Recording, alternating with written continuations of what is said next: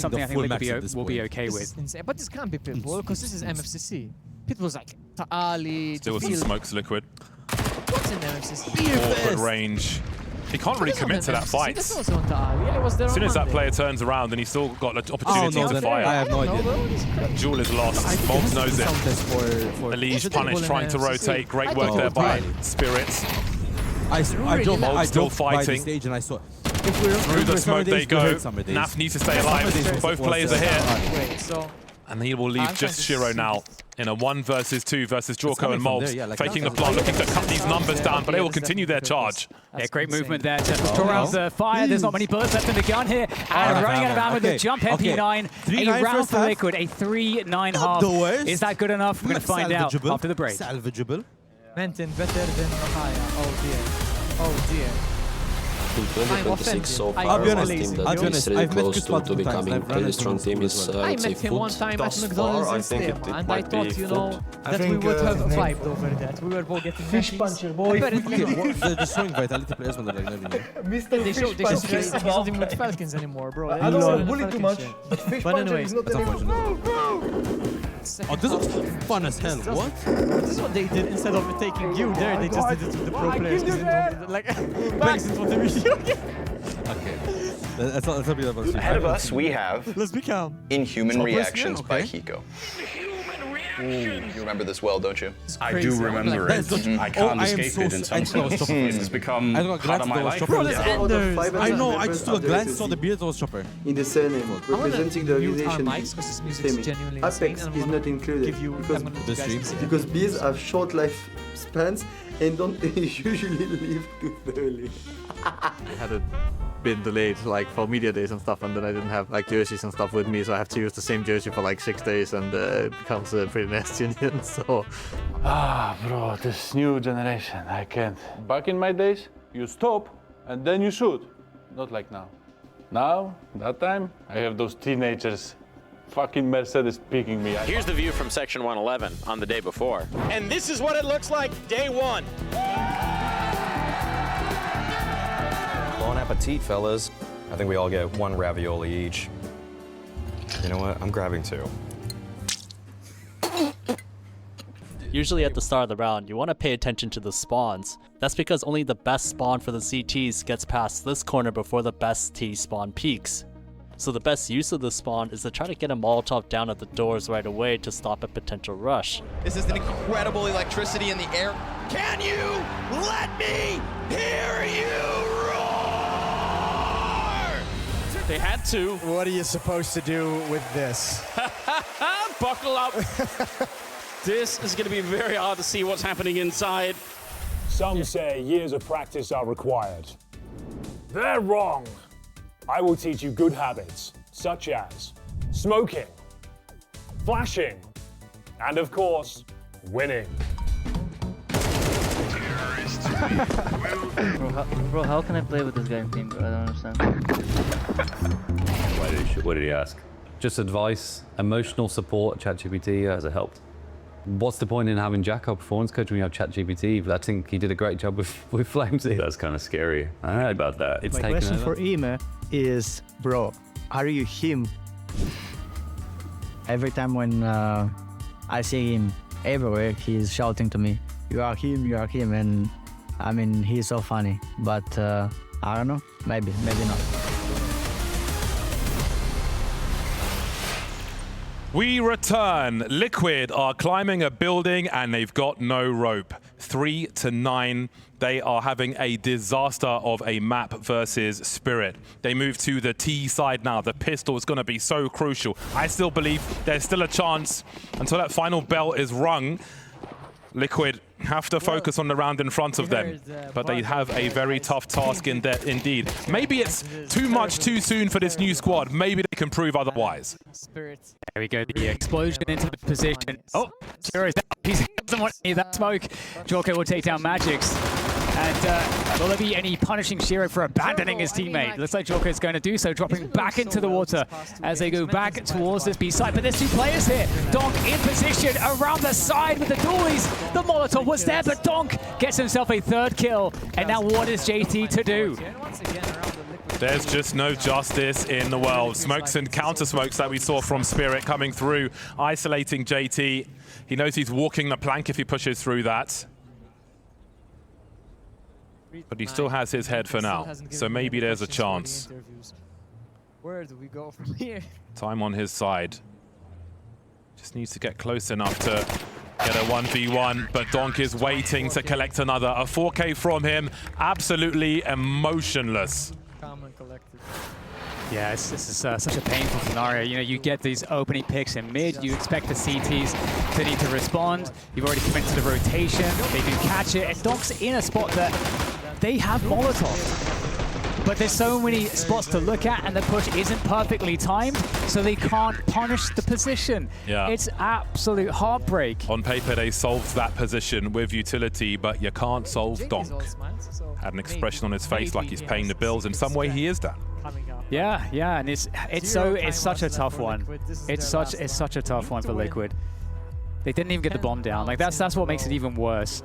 No bomb down means no money, and so you're thinking, okay, do we just force for the rest of our lives here on Anubis, or do we just go for a pure save, give up another round, and then play within inches of elimination with having just at least another, like a proper buy round, like one.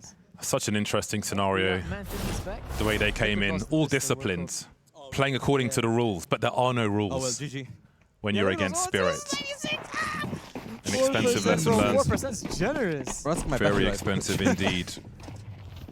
We're like 70%. It's the full eco too, so they really want to have a full buy. Cap in hand, Dan. They are eco. They are giving them the 11. Yeah, I mean, we are so. Tons of value in this round. They can get a bomb down. That would be incredible. The ability to do that with zero util. It seems unlikely, but they'll challenge very long. They've got a reasonable chance if they send it, because how many can Zontix really get with the fast-firing MP9 hit? He does have help in the back from Magix also. That could be a very handy grenade though. My word, close casket funerals all around as he will finish off the rest. Is that all 5? Indeed it is. That's a hell of an ace there. 6 kills and now he has 11. Combo for him.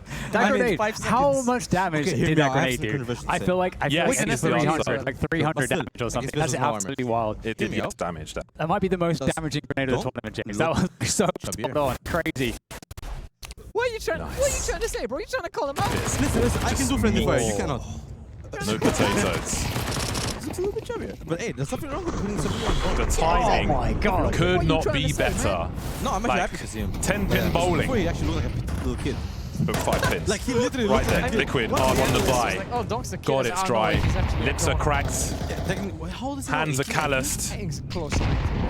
Holes in the socks. But they're still walking, our Liquid. They're still walking for now.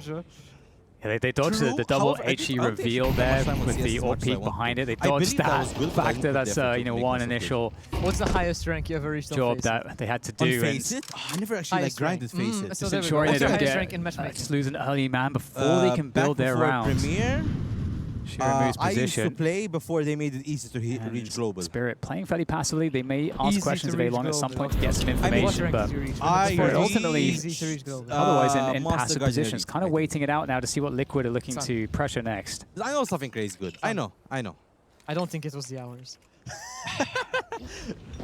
You guys, a third man joins the fray for Spirits on the B-bomb site. Shiro with welcoming arms will drop JT. Molotovs are here again. Spirit jostling for position, but delivering everything they need to. Traders here immediately for NAF. And just like that, Jorko's in a 1 versus 4.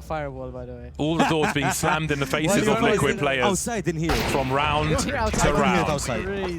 Yeah, Dog picking up the ult for the last one.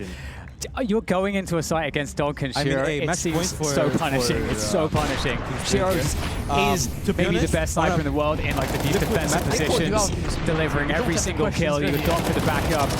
Liquid just trying to hit a set piece there. Because, of course, Spirit, I mean, they're playing passive onto the sides. And unlike Liquid, Spirit are not giving anything when they're just anchoring. I don't want more AI slop now. Don't forget you can live trade on Poly Market for these matches. And if you believed in me when I said Liquid, then I'm sorry. 3-12, match point for Spirits.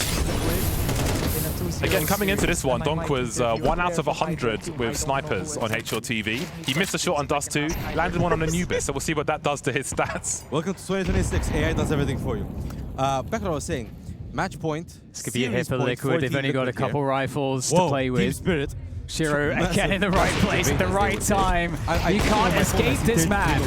And he will peel off the position. Maybe there's opportunity. Nice spray down there. The Galil, the flashbangs do the damage, but a quick peek here from Magix might find some extra value. He's going to get committed into this position. The Donk, I don't know how Donk managed to get that kill. Where is Donk? Donk was about to knife Magix. 3 on 3. He might have. No, I don't think he hit him. Kits are plenty.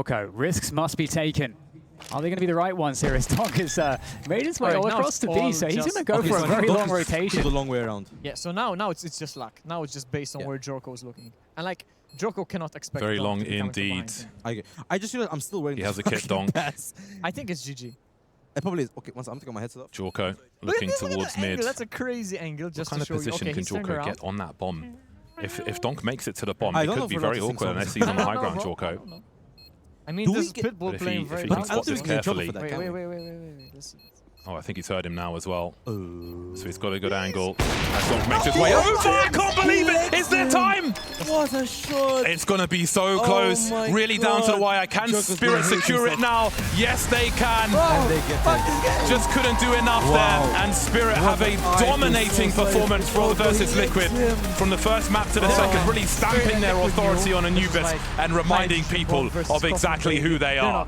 Incredible showing from Team Spirit, showing that they are so dominant and you can't put them away easily. An amazing underdog story from Team Liquid. You can't really hold anything against them. A victory against Vitality 2-0 and then G2 2-0 to get to this position. And I think for me, one of the greatest takeaways is Jorko. I think his performance has been phenomenal. The fact that he's been in 2 1v1 clutches against Donk and legged him both times is going to really be very unfortunate for him.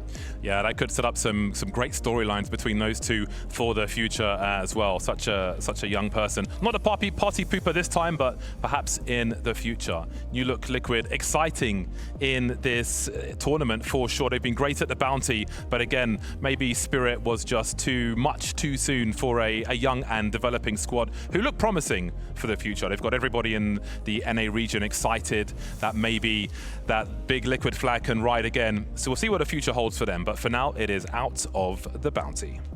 Less energy.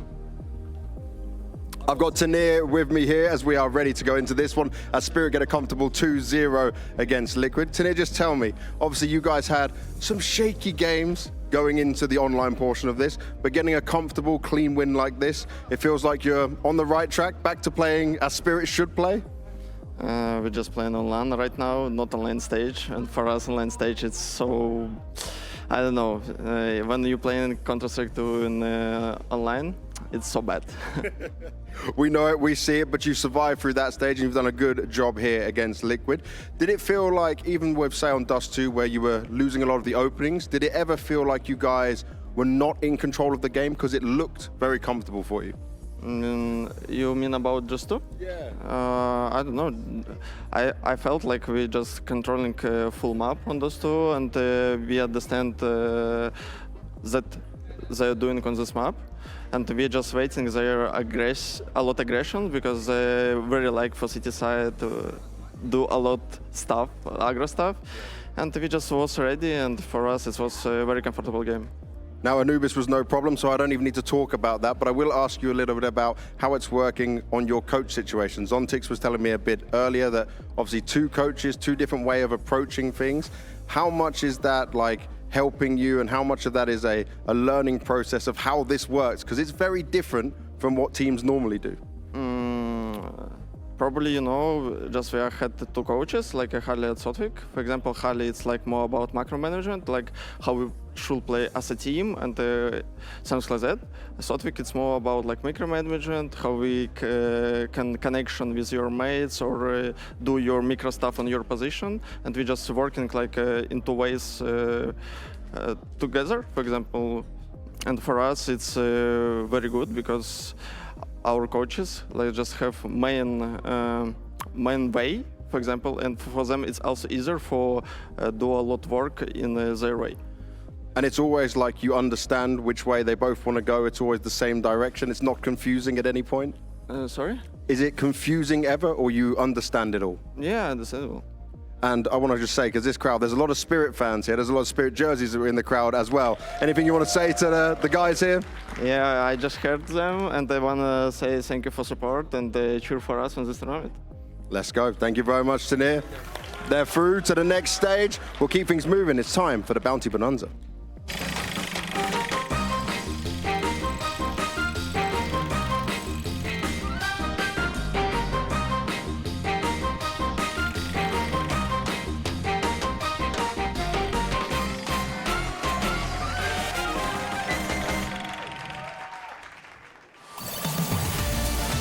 You can have a dance. It is time for everyone's favorite moment. It's the Bounty Bonanza. Put your hands together, guys. Come on. Everyone see this wheel spin. Look, this time around, though, we got more than just a player joining us. We got an audience member. Sir, would you like to introduce yourself? Yes, hello, I'm Eric. I know you're a massive Spirit fan. I see you have that coach. Yeah. Is there anything you want to ask Zontix? This is the one chance you might ever get to ask a Spirit player a question. Yeah, I think it's what we all want to know. Why did you fire him? Why did you fire Yavyavic? I don't know. I don't know. All right, Zontix, I know you just won against Liquid, and I'm sure that feels great. But are you excited to get to spin our wheel, win some more prizes for our audience? Yeah? Are you going to give me a little bit more than that? Yeah. All right, well, Zontix, go ahead and give it the biggest spin you possibly can. And I'm going to ask, what prize are you hoping to win? The Bonanza, but it doesn't look like it. Well, it is not the Bonanza, but it is number 6. So let's take a look and see exactly what you've been able to win for yourself. Straight from the sunny island and Gaming Malta. It's 3 $20 Steam gift cards for a player, our audience member, and a viewer. Okay, guys, so we are joined here by Flashy. Commiserations, tough series. That was very tough for me as well. I was really hoping that you guys would come away with another upset. But I think there are positives to take away from this. And, you know, just talk us through it quickly, you know, how you're feeling. It's a tough match, obviously, against Spirit. Yeah, I mean, we're definitely happy that we could just be here with such a low amount of practice with the new lineup. Yeah, we are a bit bummed because we're very confident for this matchup, even though we played Spirit, who is a really strong team. I would say that they caught us off guard with some rounds that they did early on the half of both maps on the T side, and we just couldn't really defend it properly. Yeah, well, as you mentioned, you're a very new roster, and I do feel like with Spirit, they have a bit maybe of this superstar sort of energy. It was brought up, you have Donk, obviously, who can really be just a difference maker in some rounds. And it did feel like there were some rounds there where it was just a bit of individual power that came through. So, like you said, it's a very new roster. I do think there's also good signs. I wanted to ask, though, I mentioned Donk. I want to ask about Joko, sorry. Really, really impressive. I really liked what I saw, and I mean, I just want to know, what do you have to say about him? He really impressed me today. Yeah, I mean, he's a really good kid. He's humble, and he is ready to learn more. And I think that will be the next steps for him, just learning, and just gaining as much knowledge as he can and more experience on the biggest stages and on these big matches.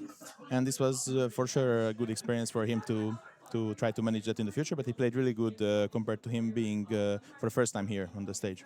Yes, and so it's like we said at the very beginning, good things to take from this. You had a big upset earlier on in the tournament, a bit of a humbling, maybe not humbling, sort of, it's reality, right? It's Spirit, set the level there. But where do Liquid go from here?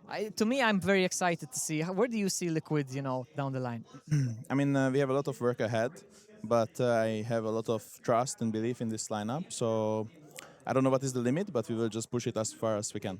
All right, thank you. I don't know if Menton, you have any questions, maybe? I'll be honest, you stole all my questions. Perfect. I have one question, actually. Okay. I think it was noticed throughout near the end of the game, there were some certain vibrations and noises.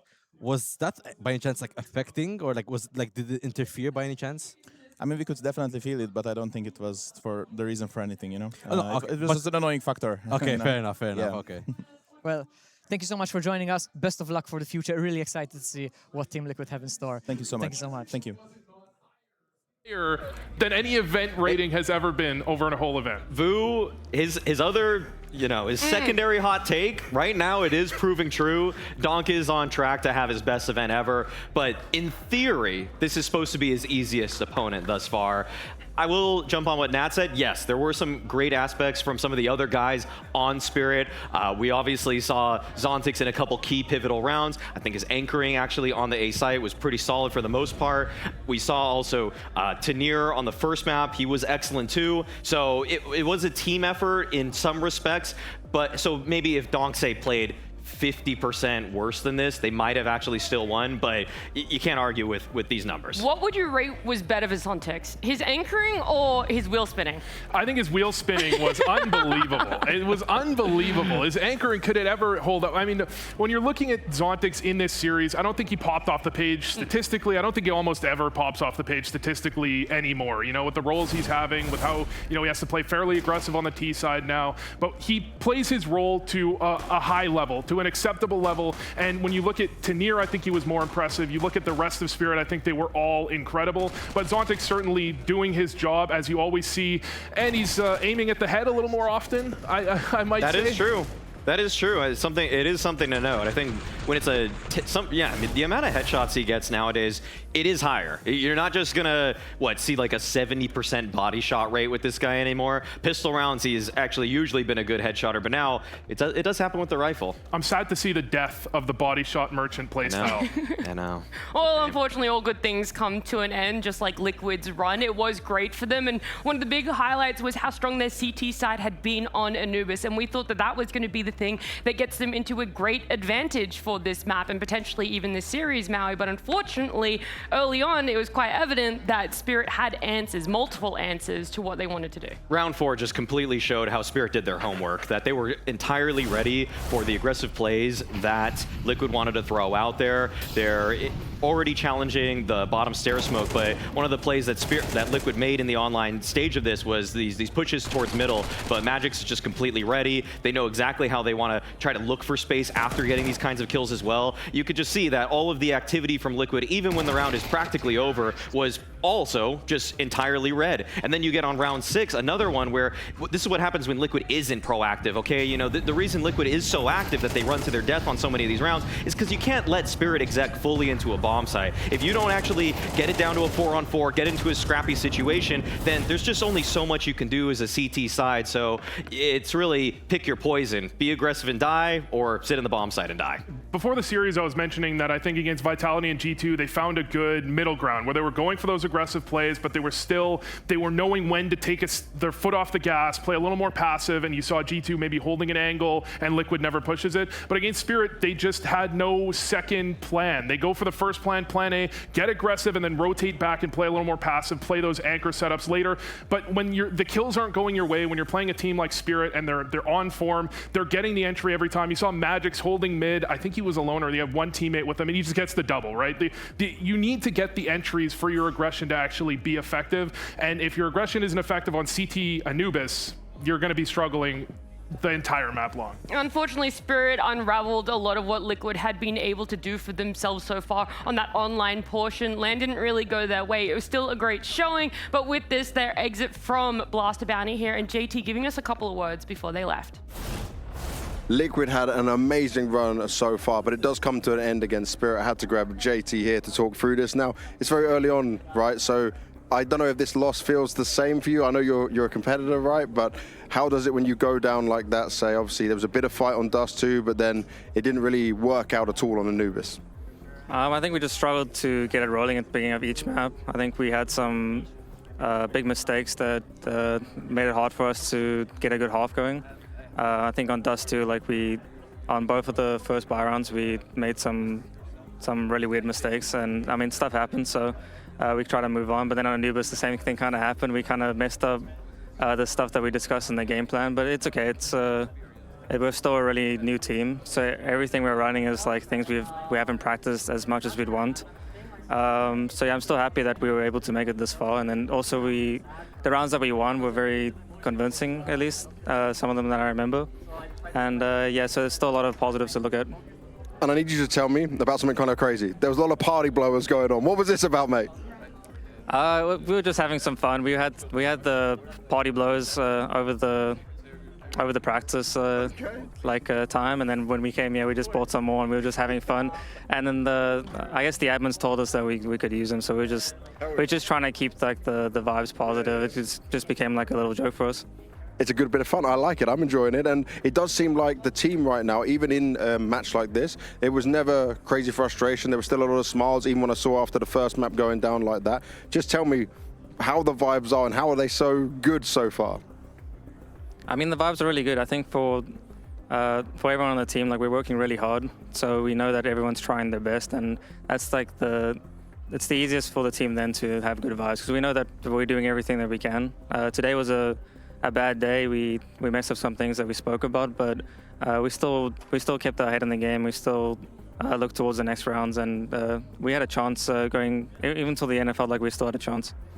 And looking at Jorko in a bit of detail, right? First big LAN in a Liquid jersey. Are you happy with what you're seeing from him?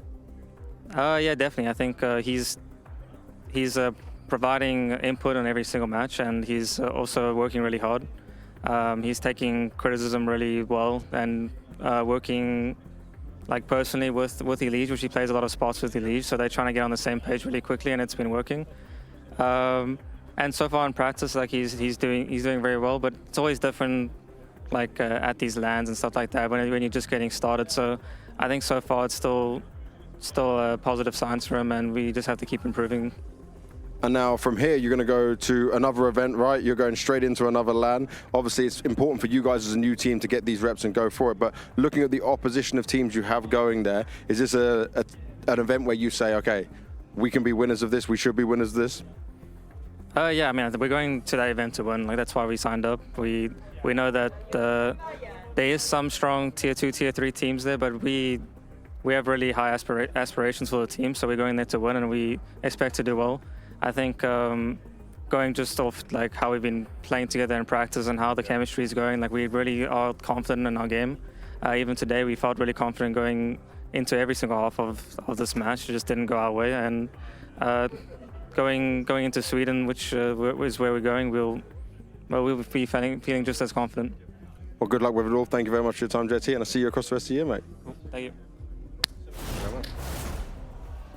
Some really phenomenal and uplifting words from JT there. That's what you want to hear coming out of your IGL. Still a lot of praise coming out for Djorko there. It's not just my analysts that are loving what he's bringing as well, but obviously the team, the vibes, everything that's going well for them, but also the little tidbit that he gives us there.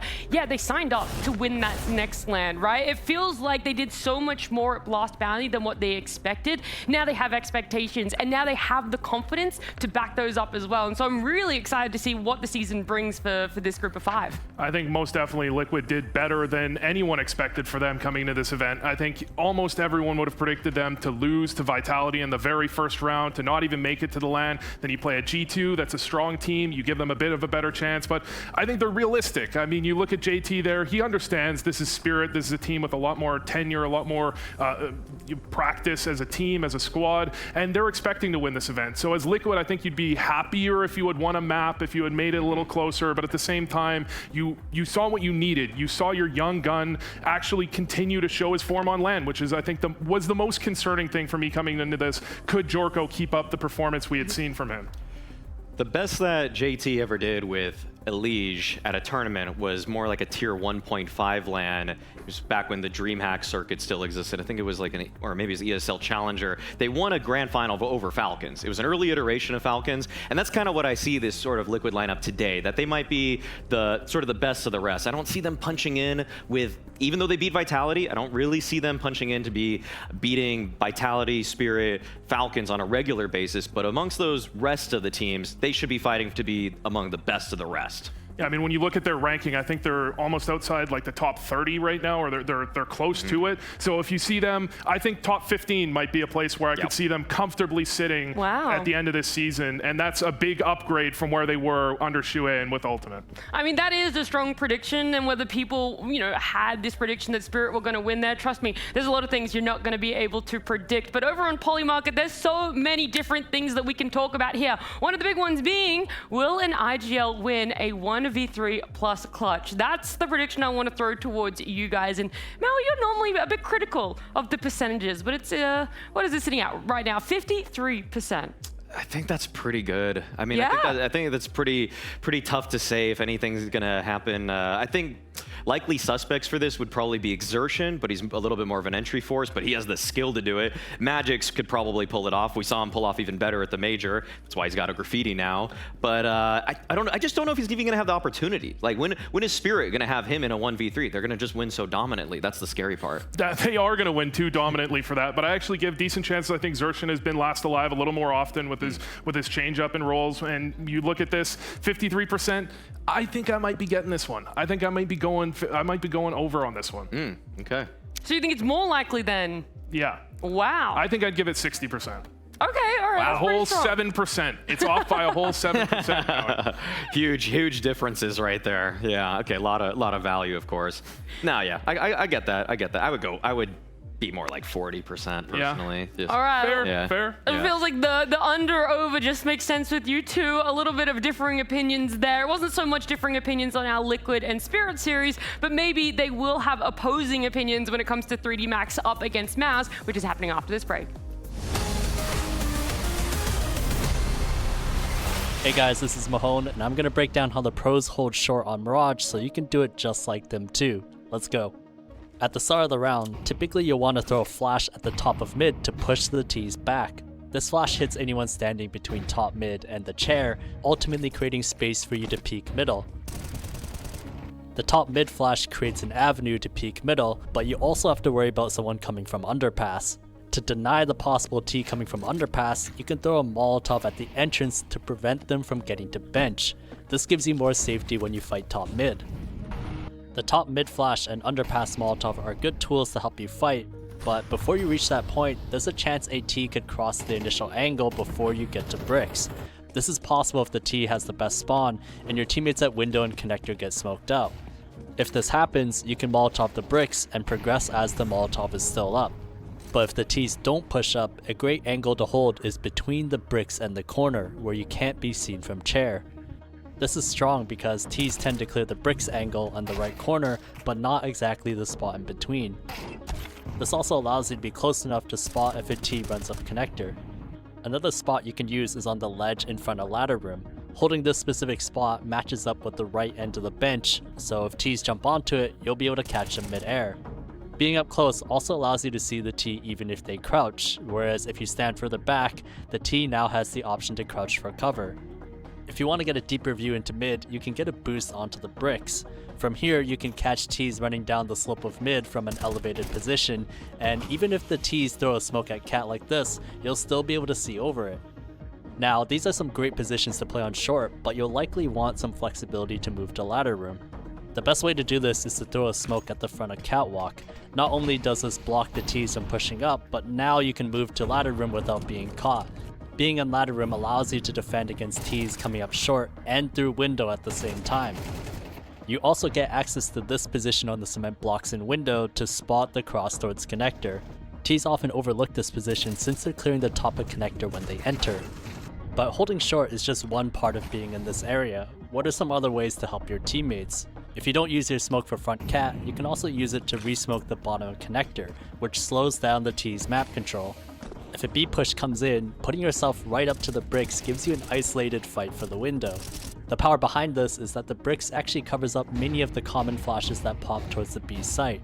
For comparison, exposing yourself to the site with the same flashes would look like this. Now, despite everything you can do as the short player, don't forget you can start the round by going through window instead of B site. If you make the cat jump, you can contest mid far earlier. And instead of jumping on cat, you can also go for the ladder room jump. Being in ladder allows you to cut off any Ts who go fast towards short. But if you peek middle from ladder room, keep in mind a T with the best spawn can already make it to second chair. And that was the last piece on how to hold Mirage short like the pros.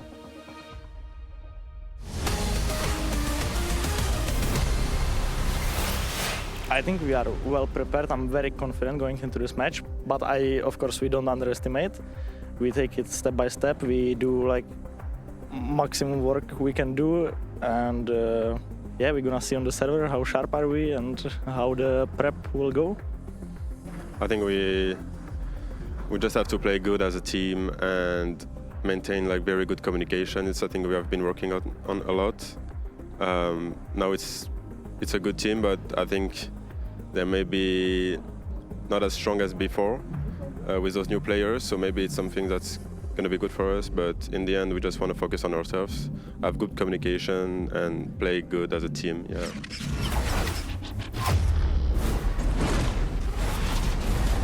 Well, that is the question a lot of people have been posing. Is MOUZ as strong as they were beforehand? And I do wonder, at what point are you saying beforehand is? Because the last iteration of their roster had quite a lot of choppings and changings for them. And so I actually think if there is longevity in this roster, it's stronger MAUI. We talked to Exertion prior to this one starting, and I just straight up asked him, do you think this is the most firepower that we've ever seen on MOUZ, at least as you've been on it?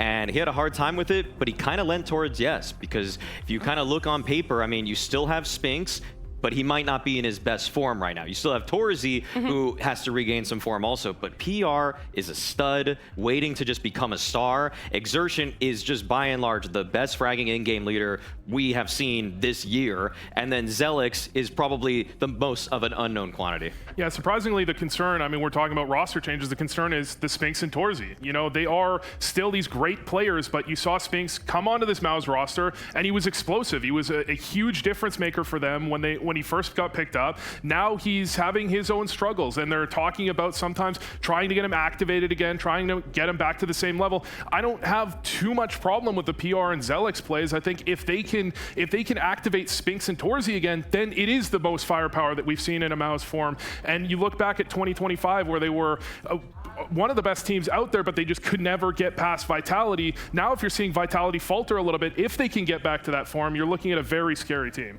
Well, they're the most wanted for a reason, right? They're sitting up there as one of the favorites for this Blast Bounty for a reason, and instead 3D Max being put in a position where it felt like that was the obvious choice. They had to pick up MOUZ, but I do wonder how comfortable and confident is 3D Max right now, because we're seeing a lot of ebbing and flowing for what this roster has on offer.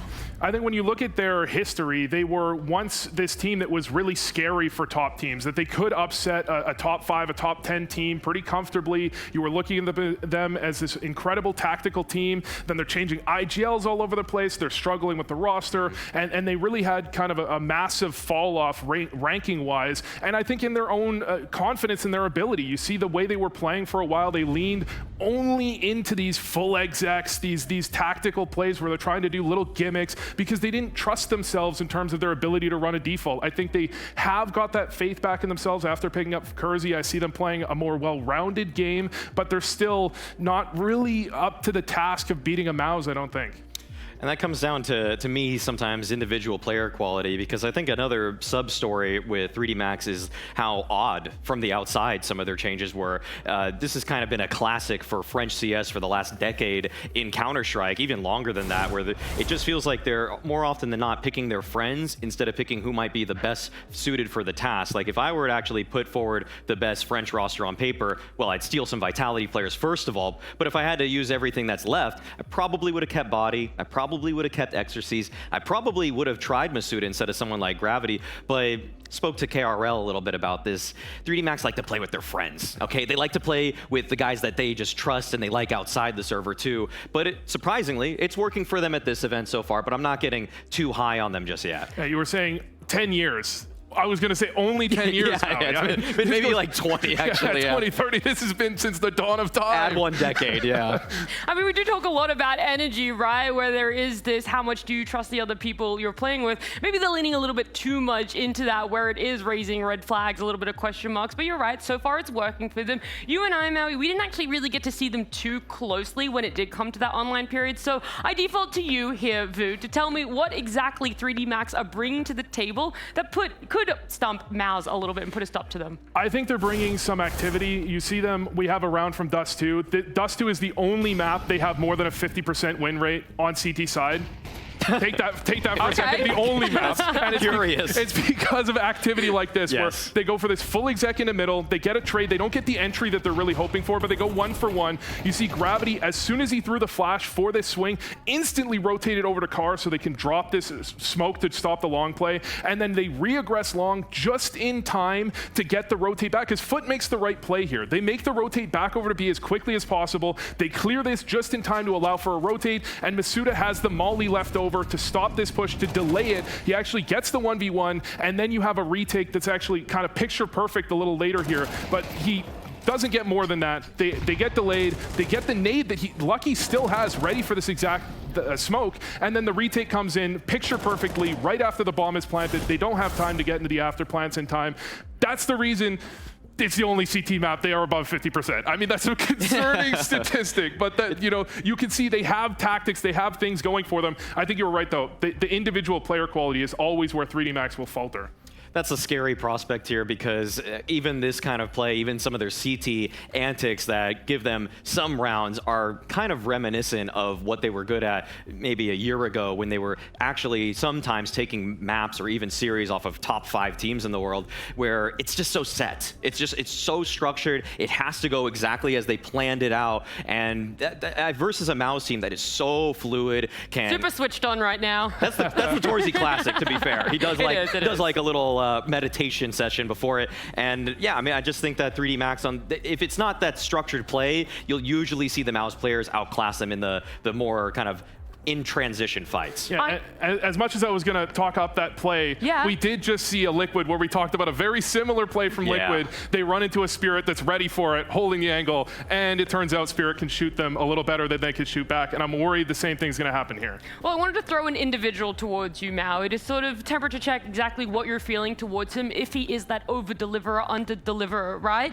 Because where are you putting him right now? Is he that star, that silver lining for you, or is he a little bit of that more detrimental side? Kersey's on a bit of a redemption arc right now. He's keeping his head above water as opposed to his time on Gamer Legion. But the big surprise, if people haven't really been paying attention to what 3D Max has done with him so far, is they swapped him from being an AWPer to a rifler. And again, these numbers don't pop off the page, but he's had his explosive moments. He was instrumental in the victory that they had versus Magic, but also talking to him before this match, he knows that consistency isn't always there with him, that he's still figuring out some of those aspects. But I do think that throwing him in kind of that first space-taking pack on the middle of most maps is going to be beneficial to him, as the other 3D Max guys can kind of fill in the gaps. I think the role he's in isn't necessarily one where you're going to lend itself to the level of consistency you would hope for. 1.05 rating for a 3D Max player is pretty good. I mean, that is, as you mentioned, he was instrumental in their win against Magic. He struggled a little bit more against Foot, but with 3D Max, it's always more of a team effort. Maybe the words of my analyst aren't enough for you guys and you want to hear more about Kersey. Well, we talked to his teammate and asked him about that. It's Lucky to give us some more words. Lucky, you played with a lot of different players across your career. I wanted to just ask about the new addition of Kersey, and what do you make of him so far coming in the team? What he adds for 3D Max? It's hard to say right now because it's been a short time, but at first I would say it's a very, very skilled player. Like a lot of those new comings, they are very mechanically good, I would say. Now I think it just lacks a little bit of experience, and I think it's just going to get better from here. But yeah, and also he's also adding a lot of voice in the team. He's someone that's very vocal, so it's good for us to have someone a bit young, that's hungry, very vocal and skilled. You know, I think it's nice. What does that do to the rest of the environment of the team with him being able to add that voice? Is it a balance that was missing before that was needed now? It's hard to say because we also have Gravity, Maka, they all talk a lot. So it's all about finding that balance. Sometimes it's a bit too much, but we are it's a process. We are learning to do that more and more, and hopefully we can find a good balance in the end. Now, looking at this event, obviously very important for you guys in terms of VRS, but also it's important for you guys to be back on LAN, in a big LAN like this. What was the problem for you guys coming off the player break, right? Say China and some of the other events you attended, and what changed coming into the online event of Bounty? We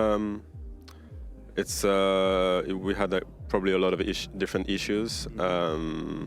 Like with those two new players, like with Mizuta and Kersey, we had new issues that we had to fix in the game. Kersey is a good player, but he's very inexperienced with the rifle, so it's a whole new process to be able to accompany him to be a better player and make less mistakes. And I think it's getting better and better. We just have to find our footing. Well, a new player and new role for themselves. I do really wonder where exactly are we going to put now the new players on the side of MOUZ, right? Because they're saying it's getting better on the side of 3D Max. They just really need time to be able to have that vision come to fruition. But for MOUZ, time feels like it's just kind of redundant. They really just showed up. Yeah, I mean, they had all of these kind of roster instability situations going in during last season. Now I think you have a stabilized roster, and I think you've been looking forward to this PR move, potentially, if you're a MOUZ fan, for quite a while. There was the rumors last season, then he had a downturn in form. Now I think you're going to see a MOUZ that can have some time together, get some practice in the server, and some get comfortable with each other to the point that you can see MOUZ shoot back up the rankings to be a contender team, maybe for a semifinal or a final. I still question their ability to win an event, especially you're adding young players to a team that struggles in the finals, but this is a team I think over time they're just going to get better. I see this MOUZ improvement almost in two stages. I kind of expect that the rookies in PR and Zelix will slowly catch up to speed with everything that's happening with the team, but I kind of want first for Spinxin and Torzsi to just play better today. I feel like after their sort of dip in form, the both of them in the last 3 months, now it's time for them to just show how it's done so that the rookies can kind of buy some time for the rookies, and then they can hopefully surpass you as well. But it's kind of a lot that has to go right for MOUZ in this season for them to truly be elite again.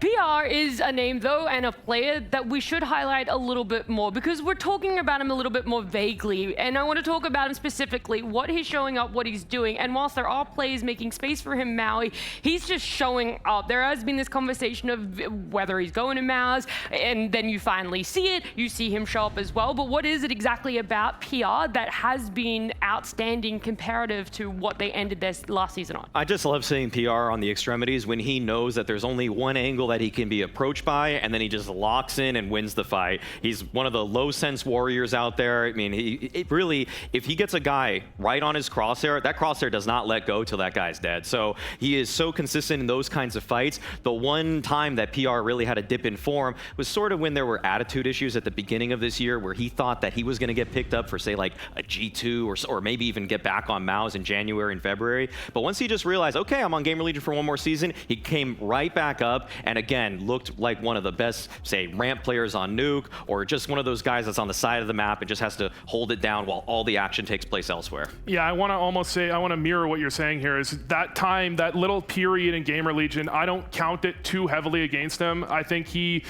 had some, maybe, as you're saying, attitude problems. I think he said publicly he expected he was going to get taken off of Gamer Legion to one of these top teams, and his performance warranted it. You know, he was playing at a level where you could expect that he could get picked up to a MOUZ, get picked up to a G2, those sorts of teams. I can see why he would be disappointed, but when he's on form, and I think he's on form right now, he is lights out on the server.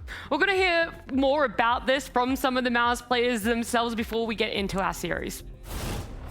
Now with that experience you have though on this tier 1 level, how much is it like a bit of responsibility on you and Zersh and Spinx, right, to help these young players? Like how do you manage that as a team? Yeah, it's on us to help them, to also have them prepared for the games, show them the way, and I think also show the way how we work and how is it at MOUZ. We try to help them in case they, you know, just want to add something and they don't know how to like came forward, or also just show them that they are here also to speak, because we want to listen to their opinion as well, and because they are also really smart and intelligent people, and they are really good Counter-Strike players, and we are also here to learn from them. Of course, mostly we are trying to teach the way of how should we play, or you know, how the system works in our team, but we are also here to learn from them. They also play in different teams, and you can always learn from someone new. But yeah, it is our responsibility as older, longer-standing people in the team to show them how to do it. And so far in the opening couple of games, it has looked good in that MOUZ jersey for you. Why do you think that is? Is it just more comfortable in the way you're being used? I think I spoke about it yesterday in the interview, that the way Xertion calls, it gives me more responsibilities and I have more like control of how I want to like control my area, you know. Okay. So this is on the T side that fits me good and I like it. And on the CT, I still need to learn because I have new positions. Yeah. I spoke about it as well. So that's another part I need to progress on. He's talking highly there of Exertion. I mean, we've sung his praises so many times here at Maui, but I want to hear it from Vu himself. It's got to come from the horse's mouth about just how good he's performing. Yeah, I mean, you see Xerxin switch to an IGL role and you kind of question it for a second. Is this the right move for MOUZ? But somehow he's only been better since he's been IGLing. He's taken a step back a little bit, and the strengths that made him good as a player, the instinct to actually get aggressive at the right time, to take the bomb site, to actually push in, those sorts of instincts allow him to push his team in the right direction, make the right mid-round reads. I think his calling has been very impressive for someone that's had so little time as an IGL, and his fragging, if he can keep this up, he is the best fragging IGL in the scene right now. This move for MOUZ to put him as the in-game leader was a no-brainer. If you watched any of the comms videos of MOUZ when Brolin was the in-game leader, Exertion spoke way more in the mid-round. So they knew that he had it within him. It's just that sometimes when you go from secondary mid-round caller, when the round's already somewhat settled, and you have to now call the round from the very beginning, there can be a bit of a transition period, but he has somehow relished that. He has ran away with it. Now when he's calling the action, it feels like it's setting him up even more to succeed, and I'm still really surprised because I don't think I've seen a guy switch to being the in-game leader and actually get maybe 20% better. That's the most I'm dumbfounded by it. Like it doesn't feel like you should have enough brain capacity to handle shooting that well while now having to think about the radar all the time. He did say it in an interview when we chatted to him, and he's like, I actually love this system and this setup. It just aids so much into who he is as a person, but a player as well, to be able to do some of that managerial things for them. So I'm hoping it's just continual success for MOUZ and for him as a player, but we're going to see Alvido here rolling up, and so it is now going to be a Dust2 being picked up by 3D Max. Nuke going for MOUZ there, and our decider of Inferno. Yeah, this is exactly the maps you're expecting. You expect the Dust2, as we mentioned, the only map where 3D Max has a competent CT side. They'll be starting on the CT side, and they'll be trying to punish MOUZ for maybe inserting a player that they're maybe not fully on the same page with in terms of inserting them into the system, but I still think this one is leaning MOUZ regardless. The only thing I'm concerned about with MOUZ's CT side here is that I think it's Zelix and Spinx playing that B duo together sometimes, and even if it's Zelix, right? At B with him?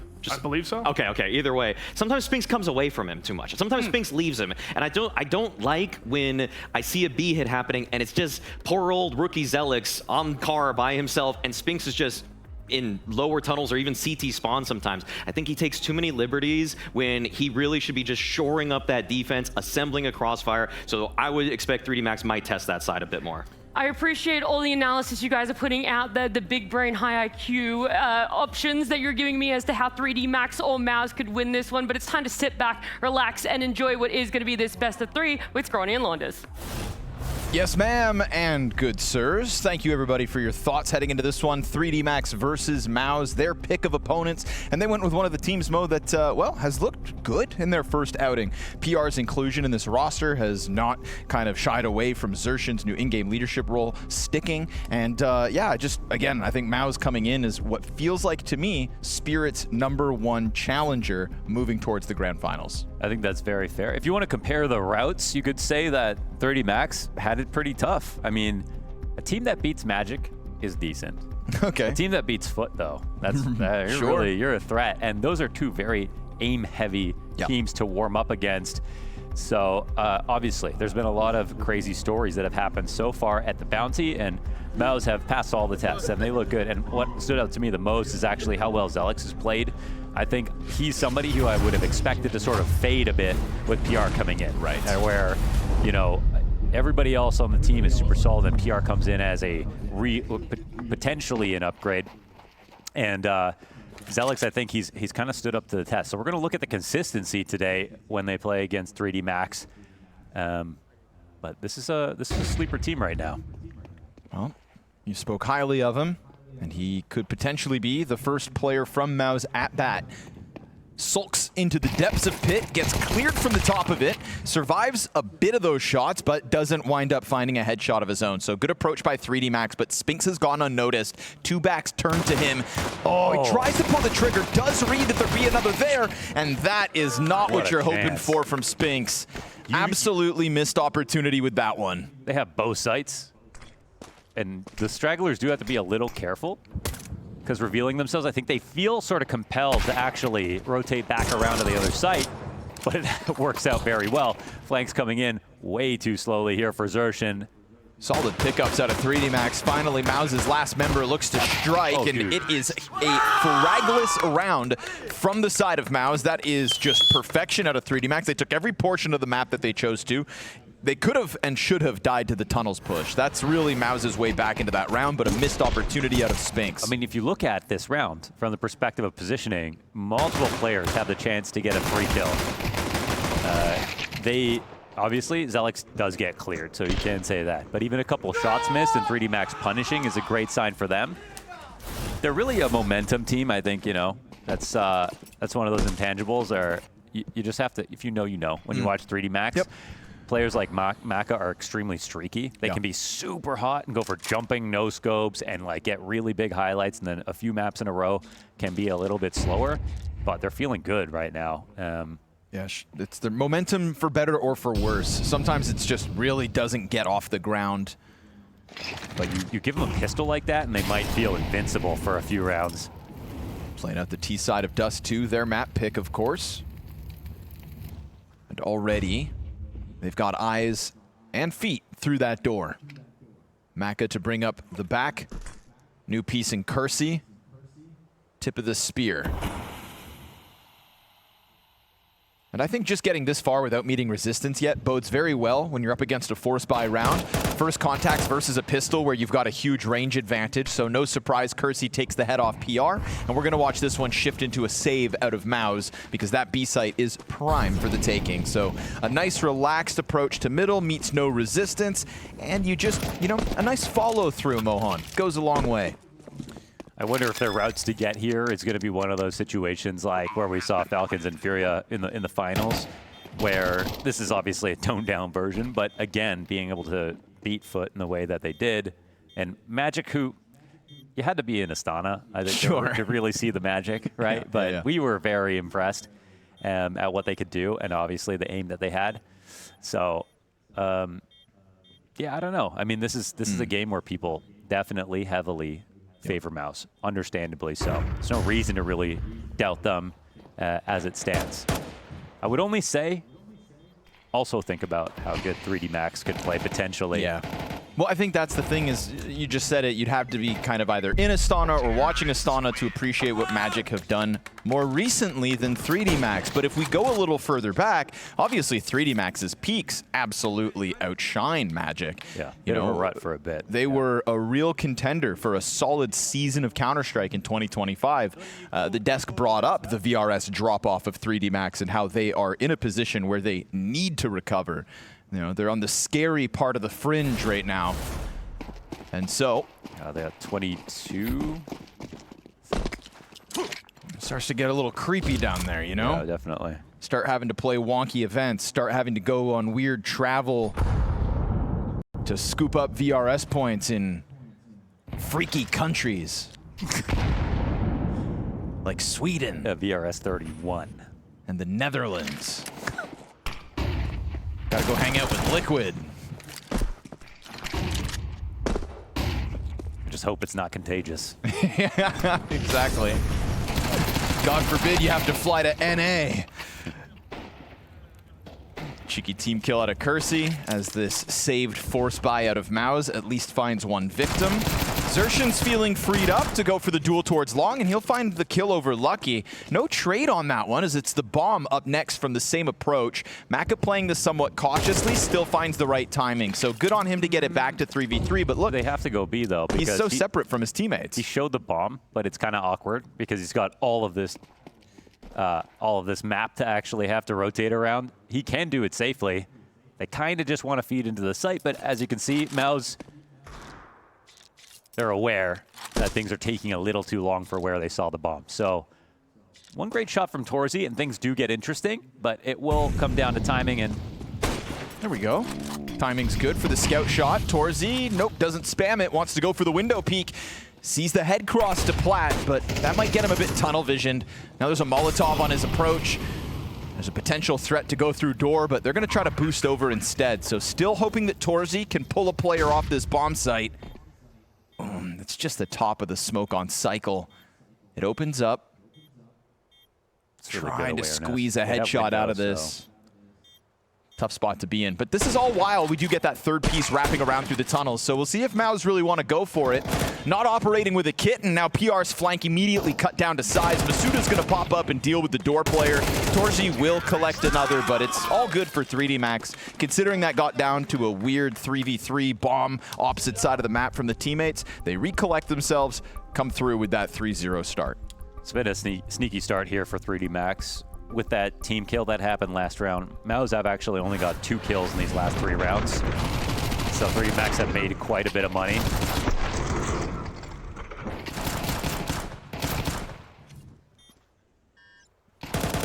Okay, guys, we're here. We are sorry we are late. I think we have. I believe we have valid reason. You'll do it. It's up to you. It's up to you. So we have. Torzy's got a chance to flex an op without there being a counterpart on the other. Go up close to the camera and do it. Yes, you're right. We'll stay here. So we had the opportunity to go outside and talk to some people, and look who we had. Wait, it's not focused yet. Wait, zoom in. It's like go close and just let it, hopefully it zooms in. Wait, hold it there. Put your hand like behind it. Okay, we'll just say it. We had the opportunity to meet 3 Clicks Philip. What a legend, bro. He's such a nice guy. Oh my God. Guys, you couldn't hear this because we cut straight to what was happening. Gravity, and so MOUZ have to face a man disadvantage as the utility just simply goes too far beyond. Good thing Gravity didn't go back into that car cubby, instead hits over towards the boxes. That keeps him in safety. And while the op will get scooped up here for Xertion's save, it's 3D Max with a pretty swift, considering how crawly some of the previous rounds have gotten, action into the B site that catches PR, I think, a little unprepared. Definitely, and we have been seeing that. Yes. I think Maui mentioned Zalex, but I think he meant PR for the new spots that he's been in. It was Zalex before in B, and that would have made sense. But yes, the last time they played Dust 2, PR and Spinks were having a hard time sort of figuring out. When they played B on Mirage, I think you saw a bit more chemistry. It was just looking more solid overall, but TR has already mentioned this, that he's still getting used to something. Particularly those new CT positions, right? He says he's liking the T side, how he gets to kind of call his own area of the map. Try them, talk to them. Like, if you guys understand, he's had praise for Xertion, and well, so have we. Again, Xertion just like Maui Snake aptly put it, when you see a guy take over those roles and somehow get that X% better. So that's gone well for them, because there was a lot of questions around MOUZ and this constant shuffling of the role of Brolin once he's departed. So MOUZ are very good at starting down. Not a lot of teams are. That's actually one of the highlights of them, I think. OG. No matter how deep you get into a half, even if you give them 1 or 2 rounds at the end, they can use anything as leverage. They're always used to playing from the back foot, but this is just like a sneaky slow start out of them. I feel like I have to see his face. You usually got praise for Cyclone as well in those timeouts to try to get back from those slow starts. Yeah, you might think they there's some vulnerabilities to keep hammering. Smoke fight queued up here. CT's trying to come out on top. Maka's gun's empty. Yeah, Xertion's going to lock down through the side of the smoke, and it's a huge advantage for MOUZ on long at the start of this round. It's an explosive start from 3D Max. Will it continue with tempo to end? Because they do split their 2 remaining players up. One towards Cat, one remains back in middle. It's just a show off at the edge of Catwalk, and Masuda's very quickly back to escort that bomb. They found an opening. I think they do know that there's only 2 players B. The first thing Anomaly does is stay in character. Only one. The first thing it does. So I first met Masuda will grab the smoke, use that for mid B, and PR is on a big flank, but he's actually got to walk it all the way to top mid. No, because of the mask. So there is a small moment of timing. He took the Ooh, photo check with this me. out. Bomb We're in splits the middle into of the camp. tunnels He has, while Kersey's "Papa, already stop now touching quite kids." far away from Everyone's like, PR. what And the players are fuck? confused Like, everyone's as to looking how at to come us. and help out. Hilarious. But I think after we took the photo, I think then PR it would have was seen someone that normally gap looked through at. the It was doorway, so and even nice. if he didn't take I the spoke shot to, at like, Kersey, him it feels as a like he saw him human being. cross over. He's asking about Masuda, the he take festival, this like what peak. Ghana cannot do and stuff Oh, like that. no. I was explaining Spinks is locked in towards the window. Now Masuda announces his intentions. He's going to lose a bit of health because of that, and Torzy eventually gets in once that smoke fades. Kersey just a bit disjointed from the play.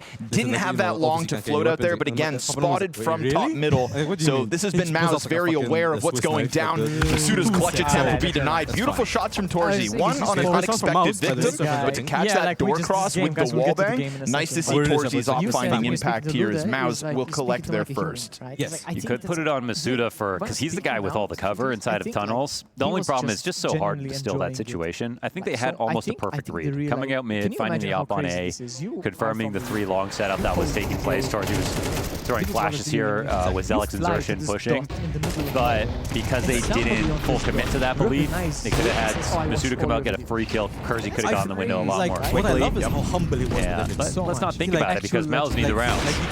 Now this time Torzy is operating with an enemy op on the field as well. I love it when the fans come talk to him. Maka, an opping in-game leader nowadays. And he like took so many voices taking with the other He'll be fans whittled as down well. to Everyone's 3/4 his health. Spinks disengages from the door just in case 3D Max are thinking about popping through it. Not the case. Clearly catwalked their intention. But Bomb still floats back towards middle. So let's hit that pause button. However, V-Trams just drop. He was just sitting out in the open. Everyone can see him. Top And they 4 called rated him player over the and last he's 3 months at like, MVP no hesitation, events. gets off the shot. Yeah, I'm coming. After He comes in, becoming like, an there's in-game barrier. leader, There's by the a long way. barrier. There's He a walked sea of all the players way who have around picked up to that get the perfect responsibility barrier. and fallen into damn near Like, the players irrelevancy. are behind the barriers, Xerxin will obviously. not be one You of never know those what fans will guys. do. Some fans can be crazy. Let's be real. Do we drop Incredible the photo evolution in the, for a in the- player. in the MCL chat? Yes, 100%. You do it. You have a better one. Shown so much Yours promise came better than throughout the mine. years. Mine, the angle was a bit off. Yeah, you think it'd either Let's be see the which calling of the fragging that has an issue, but neither so far. Lucky tiptoes through the doorway, so it's first blood Maus. Xerxin's going to extend that, and Zelx will keep it clean. Nice 2-bullet tap into the player, extending inwards. 3D Max are no longer finding those free openings. They'll still join up in this 2v5, but nothing will pressure Maus off of that bomb site. That is what they're looking for. Torzy collecting 3 kills on the round, and Zelx showing us that he is looking to lock in tonight as well. That was nice with the 2 taps into the head of 3D Max's approach. Torzy has hit some Guys, nasty shots this past if week. you're not able to come here, join the stream. Remember that one on Mirage inside the window? Onto the player catwalk. Yeah. Excluding us because we're like press, we have a bit more privileges. But even my friends who are here as fans, It's a weird thing, but they he's get looking to meet players, Let me creators. It's already been explain fast, it but in the simplest way. When you go to and they a CS actually event in do with Cologne, those 2 solid these rounds guys, get through all the and there'll money be at 3D Max. It felt like it was going to take an There'll be extra round to do that. So many people, not just that. With the like, start they even if had. they want to, they cannot meet that round. But this is that little bit of leverage that Maus always seem to be able to find. And again, off of the tactical timeout, Cyclone has a word. Now on LAN, can only speak, of course, during those TAC timeouts. And lo and behold, Maus have found their answer, set up nicely, like you said, by their ability to rebound off slow starts. Now, will Pistols throw a wrench into Maus's cogs? Just looking to get this war machine online. Torzy's got open avenues towards middle to sit on all day long. I spoke to Mezzi once when Vitality will not be were frazzled here doing signings, by your I think it was like Glocks a and year ago, P250s. exactly. I told him, man, your config absolutely. You'll have to get lucky. Does anyone know that Desert Eagle how Messi finds one. plays? There he got Yes, lucky. crazy, Yeah. crazy config. Like, he moves it right. He like shoots. Drops the It's pineapple crazy. on him. But he's one And of Xerxin's here for the cleanup duty.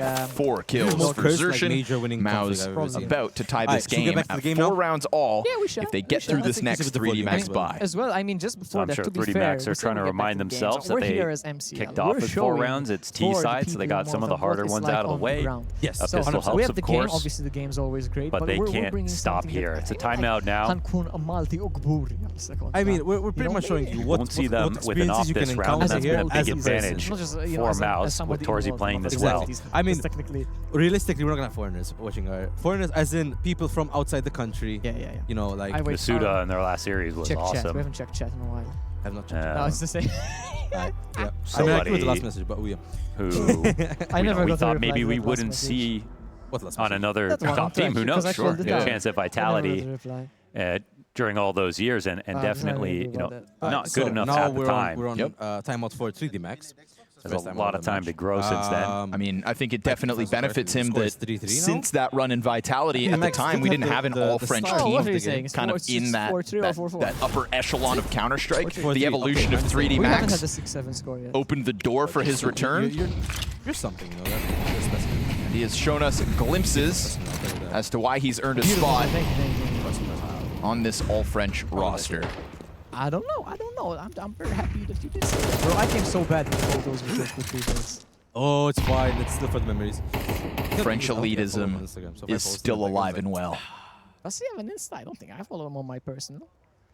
I mean, it's been better, but hey, they're recovering. The game will obviously, you know, take a look at it's rough out there for all the national teams right now. So to be honest, that they're tracking on is great to see. These are your heroes now, Mohan. Yeah. Fair play for the current standings. Poor Kersey. Now, 47 damage we know off the the nade. map one. Second time that down happened. to the team. But also Second been some series. good EPL usage from Mouse, eh? Now, I don't. They've been getting some hefty grenades in. Been a lot on the anti-ecos, now it's To be fair, we translating. came late, so we missed the veto. And it's also the nade damage being a kill. It's so massive, just seeing intentions. I kind of feel bad because if I follow him now, I feel like I'm like. You do that with thanks. But Zelex, you know he likes to push long. He's done it too early in the past. You think he'll notice one notification out of nowhere? One notification? He might. In the spawn, if he doesn't, however, it's going to be a pretty decent split, even though they've only got 4 players. Guys, if you think about it, and another test at PR, who is still struggling, not a kill yet. Not like fan to content creator. Sits on car and he doesn't deliver the frag, but gravity's down low. Here's Spinks, clean first shot. That's what he's looking for. Increases the likelihood he's got a multi-kill in him, and he even hits the headshot on gravity. Oh, Naka goes for the door challenge to just try to keep those numbers even. Offers over the trade again. Torgy's going to find kills through that door, but he took. They got to bait one and run in with the other. It's got to be Torgy to find this trade. Took the rifle from Zelex. Oh, and still finds the final kill. Torzy swapping the rifles with his low-health teammate on the approach, just looks to trade him out. Torzy could do it with anything, seemingly up to 11 and 3 with a triple kill this round. That's just a game saver. It is a very solid position again. After this nade kill came down for 3D Max to find a way to win this round. They've been, from a perspective of calling, doing a good job of picking an easy site to take. Wow. That's the trade. Okay, I'm gonna say. And he's been so quick to those too. It's like, he's doing a macro adjustment, but almost no micro adjustment. It's instant. I mean, doesn't even see his opponent. I don't remember if there was Goatsy. Torzy was the best offer of the online stage. 51 not supposed to say it out loud. with the gun. Certainly don't Google it. Okay, now you're scaring me. And these Tech 9s are going to try to charge forward. They'll swarm Spinks. Oh, God, PR only able to catch the one. Again, it's going to be an attempt to hold them back through the doorway. Almost hitting teammates with nades, but I just had a scramble I didn't hear a word you said. into this bomb site that has now put a gun in the hands of Masuda. We've seen nasty flicks from Torzy. Can he handle these up-close shots? They tell them. And no tunnel approach out of Maus either. It's going to be all in from mid. 2 smoke grenades left for their utility. Everybody equipped with a kit, and they are considering the save. They don't like the odds of the approach. And so this one goes down. A B site under siege yet again.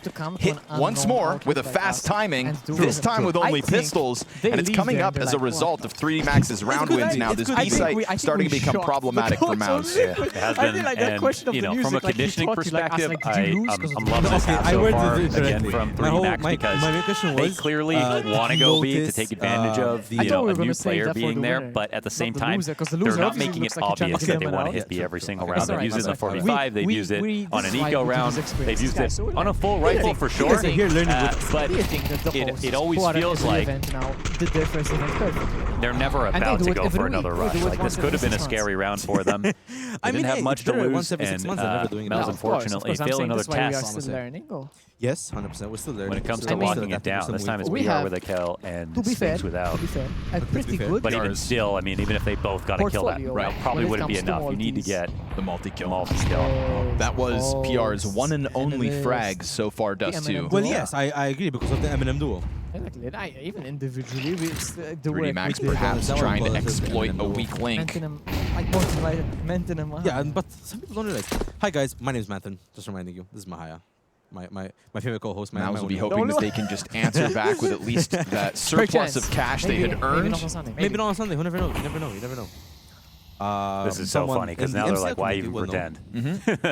However, outside the community, it might be considered. I like that Mouse walked away last round with as much of a save as they did. And you don't have Mouse like in a 3v lead in any of these situations. They look more similar 2-3 years ago. They don't look as similar anymore. This time they'll just put Torji on the doorway. Let Spinks leave. PR done for. Just an insta headshot comes out of gravity.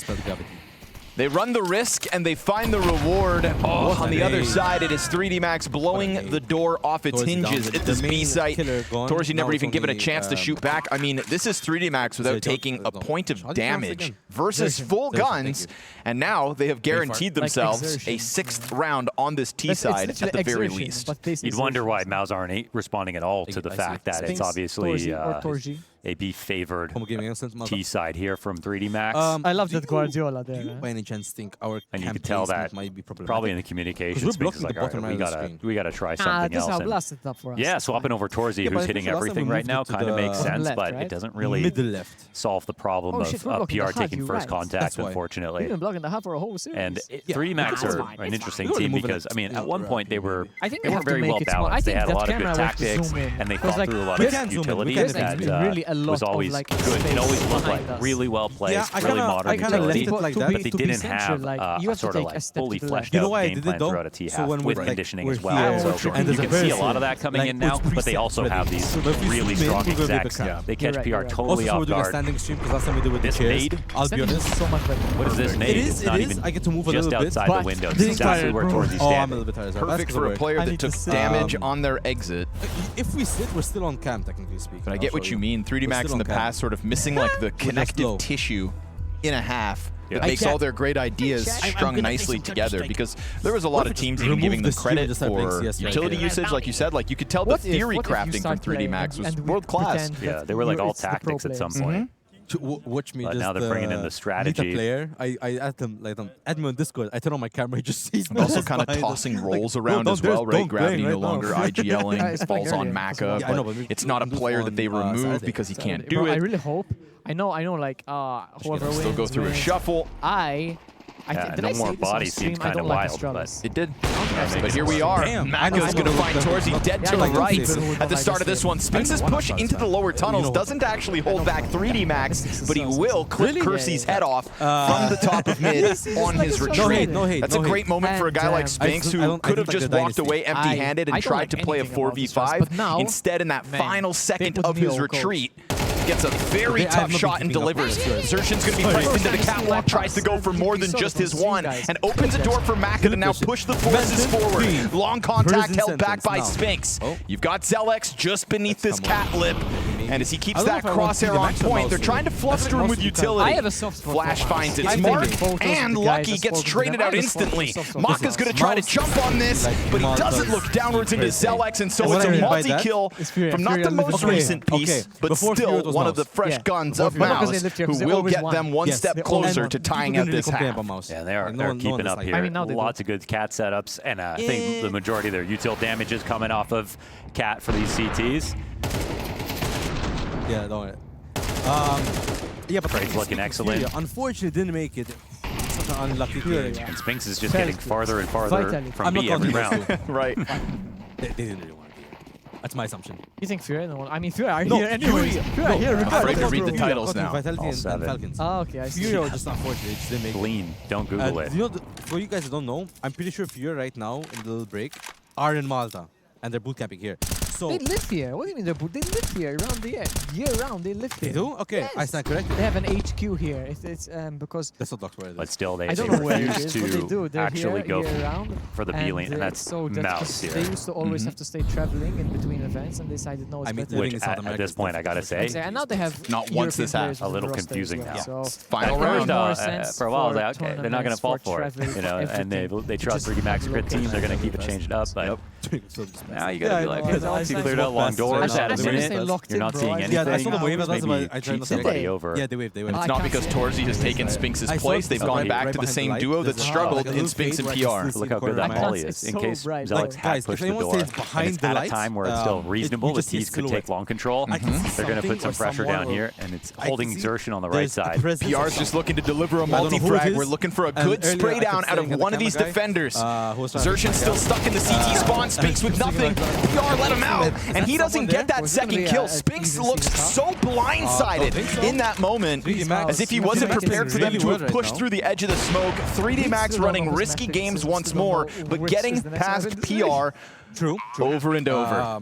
A 2-kill CT side really speaks to his pregame interview in which he said, some of my discomfort still is on this defense. It's when these new positions kind of get away from me. Come on, don't misquote it. The exact quote was, fuck me. Something like that. was, by the way, 3D Max map pick. Why am I an anchor? Now Zelex and Torzy are just going to straight up swing for the 2v4. No trade off that, and Maka given a chance to strike down Torzy as he's playing off that M4. Bomb is very far gone already. They're just going to come to you, brother. This is 3D Max with an excellent T-side at the end. That 4-0 start, 3 of the last 4 rounds, a constant success story towards one half of the map, leaves MOUZ on 5 defensive rounds.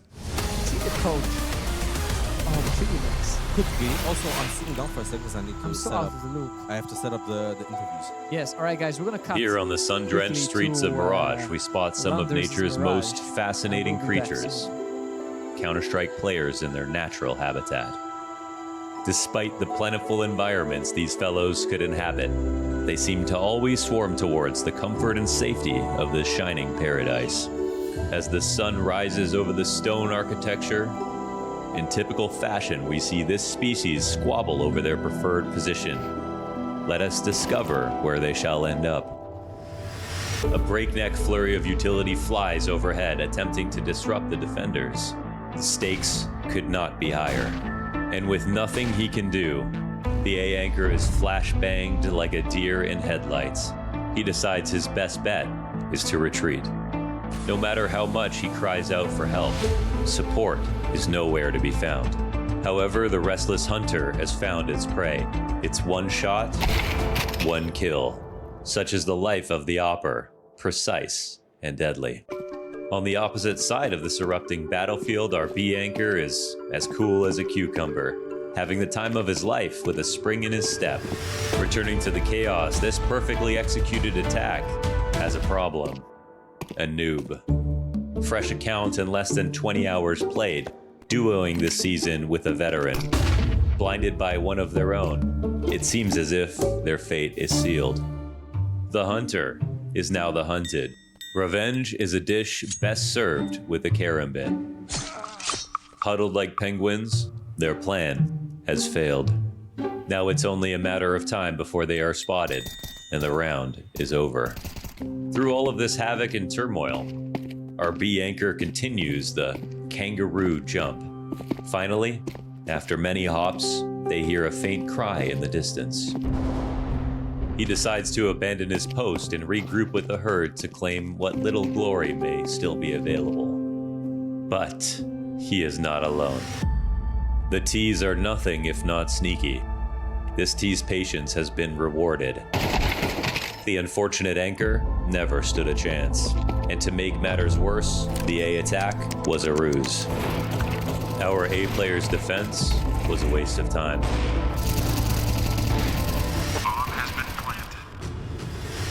The alarm sounded. The CTs must now migrate to the B site. This once stalking predator is now the prey. As a final solution, the CT has one last trick in its arsenal, the smoke diffuse. And as the famous saying goes to the native people of Mirage, pros do not fake. Bomb has been defused. Counter-terrorists win. That B bomb site will be the talk of the town here throughout this Dust 2. 3D Max got away with it on the attack for a 7-round T side. Now MOUZ trying to show us their ability to recover again. And we are underway for the second half of Dust 2. We have Nuke as a second map. Everything's in place right now for 3D Max to, you know, maybe by a hair take this game away, but they've kind of set the stage for a potential upset on Dust 2. They also have to work extra hard to make sure that doesn't happen. Kersey feeling frisky, wanted to join up with Maka. Now, back in the first pistol, we saw 3D Max just be sharper than Mouse's players. This time, it is Gravity to one-tap PR out of this. He is not having a good map. Yeah, the nightmare does not end. Gravity, good second headshot, gets value out of a position where he is committed to the duel, but this sprint away is going to be heard by Spinks. And this is where Spinks shines. He's found a perfect timing. They might turn around, but he'll get a shot. Oh my goodness. Just does he always collect. gets his, man. He always gets his in the end. It's Kersey dead, it's Xerxin drawn towards middle, and the fact that he saw those two mid players actually moving back to the B site means Zelex knows he's going to have a bit of space. This would be a nice late round move, though, for Mouse. You know, the fact that Lucky has to consider long, cat, and mid, but now, one spotted, and that changes things a little bit. Xerxin has a smoke, but you can see that he wants to hold on to it for as long as possible. If they put that down on CT, Lucky is so out of this position. Lucky's got to go so far to clear out long. And they're second guessing themselves. Technically speaking, are they thinking that Lucky maybe pushed long? It feels like that's the case, and he's still here watching this. But he's on this patrol timing, and it's almost too late to go long, so he's really thinking about Cat. Oh, that's beautiful. That's not Lucky at all. That's pure skill. Two tap. Man, that's essentially 4 one-tap kills coming through from 3D Max in this pistol. And that's not to say that in this pistol, Mouse looked bad. They looked rough in the first pistol. This time, 3D Max just powered up. I think we're seeing a pretty high-level game overall with the moves, but like 3D Max aim across all their players is really shining through. I mean, that's filthy, because if he doesn't get both, it's a 1v1 that's T-favored. If he gets neither, it's definitely a T round. No, I thought it was, I like the way Mouse took Catwalk instead, because it just means knowing there's a B player, there's nothing he can do to shoot at you. At least that way, worst case, you trade out Lucky. But no, sir. Denied any sense of an entry up that Catwalk. And it was, I think, because he didn't reveal himself to mid-B, which he may or may not have done by accident, but positioning towards Cat like that was just great. And now we've got a Goose player versus the Exec. Good chances to deny any kind of bomb plant. Speaking, I use the same bottom as Donk. Okay. The one with the floating tree. 3D Max with no SMGs here. Want to just extend the distance between them and the attack. A little bit labored. Lucky, though, still gets his damage in. Him and Maka combining for the stoppage of all these pistols, making sure no bomb can be planted. No. Mouse were always desperate to get a single kill in this round. There's still a world where Xerxin can catch you off guard. Will they consider that he is in their spawn? At the same time as me. Anyway, back to the game. Just hoping to blindside somebody. Yeah, there it is. Catches Lucky, trades out. So you will take one FAMAS off of the round of 3D Max, but I think they'll be happy they are 4 rounds from victory on their map pick. They're on what seems to have become the more comfortable Dust 2 side in this meta. Yeah. Definitely troubling spot here for Mouse. The nightmare hasn't ended yet for PR. You never know. I mean, a reminder that you can always live trade the game on Poly Market, as slowly but surely the prediction leans further to 3D Max's favor. I do think there's no reason for PR to have a terrible T side overall. It has to be for the series. But I think one more one tap and I'll stop believing that he can hit any shots. Underdog story, which I think would have been. Just doesn't really get a fair fight towards long at the start of this. Mongols have been in a Has to rejoin the pack and follow bomb towards tunnels. It's starting to feel like when Zway joined Spirit. They stuck him in B same way. I said, which means gotta give it time, yeah. Which means PR will eliminate Falcons from the next major, because that remains Zway's greatest Spirit accomplishment. That B-site dominance. I love this setup in Budapest. Tapping away with the FAMAS. There is an answer back though. Mouse just peeled a player off middle with Lucky dying at the hands of Xerxin. Torzi's gonna get away with the jump, and now that 10 HP of Xerxin could be problematic unless he goes hidden back around through tunnels. He's going to hear this stomping down towards middle. It's such a tough decision for Xerxin. Yeah, you know where they're coming in from, but you've got 10 health. You could throw away the man advantage. You listen for this. Or instead, he'll try to play the slow burn flank back behind them. They have not considered that he played those tunnels. He opts not to pull the trigger. Getting closer now, a grenade in the hand. He tries to target select perfectly, but Maka's able to respond quick enough, and Torzi's got another headshot off the rifle. Torzi is the reason MOUZ remain competitive in this game. Yeah, I mean, Xerxin also plays his role really well right there with 10 HP. Times the flank, takes a small risk, as you should, and I thought maybe he could screw it up, not even get a single kill. Nearly gets both. Very, very good play here to make sure that Torzi had an easy shot. With the door smoke, this is free. Compared to when I last did it, and now I think I was misinformed for the event. Yes. Now, I'm just like last time. No, they're definitely in business. Wow. Maka and Masuda, $4,500 and $4,900. No money spent on this round. Really? Not a dime? This is a team that's thinking about winning the One game. game I watched, and I'm so happy. But yeah, not a dime. Let's come back. Big. Big? Yes, Big did Nothing? a 12-0 comeback. Guess they said if we all stack B, no one should be throwing util anyway. Like Everything just quiet paused. for a second. But I mean, with the way that MOUZ are playing, it I definitely did. expect them to completely Hey, we never avoid know. this. They've been We're back in, scouting, though. working a Back in the game. default. Honest, I'm getting kind of hungry. I think the only way they actually Alright, walk you into B is if they're just scared, half an hour ago they started essentially. saving dinner. Dinner is till 8:30. So you have time now in between maps. In between maps, we need to get a bit of info on the shadowing program of Blast. I'm gonna let you do that since I talked about Blast Route, and I'm gonna go to the battery. Yeah, there's no long players, as PR has found out for him. I'll probably eat after. And 3D Max will Unless it goes also to get the max, hint. then I won't Enough be able to eat. time, but like Of 10 minutes. What are you going to do about it, though? You haven't 10 spent a minutes, not lot of time to dime. eat regardless. I'll see what there is and I'll let you know.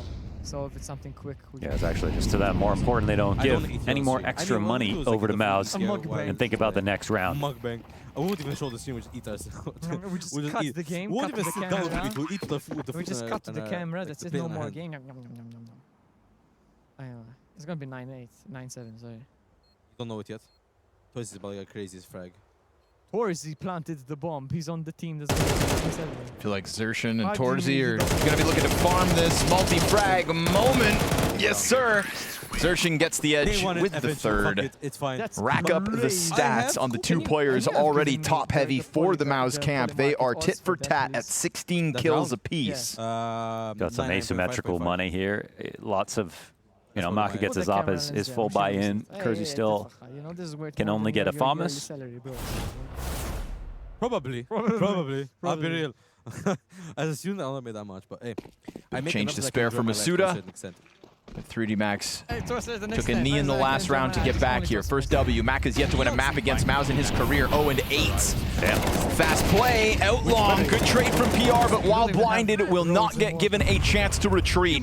Gravity hot on the heels of this opening move. You crash. And so man advantage earned by 3D Max, offered up by MOUZ with that instant clash through long doors. They're looking for the full commitment. Bomb's still here at long, which is insanely risky. Gravity did something tricky, shot some bullets, but he didn't reload. So Torzi doesn't even bother clearing it. They smoke behind him, Gravity gets Torsy there. and they walk into their death. Maka confirms Spinks is out, sees him trying to bridge the gap to that bomb site. Doesn't have the bomb, of course, that belongs to Gravity out on long. He'll burn Maka to a crisp at least, and I don't think anybody's going to reach that op in time, so you actually shave a bit more money off. Yeah, Kersey goes from a Famas to a Galil. The Gravity emerging through that smoke to chase out PR, and then this really clean reposition. Kept himself secret. And it works out wonderfully. It is 3D Max to the 10-7 lead. Enjoying the same thing we're here to enjoy. You see them still making plays like that. No, we're still interested. 3D Max coming forward with that aggression, thereby only improves. MOUZ spend down to their bottom dollar. I saw that was actually really This was like the moment in the first half where they just in time broke back in. Right. They need to do that again. For wireless mics. Just to have a I was chance. meant to be doing a vlog, but now I've It's effectively the conceded first that I'm time gonna 3D vlog Max have Saturday stopped only. MOUZ's A day. guns. A day, I'm gonna be like a So, day as a. It's an interesting time to pause actually for 3D Max because it's such a critical moment for MOUZ. I would have actually been more concerned about giving them the chance to speak. That was outfit. I didn't hint anything. You're hinting that there's going to be a special outfit. Especially knowing that literally in the first Plus, you're on half. CT side. How hard could it be? No, I have an outfit already put aside. You should already know. I have to go and buy it. I know. And I said I have an outfit. Letting Cyclone have a word. That's what got them back into the first half as well. So 3D Max give that pause over. Don't force Cyclone to use his last. Oh, I swear he saw that. Oh my goodness, that was close. Tricky smoke. Maka thinking about going back in. Just waiting as it goes on cycle. Kersey's got a challenge. He hits the headshot, but remember, that was a Galil he picked up from the last round. Spinks didn't have an AK for him to rob. I don't think so the lesser rifle comes back to haunt him. Trying to make sure not to show too many grenades here versus this mid B crossing. Mavs are hoping to an elicit reaction to give him some info, because they want any reason to pick a site right now. And B is that answer. It's an approach through the tunnels with Masuda solo towards that bomb site. They must have heard that dismantlement on Cat of the boost, but I don't think it's totally clear about it. I could be wrong. 3D Max make a move to clear this out themselves. They could attack the flank of Xerxin out through middle, but I mean, look how clear of a run out tunnels is going to be for Maus. Masuda of 2 mines at the moment still has no help. I mean, 3D Max haven't moved a muscle on this catwalk. Oh, he's got to call for help now. Masuda's got to get them activated. He's going to be pre- No, he dies. Oh my goodness. Xerxin whips it back around on 9 HP. At least Gravity will clear that out, but there's nothing you're going to do about stopping them from hitting that B bomb site, and tunnels is still maintained by Torji. That's unfortunate. Tough stuff to stomach if you're 3D Max. A little delayed to the play. Maus, no hesitation to sink their teeth deep into the B site. They do to 3D Max what was done to them. And B-Site has seen so much action tonight via both attacks. I do think that took some confident calling still out of Xerxin, so I want to give him credit for that. And even if Masuda gets this kill, it's still a player advantage. I work with a Twitch creator at over 40. Or it's still, the site to get taken. He did see him. He did see him, right? Yeah. Didn't respond to that. Bullets 5 through 8. Excuse me. I had a Yuan. Is it 10-8? Yes. Timeouts. That's another timeout for 3D Max. Low-key, I'm going to leave you and go into the bathroom. If you have to go, do it. Don't worry. Bro, don't stress. Right, guys. You have to go. I'll be back soon. Let me just remove your mic. It might have been a free 12 rounds straight right there from 3D Max if they had won that one. And now they've let Maus back in. And they put all of their own CT money on the line. Don't forget your pass. Maus have earned a chance back into this game. They're using the same tactic. It wasn't spotted last round. I mean, they didn't see anything. So, chat, it is back to just. Maus would have absolutely walked into that. And I really don't think they ever found out about it. Because tomorrow I'm doing all the games by myself. So, any energy you guys gonna have in chat today? I need it tomorrow. Oh my goodness. Right when they give it up. So unlucky. Kersey doesn't want to be the first victim again. To be fair, when mid-smoked and you can't hold that cat cross, there's always a risk they run up on you that way. But the smoke, I mean... Take some time to let the cat. I think the problem is they had their own smoke that was going to expire, and so that was on a clock. Trying to get contact here as it will be Kersey popped again, this time by PR. 5th kill of the map for PR. Trying to find his slot on the attack. Gravity making a move. Yeah, but it's being held not by one, 2 players of Maus on the other side of this doorway. Will his extension pay off? There's a third, and he shuts down one and gets half of the damage on the next. Now suddenly big pressure here for Lucky. Mid player caught off. Maka dead with nothing. Lucky tries to strike, but there's an additional rifler tucked in behind blue, and Spinks can take his sweet time while that bomb sprints to the opposite side of the map. They are simply going to avoid Lucky. However, Spinks gives him an exit route. And the bomb has not been planted yet. Now, he's miles away from this, but it's only 2 players left over. It's another lurky situation here for Xerxin, and he hasn't made any foolish moves when he is one of the 2. So another moment here for Maus. This is a very strong round, and it, I go back to it. It looks unlucky actually that they give up the boost, but if you look at it from Maus's perspective, they only give up this boost when their smoke is going away. They had a moment where they said, okay, here's when we're actually getting off of this, and we're going to transition, and Maus waited out that entire time. What's worse for them is this time it gets spotted and they give it up. They don't get a kill with it. It's gonna be 9-2 now. Yeah, it's like if Mao's already had this sneaking suspicion that it could be a as many people possibility, say, now you know exactly what they're up to. Because you'll see people boost on the other side of Cat by the corner and hold lower, and it's a little safer. And your rifler underneath has a nice angle versus Cat. But when you're both on the left side, you're in jeopardy of everyone just getting killed and you getting nothing out of it. So again, just credit to Mouse for being careful. No, it's not a timeout. But definitely Not falling victim to the small details. something that 3D Max need to figure out what they're gonna do. They had a really good lead. I felt as though when Mouse started their season, first map we saw out of them in this round where Lucky is the only player with an AK, first half we saw out of Mouse was so slow and overly cautious. And if I'm not mistaken, it was the T side of Dust 2 as well. And we thought, oh, maybe it's just about trying to get PR into the system, getting him comfortable, etc. There's actually 3, potentially 4 now. But there's method to the madness. As now that Maus are looking to get tested by what was a very hot-handed looking 3D Max, their pistol ability, clean indication of how sharp they're shooting tonight.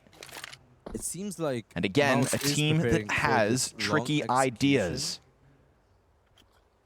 Obviously, Mouse with the guns, while 3D Max not really much tuning. That lucky AK-47, a part of this setup, takes PR down to 17 health, and Kersey's nade is going to find him. Man advantage momentarily here by 3D Max. Now suddenly, second rifle grabbed. They're dropping util. It feels like they really want to commit to this, but remember, there's players right on the other side. Oh, but they missed the jump. Does anybody spray through? AK off the top. Lucky hits the headshot. Sphinx now. He has to come in. He's looking to activate catchbacks in that CT spawn. Sure enough, clears out Maka. Looking to get a second player down. He will. Then the response. Kersey collects. Bomb's still not planted. It's out in the open. This is potentially the first big mistake by Maus. Look at this flank from Gravity. But what's he going to arrive with? A 3 health USP. And he just starts firing instantly, sets up the distraction. Car player misses, and Zelex looks to rebound as Kersey's AK finds a third. This is what was grabbed off the ground. Oh, a chance at a fourth. Zelex, half health now, has to plant. Kersey goes over top.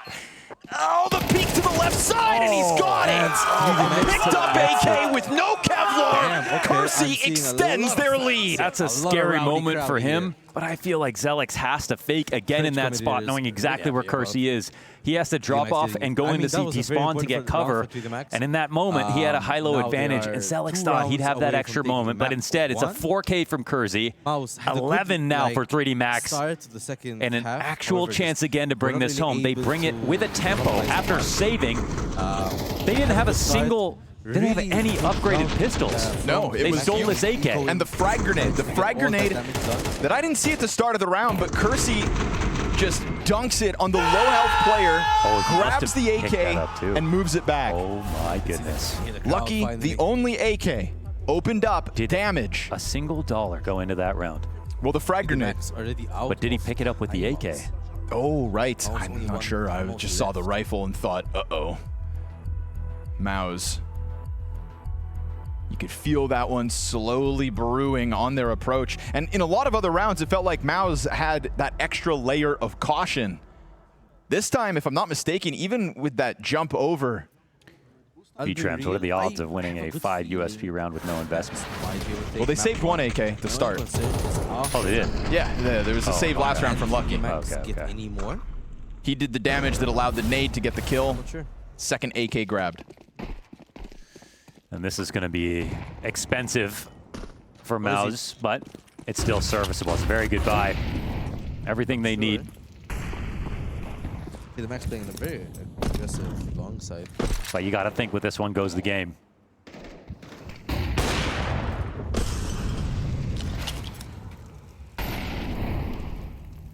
That's a jolt of energy for 3D Max. And a round they have no business winning. Get rid of this doohickey. I don't know what the fuck Keep that it was. calm, keep it clean, close out. Made the most of my absence.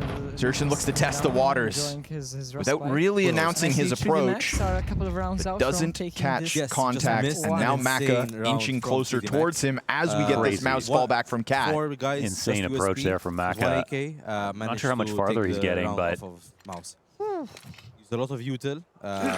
Gravity got dinks 2 players, gets a very low You know HP, and finishes off with grenades. You know what? They're all If readying the 3D Max extremities, go on but to if the you do series this, and you we get get everyone some a little tied up, you can and ask them, was the there players a can round in get front of the player isolated. that really swayed Good the chance at the momentum? split. Want to call it's a good call from Mouse. Oh, Masuda's within them, but still Zelex catches the jump up.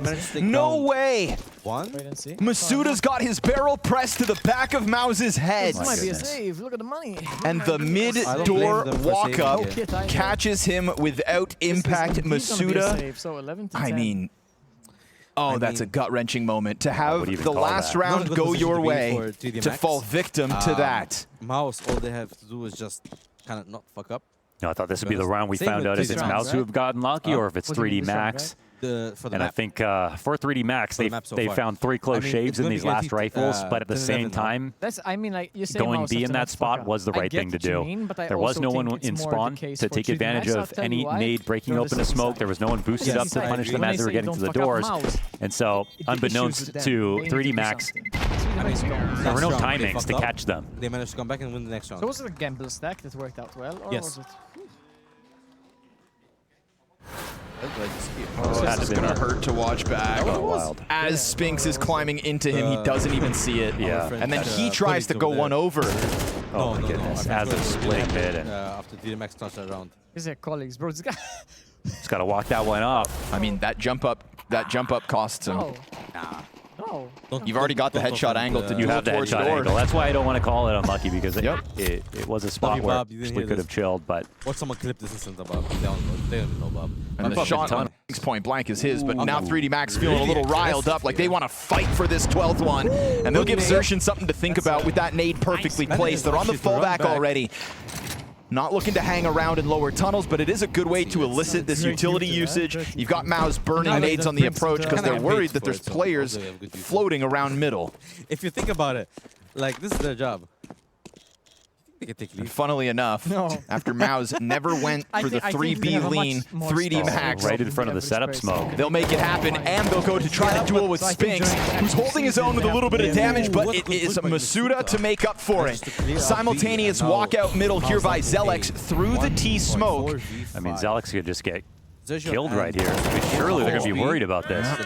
He whips back around, that smoke grenade in the doors, not enough of a fake to have 3D Max off guard, but there is a second player out in that cubby that does almost catch them off guard. Still, by the time he looks to strike, Xerxin, 50 HP in a 2 versus 5. Bomb is starting to make its move up catwalk. Lucky could get caught awkwardly, but a missed jump here from Torzy. Things are falling apart at the seams for Mouse, and it looks like 3D Max have guaranteed themselves 2 map points. Oh, bit of a mess at the final hour. Now it's just the captain here of Mouse alone in a 1-on-5. Jira ticket. We need to watch Unfortunately MCL thinking, how do I on big save? screen. Priority high.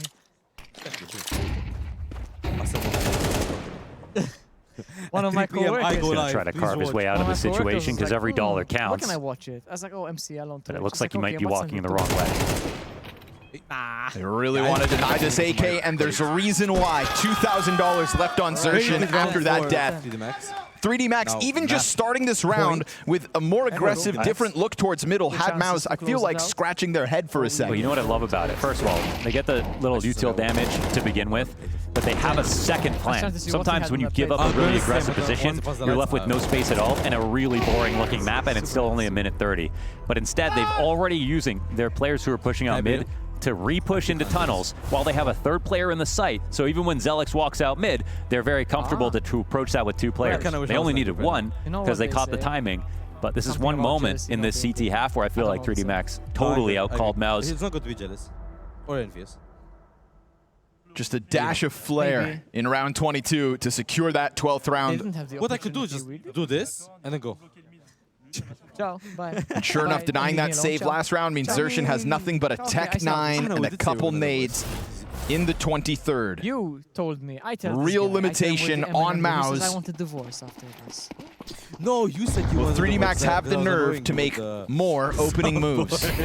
I was pushing your limits. You were, bro. The week One of those things where it's in their personality. You want to see them commit to it. You say, and I'm like making a point, I'm building up something. Yep, let's check the game. It has secured you 2 chances to shut down Dust 2. You muted yourself, you didn't mute me. Like Xerxin ahead of the grenade secures lower tunnels control. They know that there's no push from 3D Max this time around.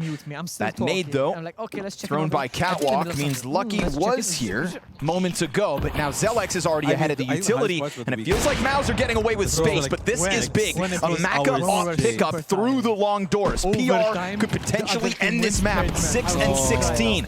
Maka quickly shifts that ops attention back towards the bomb site, just looking to play around smoke here. Draw for Spinks, but Spinks is being held. I think Maka's gonna hit this out as well. Gravity looks to lock in that long doorway. Him versus Spinks, shadow advantage Gravity, he jumps the gun. Maus still not making that move up the catwalk, but now Spinks down to a quarter HP. 3D Max are damn near entirely out of grenades. A single flash left over with 40 seconds. I mean, I don't think they have anything to worry about. They've got enough players here on the A site. Maus know that. They're going to have to brute force the situation. Easy. Drop down from Xerxin, gets caught by Kersey. He's then going to lose mid control. It's Torsi to try to break through. Single B site defender in Masuda. And he just wants to keep his head tucked. He's going to let them trickle down in through the window, but now he's giving them sight.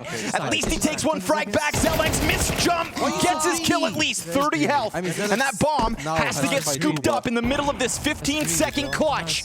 And he's going to commit to it as the door push goes wide. 3D Max right here for the taking. They will shut down Dust 2. They fight their way back into this map, get Maus off tilt, and from there secure their map pick. A big victory for 3D Max as we painted this series as Maus entering Malta as challengers. Now they're going to have to show that they've got the nerve to rebound in this series. You think we're actually going to have to Shadow Wing program talk? Yeah, that's about as good as you could ask for out of 3D Max. I mean, they win with all those USPs. They're in a situation where they have to complete the win, but they play to win, and that's how they do it on CT side. We might have a bit of a special segment in between maps. We'll see. Maus now in the face of adversity, and I would say pretty heavy-handedly to some extent there, Viv, because 3D Max looked great. They had so many answers, and you were saying the CT side was going to be the strong half when it came to this map for them, but honestly, I would say it was just strong all around. I think 3D Max as a team are stronger on the T side in general. It's just that this is the only map in which they have a competent or at all capable CT side.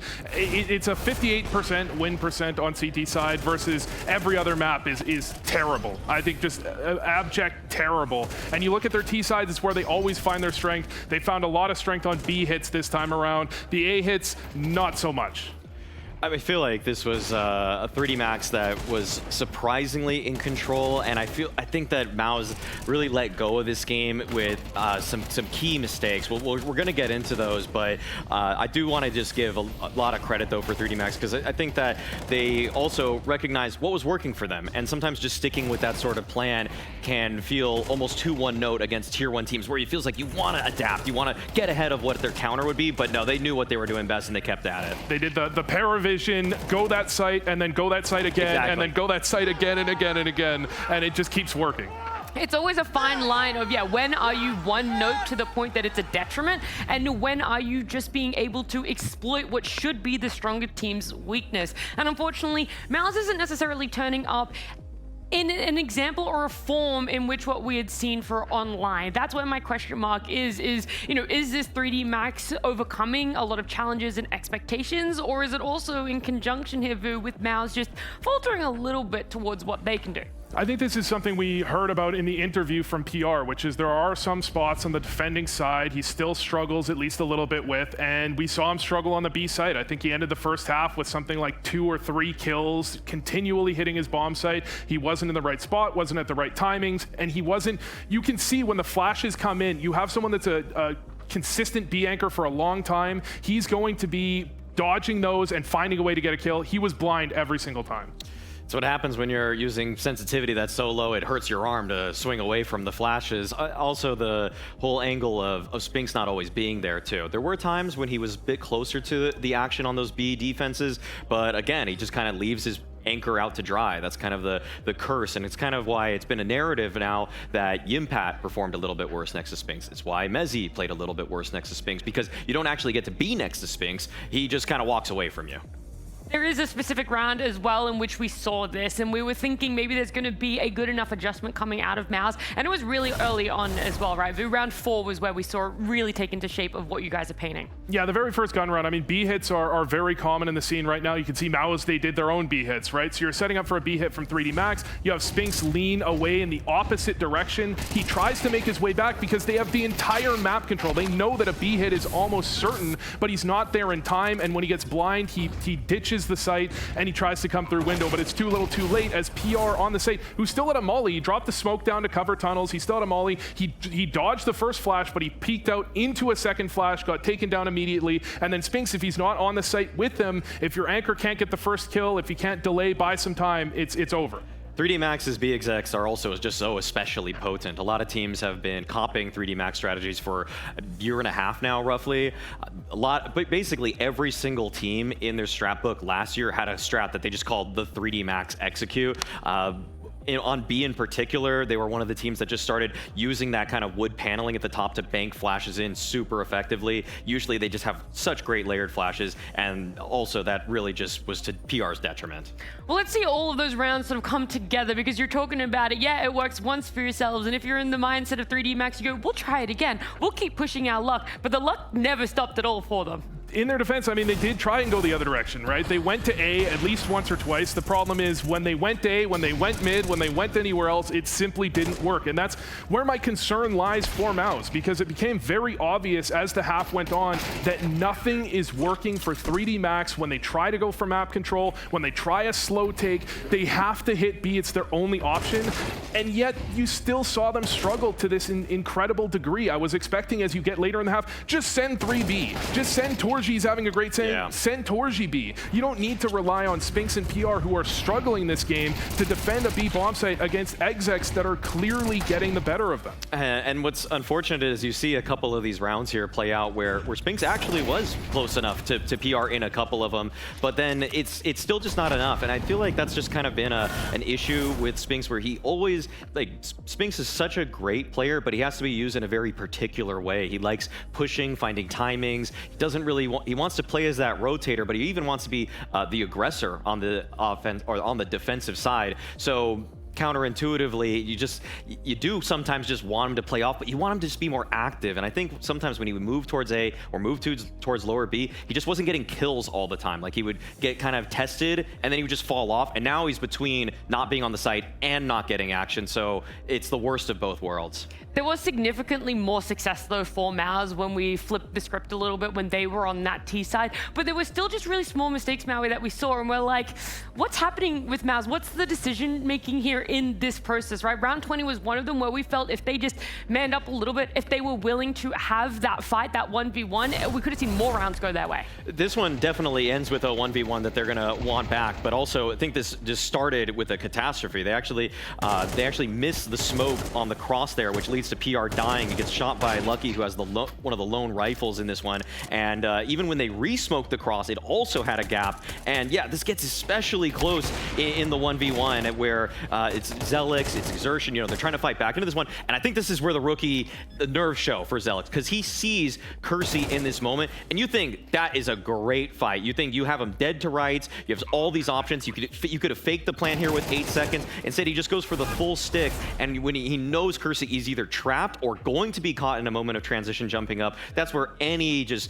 tier 1 vetted player is just going to toy with their opponent, but Zelix just kind of turtled up in that moment. And I think up until this round, you were looking at a 3D Max, they were consistently in the right spot, they had the right plays, they had a lot of activity, but they just couldn't land the shots, they couldn't overcome MOUZ. I think everyone saw this as a MOUZ comeback, that they were going to dominate this half, and then you have this 4 USP round where they managed to pull it out, and that's where they got the momentum to actually bring it across the line. I think up until that round, and if that round went MOUZ's way, I think we're seeing a MOUZ victory here. Okay, a lot on just that one pivotal moment that you saw, and yeah, whether it was just what happened at the start, again, when you're going to be looking back on how could we have taken that 1v1 a little bit differently, we do have to look towards Torji and Exertion, I think, more specifically for a multitude of reasons. They're the ones that aren't really necessarily having the rookie nerves for themselves, but being able to display a lot.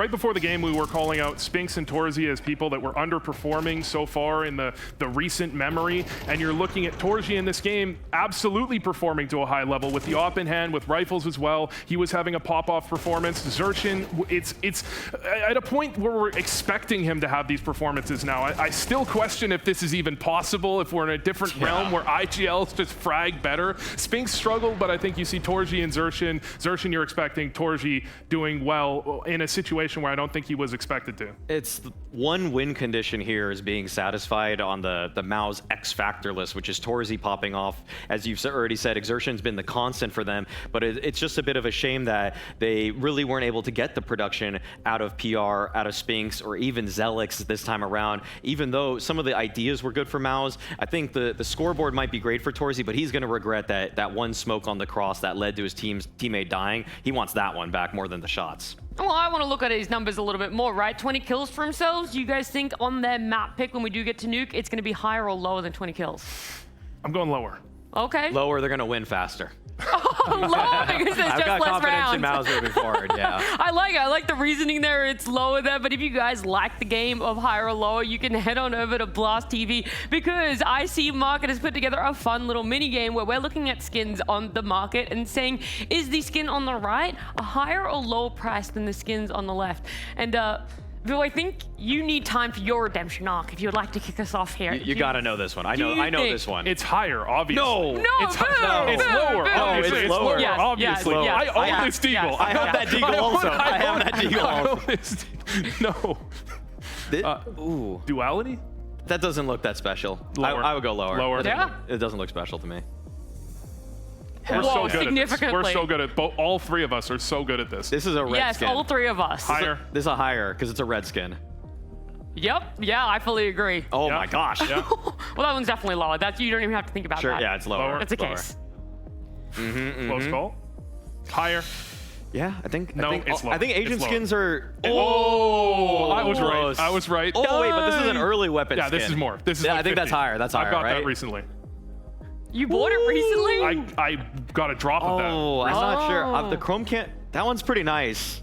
I would have That is said the higher. ugliest skin in the game. No, That wait, is the ugliest That's the one skin in Brokey the was game. using for a while. And is Brokey good? Because he was we too all know busy it's about marveling at skins. the skin. He was too busy looking at the skin. Okay, maybe because that's it's an why. expensive and nice skin. It's the ugliest skin in the game. I think it's also red. Is it? Sadly, it is. No, red, higher. and I would go people like higher it. for sure, right? Okay. Yeah, it's probably higher. You guys agree? Let's go. Yep. That's Anubis lower. That's collection? lower. That's lower. Doesn't it have the Desert Hydra? Ooh. Lower. Legends. Lower, right? That's a recent major, so it's got to Yeah. be lower. Yeah. 28 cents.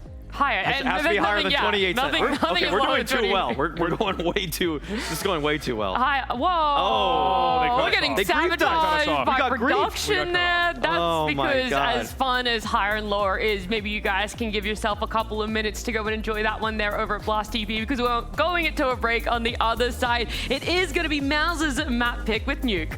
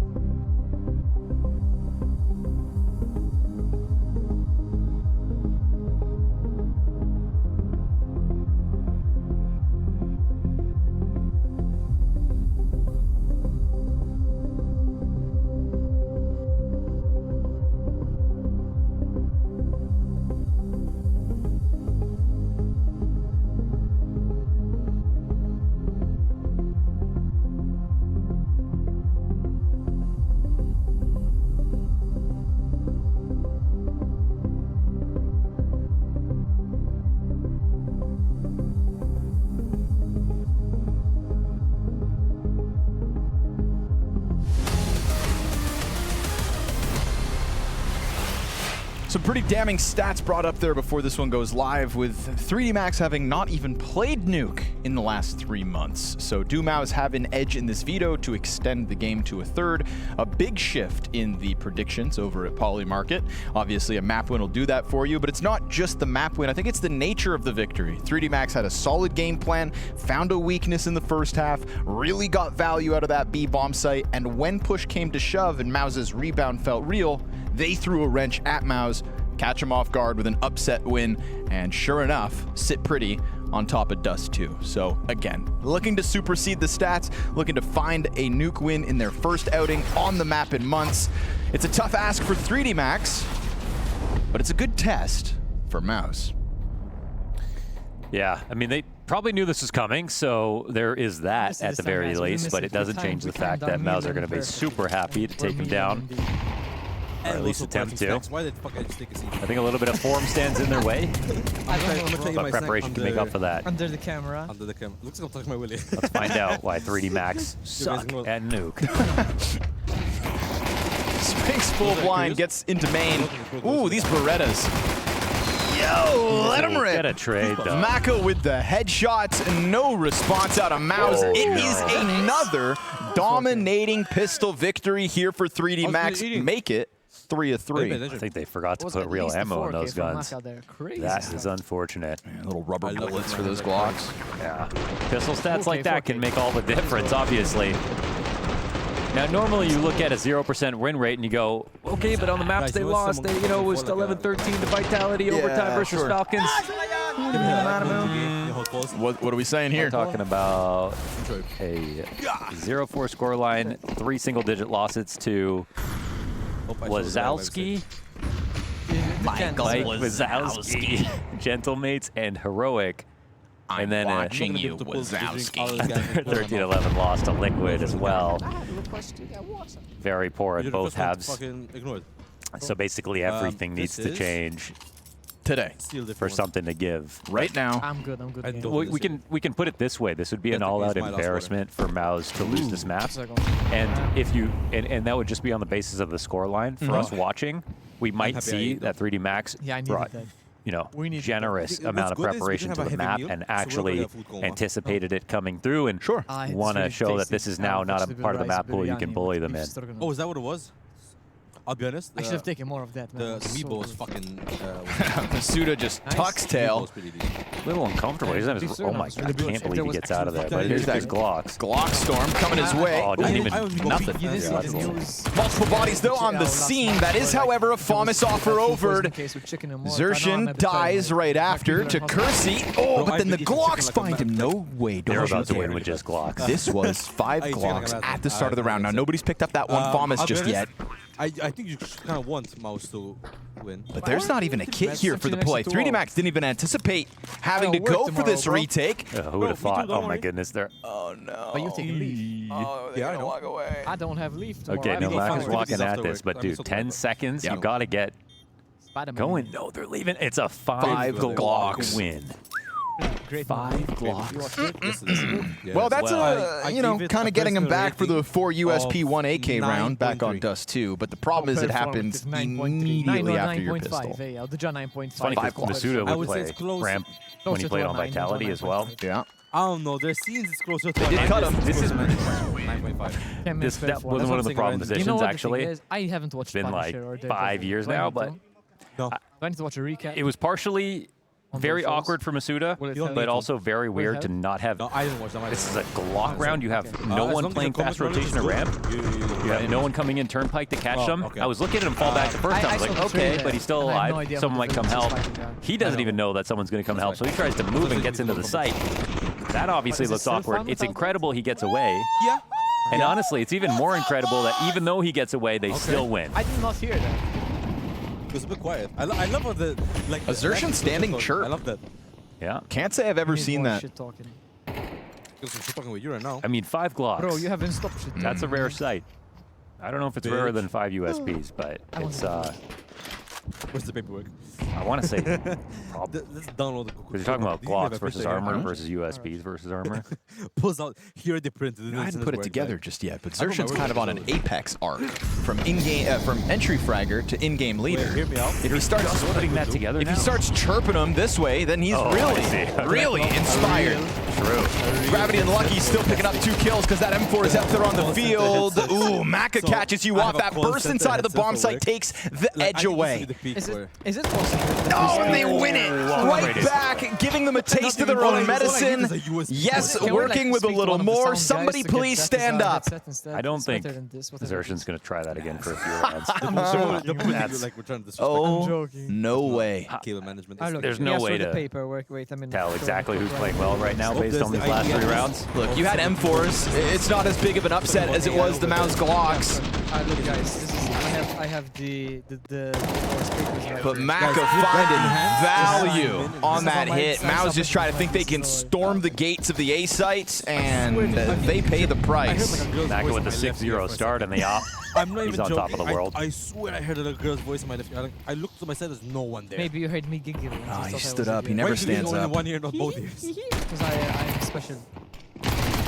The next one. Tech9 flushed back by the lobby push. It's going to cost Gravity's head. Crazy. So Spinks, like, worst position ever. Now because they're fully invested. Just always gets that last headshot. Didn't even have a really great map back on Dust 2, but like all the most clutch kills. Definitely, because 3D Max invested much more, and there's the CT side. But this is where you're already rough on Nuke. This is where it gets even worse versus a team like Maus. They're going to be very comfortable. Which I'm very surprised. Crazy important. Zelix is super city-sided. It doesn't break in. I think I was thinking, is that a little early? But they don't have that much coming into this buy. More city-sided map. But now Nuke. There goes the AK though.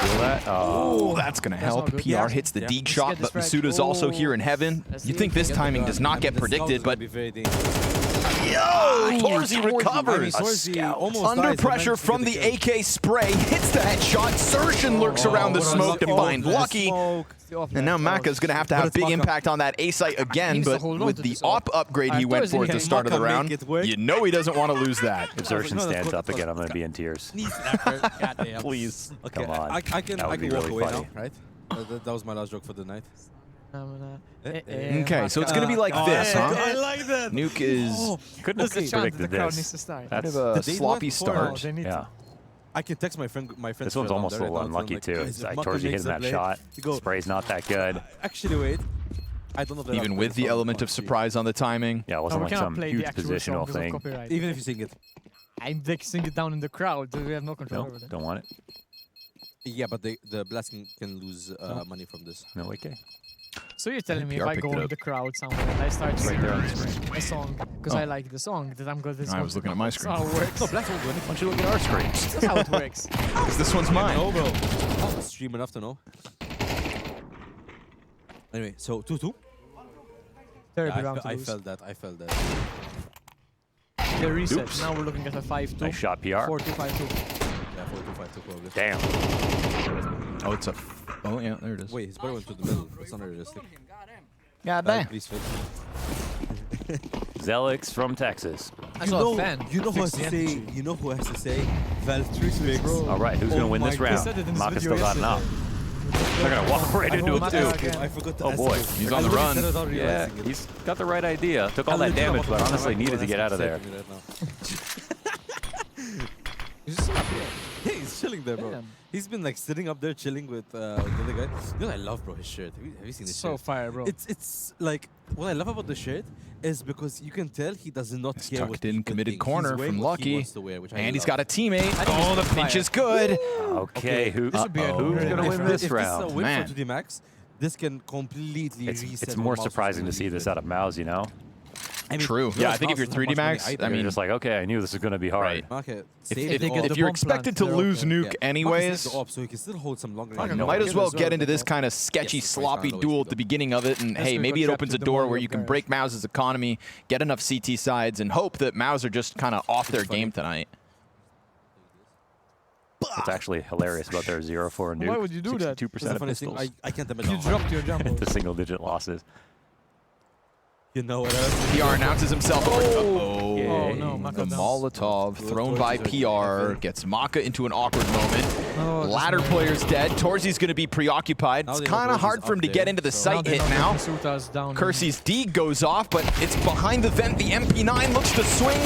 Made awkward by the flashes. Spinks puts that in the back of sight, and Gravity has to let it go. That's a great round out of PR. Yes, sir. Torzi won them this round, even though And just PR got Mao's two kind of frags. slicing Yeah, but through the the other very thing is, real of course, looming Torzi's threats that 3D Max had this round, right? They were fair pretty enough, well they have the guns. equipped. Maka's They had that pistol crossfire, net them Maka a got 5v3, but from that 5v3, no further kills I'm impressed to by 3D GD. Max.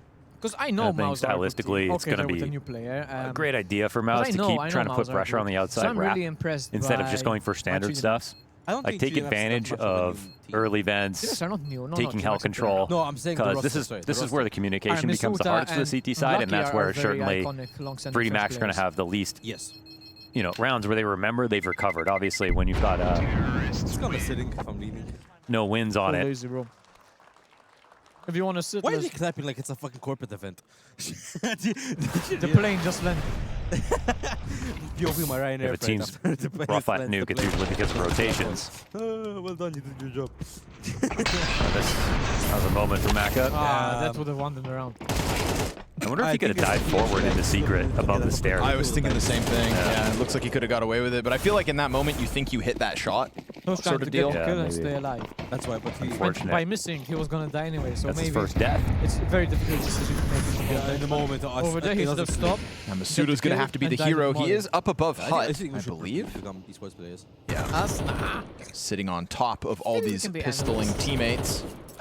Why are we officially... But we've already seen Maus run into this A site and kind of get crunched on. Yes, again, production. multiple rifles in that second round. Everything, bro. Talent. 99%. Round was 2 talented. was just the Blood was fourth all Very Glock talented. Eco win in CS2 nukes at A+ tier events. 4-2-8-9, 1% win rate. Just for... There's a lot to get through. Go in CS2 nukes and last year events. Wow. A 1% 1% win rate. Damn. For them to sell the next two rounds. I want to know... Oh, how you like them, Apple? Like, it was worth standing up guy then. gets his stats. I stand Yeah. up for 1% Where wins. the fuck does like have like no how idea. do you like does he like find the stats beforehand, just start like see what could happen, what won't happen, stuff like that? Probably some data. Flash. What a Damn, flash! that was perfect. Now there's a That's Max the 10 out here, and the flash. AK's up above Hut, and they're all gonna run out. Oh, Masuda No and the way. pistol gets the No first way. one. But they heard that, right? The AK popped one shot off, so Zelek's concerned, but not enough to not push in with bomb. Oh, he goes for it. Masuda just slides through him. And as you tiptoe up the ladder with your op, you have died to a single AK round again. Yeah, Oh sometimes. man, I feel like Cyclone's I feel gonna like if I stop scold talking, him a it bit just for goes this away. one. It's off now? Okay, no, I came back. I don't know, sometimes my mic works, sometimes it doesn't. Oh, that's crazy. What do you Storage say is about safe this to see, game I so think so. far? Oh, yeah, Stinks. I don't think they don't have much money. In very entertaining ways. Yeah, we have some people. Sorry. Outside the crowd. Big fans. that was not the crowd, by the way. Quit calling him Those names. are the players. I'm sure it was the crowd. It's a retake. That's no, a no, it's retake. the players yelling. Well, no retake needed That's because such that a bomb doesn't even get ugly planted. 3D Max, just so many players on the site. That flash, I mean, awkward. Yeah, that was a T-flash in a mini, right? Yes, The it one thing was. that, like showing on stream. Masuda wastes no time. This water keeps refilling. I swear I finished this water. They are indeed French as Mine hell. is still sealed. No, I just squeezed it. I mean, you got to think about how prepared 3D Max would Towards have me had as to be well. for this map No, in I this did series. towards the setup. Like, Yeah, they I almost processed it. certainly I knew it can't was imagine coming, if I did and that, they I were won't even they know knew they how were high also the not bill would be. promised us to. Like, I'd probably be So- crying just because of the bill. Oh, bro, how you put that jump? They haven't shown their full strength yet, but again, the the foundation of this team What's is the winning time rounds stamp? like that. Two hours, Being a could be little less, bit 3 tricky hours. when Oh, bro, there's not much to work with. I don't know when that Stretching was. what little they have. Sometime during Anubis, I think. Was it And again, that's why we look at this game from Mouse's I think it was POV and go, Anubis. ooh, I mean, you should just be Was cleaning Anubis, these you're up. right, you're right. I love how this looks like a mini like corkscrew. Can't even see what you're holding. I know. And it's again, fine, with but PR I'm coming showing in, you. it's not going to be It's like a perfect right corkscrew. away. Here, let me take off my headset. Go show. It's okay, it showed.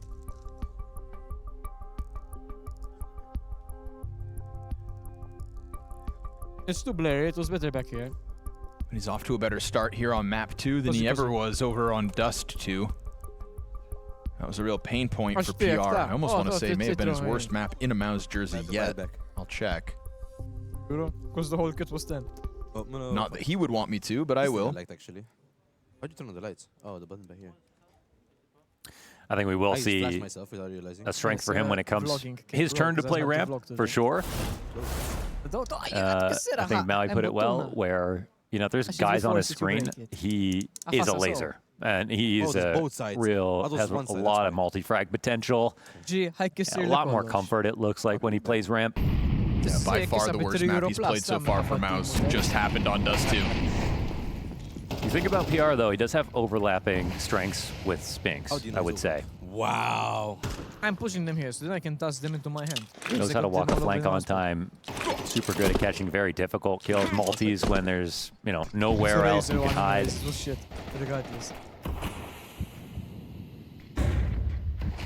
I love how much like different brand the different way have. T-Smoke there, just trying to make it a little more interesting to give them a potential route to credit card, and it does get a lot of utility as a reaction from 3D Max. They keep those nades up, and another one from Lucky. Oh, that's amazing. For the kill. That's amazing. Now Masuda's going to be tested towards ramp. Good trade out from Spinks. Full commitment might be a little unwarranted. There's no rotators. See how heavily lean this map is. Probably a mini one. With two fighting. Two channels, two mics on a PC. But they fan out pretty nicely, actually. They still have outside control. Like, it's really upstairs. That's totally vacated. But it's also on Mouse to try to figure that out. This is kind of a wild rotation, though. Yeah, I mean, you've already got two guys down there. You have no idea what's going on upstairs. They've gone upper, like, 2 or 3 times so far this half. And just that difference in 5 seconds of the timing. And now it's not even their sight. Anyone that's behind Spinks. They're going to have to go back around the lobby. Which, honestly, once they got caught off, it's just like, at least they'll have something extra out of this. But with no one here, every flank's going to be watched. Teaser in a terrible spot to rotate out. They'll have to come up through secret. Sit down for a bit. Yes. I'll be honest, I enjoyed the seat while we're eating. Insertion finds timing, confirms 2 in lobby. Sticks around for only a moment. Wants that op to take the line instead. We'll see if the weapon change-up catches them. Missed shot by Torzi. Big opportunity whiffed. Spinks now dead. It's only the site held onto here by Mouse. Gravity shooting Torzi makes it weird. And sure enough, the retake comes through from 3D Max. So certainly frazzling Mouse with that double lobby flank. And there's a world where just Zershin gets a kill. There's a world where Torzi hits that shot. I almost feel like they should have, yeah. But they both missed their chances to take down the numbers to hold on to that bomb site, because if they maintained Hut, things get real problematic for 3D Max. But this sequence of nades, the third one caught off the timing. You saw this player fully exposed. The fourth one just straight up kills the guy. It's crazy because they're just trying to get vision, but they're getting damage out of it too.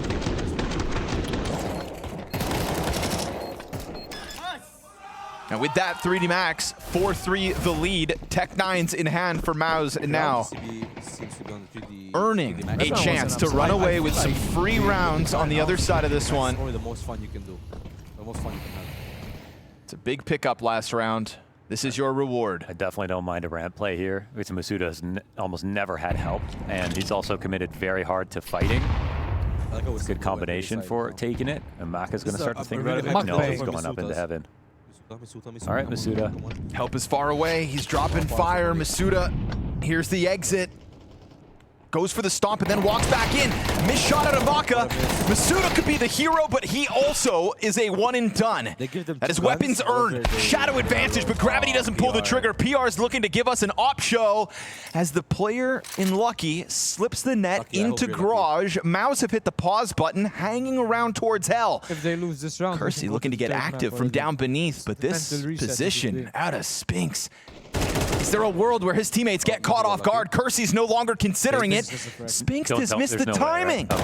He'll recover, thank goodness, here for Mouse, but now the bomb's cut off. Lucky's got the angle. Spinks is going to have to come help out this op, and PR's just going to slot in to the locker room and wait. Lucky's looking for a timing. He's looking to throw the bomb, and as he does so, they line up! Lucky sprays through both! Oh, that was a mess. They threw the bomb and double swung. Ay, ay, ay. I'm seeing the A round for Mouse that could have been. They get the entries. They've got two defenders who had better weapons with only one kill between them. Man advantage for Mouse. And this is just not a great ramp situation again. I mean, Maka missed a shot. He's there in time, which is nice to see. But then Masuda comes back, full commits again, dies 1 for 1. I don't get it. So, PR threw That was just messy, man. Tempo's on. For Lucky. Baited Lucky out. They just both died. Oh, now Gravity feeling the game. Goes for an aggressive start. Earns a 5v4. It's all in Mouse once more. Maka finds timing on the blinded op shot. And now they're going to test those smokes for the cross again. Mauser just trying to scramble for secret control. Something outside. Peek off of the red box, but you've got two players layered in front of the op. And so Kersey cleans house. Zertian tiptoes into his death. And 3D Max, one of their cleanest rounds yet, sweep guns under the rug and have a 6-3 lead secured with the money of Mouse in the dumps. It's an absolutely insane start to this game. I mean, out of both teams, but the fact that it's 3D Max as the ones peeling away is the most surprising thing of all. Early peak here for PR. Then it's CT side from out. It's a finicky flash. It goes so high, it's like an after image, so you know you can't just wait a long time, but yes, it's synced up to the up perfectly in favor of 3D Max. With pace towards ramp once more. Very nice. I mean, again, I don't mind them trying this. No comeback to that. Maka preoccupied outside. Did they pull the trigger? Again, you catch him changing guns. Fully blinded. They've known about his position. He will clean up PR. 3 more where the first one came from, and he will tap them out of this. Easy does it. Masuda eludes death, and Torzy waits for a chance to tap that Tech 9. He'll find the headshot, but by that time, Kersey goes for that full lobby wrap, and 3D Max will dispatch of Mause's attempt to take over ramp this time. I mean, at what point does full tilt come into play here for Mouse? It's not something you ever see, really, with them. How does he see? You see them get frustrated, but again, one of the teams that's really good at playing from behind. Actually, I'm telesthetic, and I'm it's like some golden chances have been lost. Like in here. And you're looking over Alex will try to make a meal of this. I don't want to make the viewers uncomfortable. Ladder boosted, and 7-3 now for 3D Max. This close and doing nothing? There you go. He's blaming dinner first. Again, you can't be completely happy about the way that some of these versions are being played, and if I'm Mouse, going ramp makes sense over and over again. But at the end of the day, if you can't punish these really good openers, it doesn't matter. I think I took you to a very nice dinner. Yeah, but did you pay? It's Mouse flying through their timeouts. Yeah, with my body. Alright, chat, we're gonna take 5 minutes. If you guys are here, just look up at the... We have seen Mouse shift gears so far during Bounty when they do switch sides. We're having fun, though. And maybe a fresh start on the defense will bode well for their chances of making this ground up versus 3D Max. But you still got 2 rounds left in this half where it can't help but feel like 3D Max remain in control. Hey, whoever it is, appreciate the dog. We got Size from the in-game leader of Maus now. Oh, yeah, I'd be so frustrated. They know they've got their work set out for them on their map pick just to try and get to Inferno. This is Mouse's, like, so this is a very important round for 3D Max. They win this round, they pretty much guarantee next round as well. If 3D Max win this round, I know I said 9-3. It's still, the door is still open. I think like mental swings so much, even at 8-4. Think about this though. It is known to be. Yes. So I think regardless of how this half aggressive ends, openings. 7-5, That's okay, what 3D Max do. Oh, what are you doing? No. Spinning the butterfly. Spinks tries to recover this, and he will. Into the site. He goes for the double kill. Fast flank, and Torzy's got the headshot. Was that on purpose? That would have been a rough one, and it could still get weird. You've got Kersey inside Squeaky. Now they seem worried, but they look towards heaven, and Spinks is going to get cut down for his efforts. Lobby maintained twice by Torzy. Pushes Lucky to the clutch, and he doesn't seem to want anything to do with that. Imagine if that whole round fell apart by PR. I mean, I don't know, but it I seemed think like he jumped out Spinks and- because Spinks had already gotten across the site. Spinks and Kersey, I believe, crossed paths on Squeaky. Yeah. That's the only thing that could have happened, I What did think. they We're do at watching the PR major? spin a knife, but I think for him, I it's think they even if made it Spinks very is out here, it far. doesn't even matter. they If there's even someone in hut, they're dead. So still You sketchy. hear my chewing? No. No? We're feasting, bro. If you smack your lips, you can hear it. So good on Mouse. We go back to Oh my Dust 2. God, It that's a was horrible sound. a top-heavy Torzi and Zershin performance. If you go to the very start, Spinks tries to make up for the slack. yes, because I couldn't turn off the mic when he was testing. Left out there for That's Nuke. how we Big do double it. kill. Same for Torzi. Two separate untradeable spots for Mouse with him controlling lobby. And he collects both. 4 rounds on the T side for Mouse, guaranteed. Would have wanted more, could have had more. I mean, the game itself is going really good. in the end, I think they'll be okay with 5 rounds. I think Mouse are firmly Won't be a back in half this they'll match. And if keep they on their win this mind, round, but if they win the zone, yes, they take the 100%. game. Just makes get me the job nervous knowing they've still also yet to win a pistol. Okay, Yeah. make A lot of weight on that first round of the second half. And that's even if they get this 5th. Nice they did shot, such a Maka. good job with that. Very important shot. Times Really it to good use of perfection. usage Kersey shots to too, nice, test yeah. those squeaky corners once more. I can It's guarantee him and my face Spinks. lobby's never like this. My face lobby usually just kids screaming in my ear. I have no idea what you just said in the past 10 seconds. Sorry, I Mouse said, off the back foot. my Do still face have a lobby is player never like this. outside, and Usually right my now face nobody's lobby is holding like for kids it, screaming barring like the main have no entrance. idea But what that's you're what's saying. freed them up to have How do you 3 hear what I'm players saying? I'm not hearing heavy what you're on this saying. A site. Maka Your misses face his chance of a screaming second, kids. but does activate Kersey from inside the corner, and he's going to land both headshots. There's that late main activation. Yikes. Torji 1v5 in the final round of the attack. 3D Max don't waste their chances. They throw more bodies on that A site, and with Maka's missed op shot, it is the Riflers to extend in front of him and to shut Mouse down. As they were just looking to jostle for position, they get cut down to size on the approach. 3D Max happy to just swing wide and end this in 8-4 CT side that the French team should be proud of. Take your damn chip, boy. What? A few Maltese words on flashcards. If you give it your best shot, go through these one by one and try and guess how it's pronounced. Yeah, we'll turn off How the long mics. guess We'll is still one be here, bigger chat. than me? I'll be here watching this with you guys. I shall pressure. Huh? Birkirkara. Birkirkara. Birkirkara.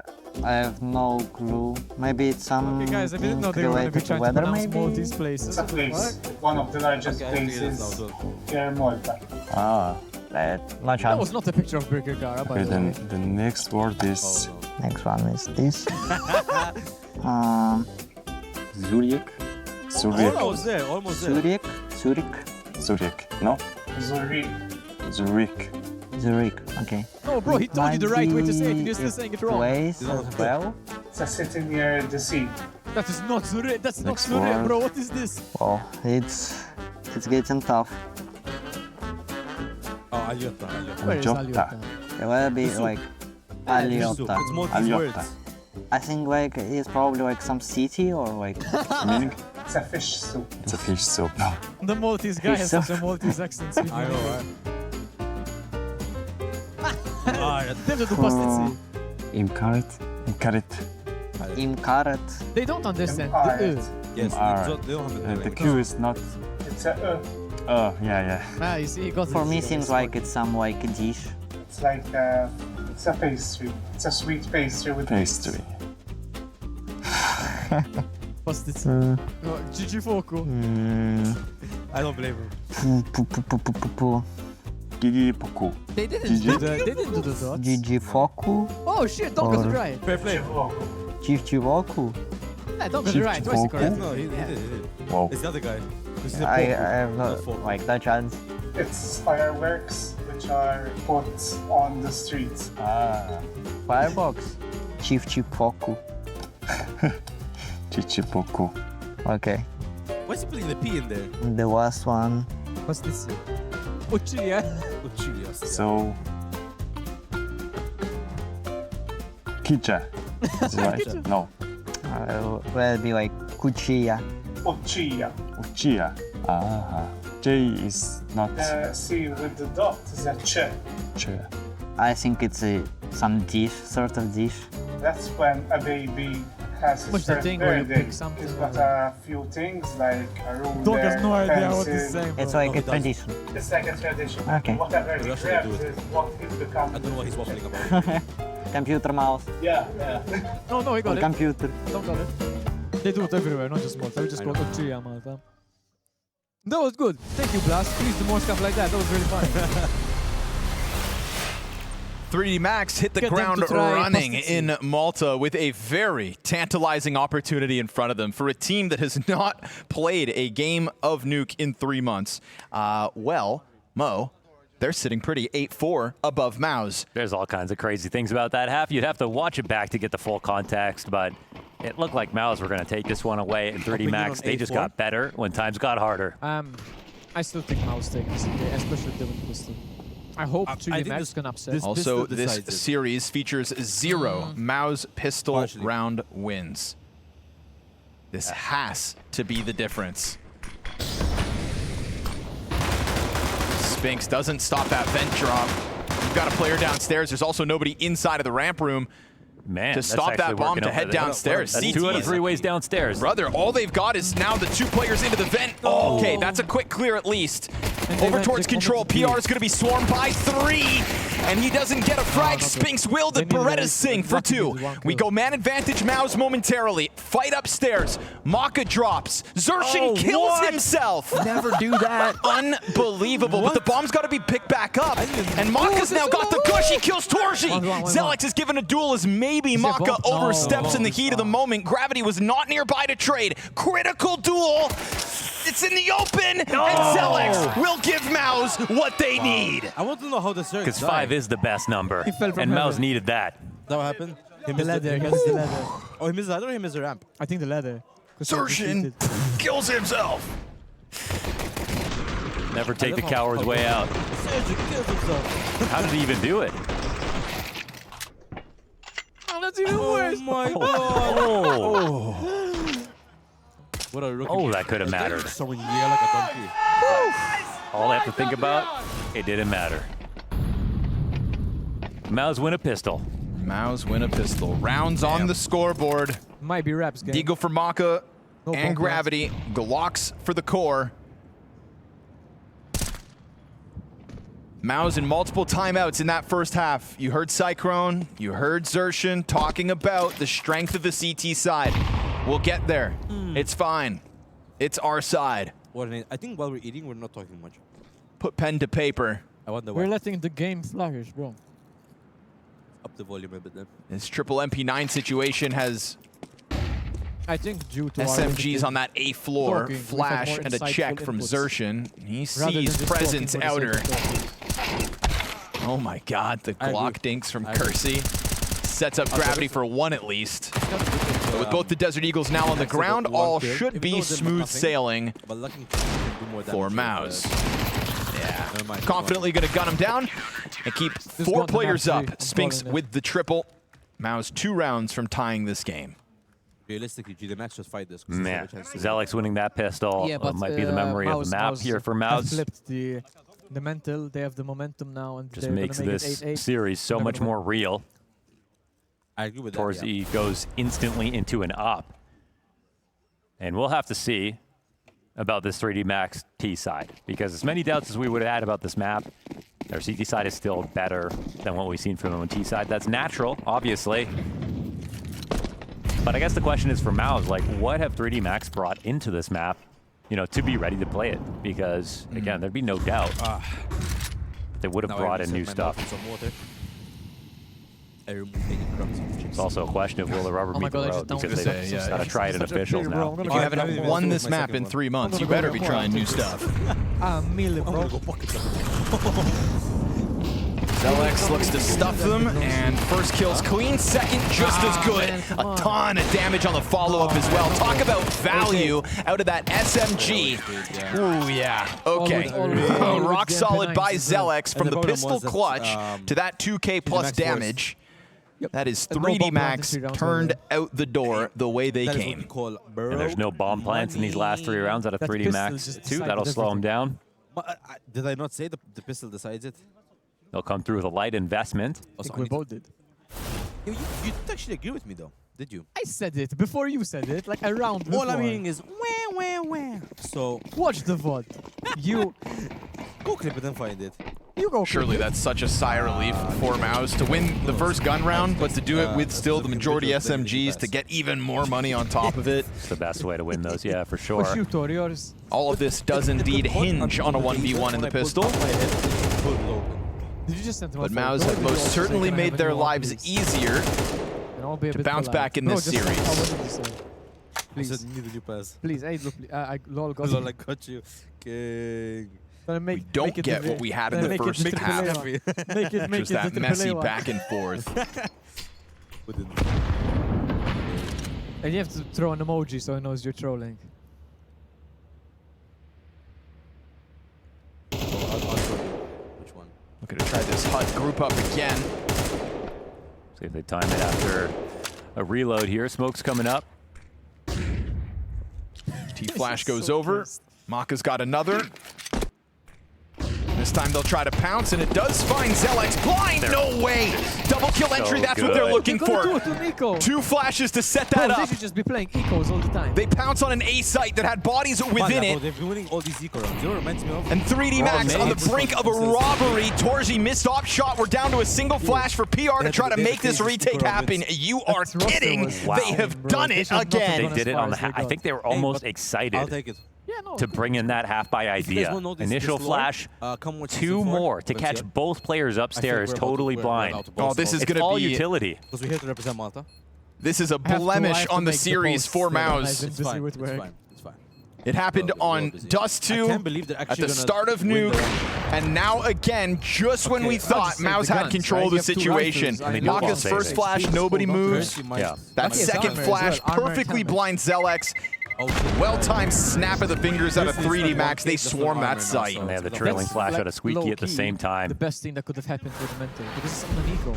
They're about to tie up the game. Okay, now you have a proper buy round. Both teams are going to have enough money to play with in this round. Also, 3 players on that bomb site as well.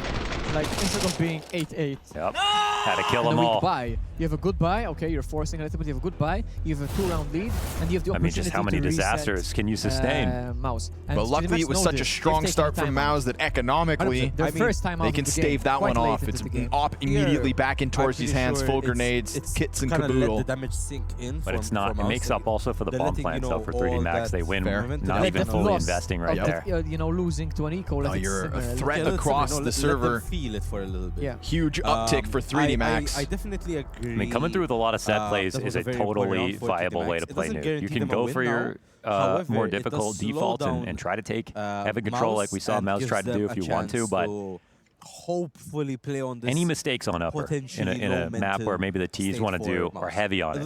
Like they do 3 or 4 of those on rifle rounds, and their economy is totally screwed, so they have to hold on tight. I was pretty excited to see PR and Maus's ramp overall because rotations are going to be better. I thought that might be the way that they guarantee this map. I do think the ball is still in 3D Max's court. Already we see a vulnerability upstairs. On Nuke. It T-side on a map where you have to push more as a CT player and you have to make that kind of play. Set pieces, Torji. Ooh, dangerous game. Oh, but he'll find it. Gravity blasted out of the round. Torzi hoping to be the hero. There's somebody in that smoke. Lucky and Torzi. And just like that, 5v3 by Torji and Torji alone. From the op to the knife. And now PR set up to succeed. Yeah. Damn. Okay. Delivers on his end. Maus just said, fuck. Looking to make that last round nothing but a blip on the radar. PR with the 2 headshots. You've already got this lobby wraparound in position out of Maus. That timeout did not work well for 3D Max. Timeout themselves.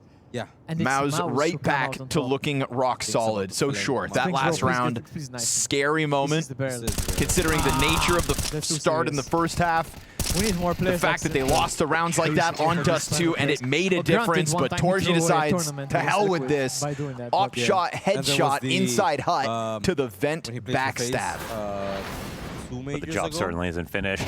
Still enough money to invest again for 3D Max. Still a 1-round lead. For some reason. We went for an FK and lost it out. How good it was. You know what? The day he said I'm retiring. And PR gives us a clean sequence too. Yeah. Like, the comfort here is so much higher. I feel like Simple was better in CSGO than Simple didn't try to adapt. Interesting. They go for a 2 AK buy. I think he knew. 3D Max still going to give themselves something to work with. I mean, they've won with less, so think of the odds that maybe they still might. Spinks, brother. Holy hell, down to 9 HP to a single Molotov. 3D Max have forced, so they lose this. It's 11-9. Damn, you're right. You can like Spice, but that's sick. Legs him. Leg shot on Maka. He's wounded. Torji's nade will finish the job. Good lineup in terms of damage, and Torji is there to deal with Kersey's exit as well. Missed shot on the final blow. Gravity 1v4. One kill deep already, but there is a player here towards that single door. He's gonna hear it. Can you hear Squeaky from here? Opening. Gravity has all the time in the world to to make this happen. Zelex swings the single door and then goes for the reposition over towards control. I mean, a lower plant, it feels like would be impossible if you know there's 3 up. What about a vent push? Zelex is the full HP player. Not that Zershin's like low to the point. Well, actually, he's found the place to plant because it's control side that's been taken over. A real big call out here. And remember, Spinks took 91 damage. Oh, that's what you're looking for. Oh, we're getting about haircuts now. No way. Gravity, this is a 1 versus 4, and he's halfway there. And on top of that, Spinks has put himself on 9 HP. Zershin's hoping to trade, but he has 8 kills this map. Left side, easy. Gravity locked in. Oh, and Zershin brings him back down to earth. Damn. On the brink of a huge clutch. Mouse tie the game instead. Oh, he had the right read. He played that so damn well. So close. He almost predicted the chat there. He put some finesse on that. Very nice try, Gravity. Inches away from seeing that second frag he believed was there. The what? But you're right, when they first came into this round, they half buy, even though they could have squeezed a full buy, and they just thought, we have the tactics to pull out rounds like these, and they nearly do it again. Oh, he's just barely missed that. He's a blast employee, or was he talking in Twitch chat? Oh, was talking in Twitch chat. That would have been a great highlight for him. Like real Chrissy or something. But it's another 1v1 secured for Mouse in this half. Here's the full rifles. 3D Max come in with a bunch of tempo here as the game goes on, trying to change gears, but Zershin catching Graffiti, or Gravity, and Kersey slips down through main, insta-kill back, but he doesn't get away. Zershin working with the most minimal margins on those kills. Yeah, that was not easy. Big 2K pickup, considering that the chance at getting those frags felt so slim. Doesn't ring any bells. I'm not really a doom scroller, I'll be honest. I love doom scrolling. PR is about to get his die. I mean, how adventurous do they want to get? They're readying 2 pushes. They're both being watched, actually. Yeah, and now it's kind of dangerous. I mean, I feel like you gotta stay inside a hut. Okay. Zershin's going to let him know there was a second player flanking, here. but he peels away from it. Masuda cautious, but will he expect Zelex this pressed in? They're going to be hyper aware of it. Oh, man. Ramp player, obviously, the information found. Now they're going to wrap into the site, see no resistance whatsoever.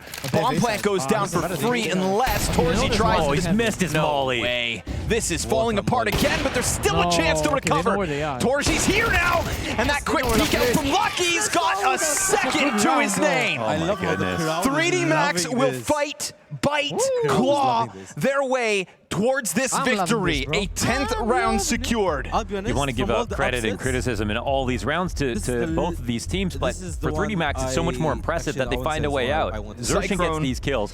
He drops in a mini. They get a second layer of that attack. Thank you. And then it's Zelex who makes this move that's like, dude, they just saw a ramp push. This map is now, once you get the kill on the ramp push as well, they're looking for any remnants of that. He just brought it to me right in front of you. Clearly aware of something inside of hut, and that's an advantage totally given away. No, I think it was nice of you to give me your old one, not to try and hold on to it. I'm not going to be After Zershin starts with these, Look at so much gap work. he had. That kill was great. Right? Him, at the end of the event. Oh, but then... Oh my goodness, the comedy of errors here for Mouse. I know they changed them every In the same round. I think it's like, it's the collective news. I still love it. The crowd, yeah, the crowd's enjoying this. It's a shame they don't And this do it is in the where, crowd even though you anymore. only get I really 4 loved when they were kills gripping the crowd in that last night. previous round, it It's just like a becomes good very level. expensive. Mouse have their back up against the wall again. Yep. Gonna have to pull this one off. They have like a few cameramen A there. lot of remote protection. There's saves on the other side. If Maus can't find success here and now in round 20, Kersey's looking to drop. And sure enough, again, insertion dead. There's players here. Kersey 2.5. Fast to get out is lucky. There's the answer from Torji. Great op shots out from heaven. It falls on PR for the clutch. He'll stop the bomb, but it falls down vent right into Gravity's hands. Oh No. my god. Wait, does he have to go up? Where did it fall? Wait, Gravity's going quick at this. And gets now it. dropping down. On the escape, will go back downstairs. This man himself damn near pulled off the 1v4. So what's a 1v1? He's got a lot of confidence in this position. He immediately grabbed that bomb from upstairs, trying to read this. PR now, who's walking around in mini, has to think about walking down the vents. Gravity can play this from anywhere. What does he choose to do? Did he plant backside? No, he's inching over towards dark. But did he plant backside? Yes, he did. The bomb isn't for him. Oh, he's making a risk. Oh boy, he's Gravity. making a big risk here. He's We gonna got a smoke smoke that could come out. He turns back around. PR's now afforded himself the gap to the site. He's going to clear up above the rafters. Smoke onto the bomb, trying to flush Gravity out, and he does! But he loses the duel! Gravity making up for that one missed step with a 1v1. And he showed bravery as bomb got dropped. Didn't waste a moment. PR thought he'd have time to reposition down towards main. I don't think so. Big mistake here as Urshan running out of ammo. Kersey again dropping off into mini. It was the second layer last time around. Story. You're LARP. I thought the bomb fell down vent, but it just gets thrown out. That was definitely a bit of a mistake from Lucky, because the bomb's going to drop where you're facing, so he should have just said, okay, you're downstairs, I'm going to at least get this to you. And here's this next force situation. Maus playing with scraps. Couple Famas, Scout MP9. Yeah, you almost did this. Smoke into flash. All they have left already at a minute 35. Insane this could be their first nuke win after 4 losses versus a team like Maus. They lose the series, they're out. No, Maus has to force. I don't know. I would have played 3 rounds with my back to the wall for overtime, to be honest.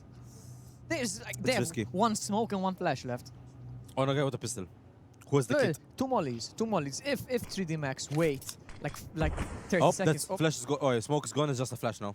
They're letting Maus get curious. If they wait for the smoke, they can just pulled the goalie on ramp to try to overstuff other areas of this map. It's definitely good to take a risk if you're on CT side, but they wouldn't take a risk if they didn't have to. They're only doing it because they're broke. Tripod. What? It's a massive ass fucking tripod. Ah, I have this very small tripod. Yeah. We haven't used yet. Maus know it's absolutely possible that 3D Max fumble this. I'll do it on Saturday if This I is feel just like a I scout. might not low-key. Don't let your eyes fool you. You ever played FIFA? Yeah. They feel so confident about their upper attack. SBC. Oh, first chance missed by Torji. Player up in the rafters right above. Famas is going to catch Gravity off. Then Kersey, who has cracked open this bomb site one too many times, is only able to get a single. Masuda's on the exit. That gets covered off. And Maus will maintain. Bodies on the bomb site makes the difference. That was a great risk that they took. It could have been a ramp hit right there. 3D Max went back to their comfort zone. They believed in their upper pop. They called 3D Max called the timeout. Right into the stack. The coach can't talk unless they call it timeout. We wouldn't be seeing this replay, I think. You never know.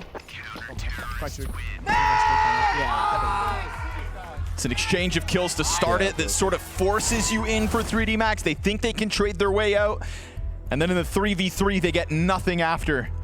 And they've got to crunch the numbers now because 3D Max even worse off than what Maus's most recent buy just was. Yeah, they're the ones who have a round to spare. That's their resource right now, so they've got to let Maus mentally get up to 11. This is a round where they're going to try to do something tricky because, I mean, we've seen insane stuff so far this map. Mistakes by both these teams, but honestly, more from Maus, which is surprising to say. Later, regardless. Tell me later. Wow, okay. If I remember. Surely we won't have to run the odds of I'll tell you now. 2 Glock rounds in one game getting lost. 50-50. Oh. No way. It was the opposite earlier. He'll pick up Attack 9. Got a Deagle on Lucky. 11-11. 1 nade on Maka. I swear, if I see 3D Max win this fucking eco, I'll go mental. He's got some smoke as well. If 3D Max is not going to go for the win, they need to cause as much damage as possible. In this round? Yeah. It's been nerve-wracking watching Xerxin get completely caught by those main drops from Kersey. It's happened a They're going to lot. push 1 bomb site with that smoke and then nade combo. on It's going. Kersey making a real name for himself in this potential Maus upset. Surely he'll be aware of his ammo this time around. Kersey doing some crazy ass plays this whole game. The big pistol advantage. They get 1 point. Oh, he just kind of awkwardly turns. Lucky's picked up the deep shot, but the Heaven player, ton of damage here for Torji. Still, one too many kills could make this way too weird. With the cleanup in full effect. Gonna try to walk over that bomb. Just doesn't possess the bomb. Zelex tapping his way through it. And PR will find the frag. It's majority alive for Maus as they tie up at 11. 3D Max always knew the odds were stacked against them in that round. Well, this is the fun part of the game where money is not really the problem here. Speaking of slip, I'm not gonna auto water. But as 3D Max get back to guns, do they think that they can still overtake that A site from lobby? You know, they were confident in their A splits, but once more, I think back to Kersey's impact on main when that success happens. Yeah, they've taken up other ways, so they kind of have options. I've been pretty surprised at the range that 3D Max have shown so far. And like one at a time. They know odds are not in their favor per se. It's fast util usage out of Lucky. Duel's coming his way. They smoke it off. Oh, Kersey reacts. Big mistake. This time Zelex down with nothing. Spinks at 60 health. He's been found out. They just crash into them again. They pop open the main smoke. Xerxion's on the rebuttal back. Shots whiz by, and they have managed to slip Torzi into lobby. It's not quite being held, but he doesn't go around the corner. And now they consider it from the other side. Torzi's position's been found out. And as Maka goes back into it, he's got the edge. Man advantage earned by 3D Max on the brink of a 12th round win. Oh, desperate moment here. I mean, given a little bit of time, this is instantly a save. Try to go for the... They're saving. They're really hoping for And overtime. maybe those extra kills they got last round were enough to keep Maus low enough to not even attempt this. They do it, and they do it their way. It's the earliest A-pop that we've seen so far. It's the same way they closed Dust 2. Push to the brink. They tap back into that 3D Max style. You know what? Maka can drop and Slam themselves into an A site. That actually makes it expensive. Yeah, it's We're going to be very low on grenades for 3D Max. Oh, shit. Maybe they're going to be missing a nade. Two kills at the end. It's a very nice save. Keeping the gun as well. Zelex dying once more inside of the HUD. It's a great reaction. Spinks was blind for all of, I think, 10 seconds. Like, he didn't see this round at all. Yep. The flashes upstairs have been pristine out of 3D Max. No, he lived, sorry. It's not horrendous, but it is 2 Galils. Oh, yeah, fair. Yeah, that's courtesy of Xerxion, so that'll be something. They'll take any advantage they can get. This one has a high likelihood of OT, but you never know. Towards ramp they'll go. PR. Instant. Oh, my goodness. Maka. Untradeable moment there. Oh, still manages a second. They try to take it to the ramp, but they don't really use a lot of utility on the approach. Gravity has been afforded space down secret. Gravity's fighting in secret. And there's nobody to actually stop this ramp push down from 3D Max. He's keeping Spinks occupied. This is a moment where they can take lower, and they know Spinks is far back. Getting this push down quickly would be the way. They're watching the vent push. Oh, and Kersey's got another. Up to 22 frags is Kersey. And he is the reason that numbers have been evened out. This retake is on. We've got utility short for Maus, but they need to find a way to get the hell out of this chokehold. This push out through the vents. Gravity lets them inch their way down the double doors. 2 sets of eyes here for 3D Max. It's all on Masuda. Down to 11 health. Ramp arrival makes a world of difference, and we go to OT. Oh, thought it was 3 coming down control side, but it wasn't. A late rotation in here from Torzi. 1 kill, another 1v1 secured for Maus. And now we go post-regulation. Kersey is a sledgehammer on the attack at the moment, breaking down these walls. Really? The reason they trade out on the ramp, what started as a 5v3 for Maus, still comes back to the nitty-gritty. Yeah. The PR on the ramp has been a stud. Like, he's getting his 2 kills. He's staying alive. I don't know. He's rarely had to fall back. He's playing all his favorite aggressive angles. This is great awareness out of Xerxion. And great damage. Yeah. Masuda, he just, as long as he didn't move, he'd be fine. That was a really, really close round as well. I genuinely thought 3D Max was going to have it there. Damn, Maus instant pause. I might just get cardiac. Trying to roll this momentum of a CT side forward. I might just fucking explode. Literally. Been very impressed by Gravity, the way that he's moved on this map. He got secret control super quickly. as they were setting up their ramp play. If I heard this Hey, yo, here. it's Banks. And Mouse have been extremely aggressive about Yeah, making so- sure to so keep just talk vision to outside on everyone, the cross. Except me. And both them and 3D Max have actually done a great take a job, look both here. their CT Yeah, it's a sides. timeout. We're getting ready for OT. Might as Yeah. well enjoy the view. Because everybody who comes up here, But it's like, insane wow, that you have without a nice view up pistol, here. they brought it this far. We're like glued here. That's constantly. true. That's true. We're never looking here. That's true. I don't know why they don't let us put this setup over here. But then they'll see everyone walk behind You know us. what? No, and it's also they want the nice. Maka they on the want prowl. stage show.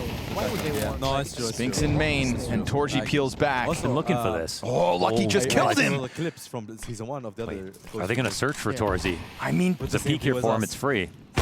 oh, and he hits it. Kersey down with nothing this time. PR spots contact inside smoke. Torzi's on a sequence. You've got this secret peek in a second from Xerxin, and it's an offer on the. Oh, he misses!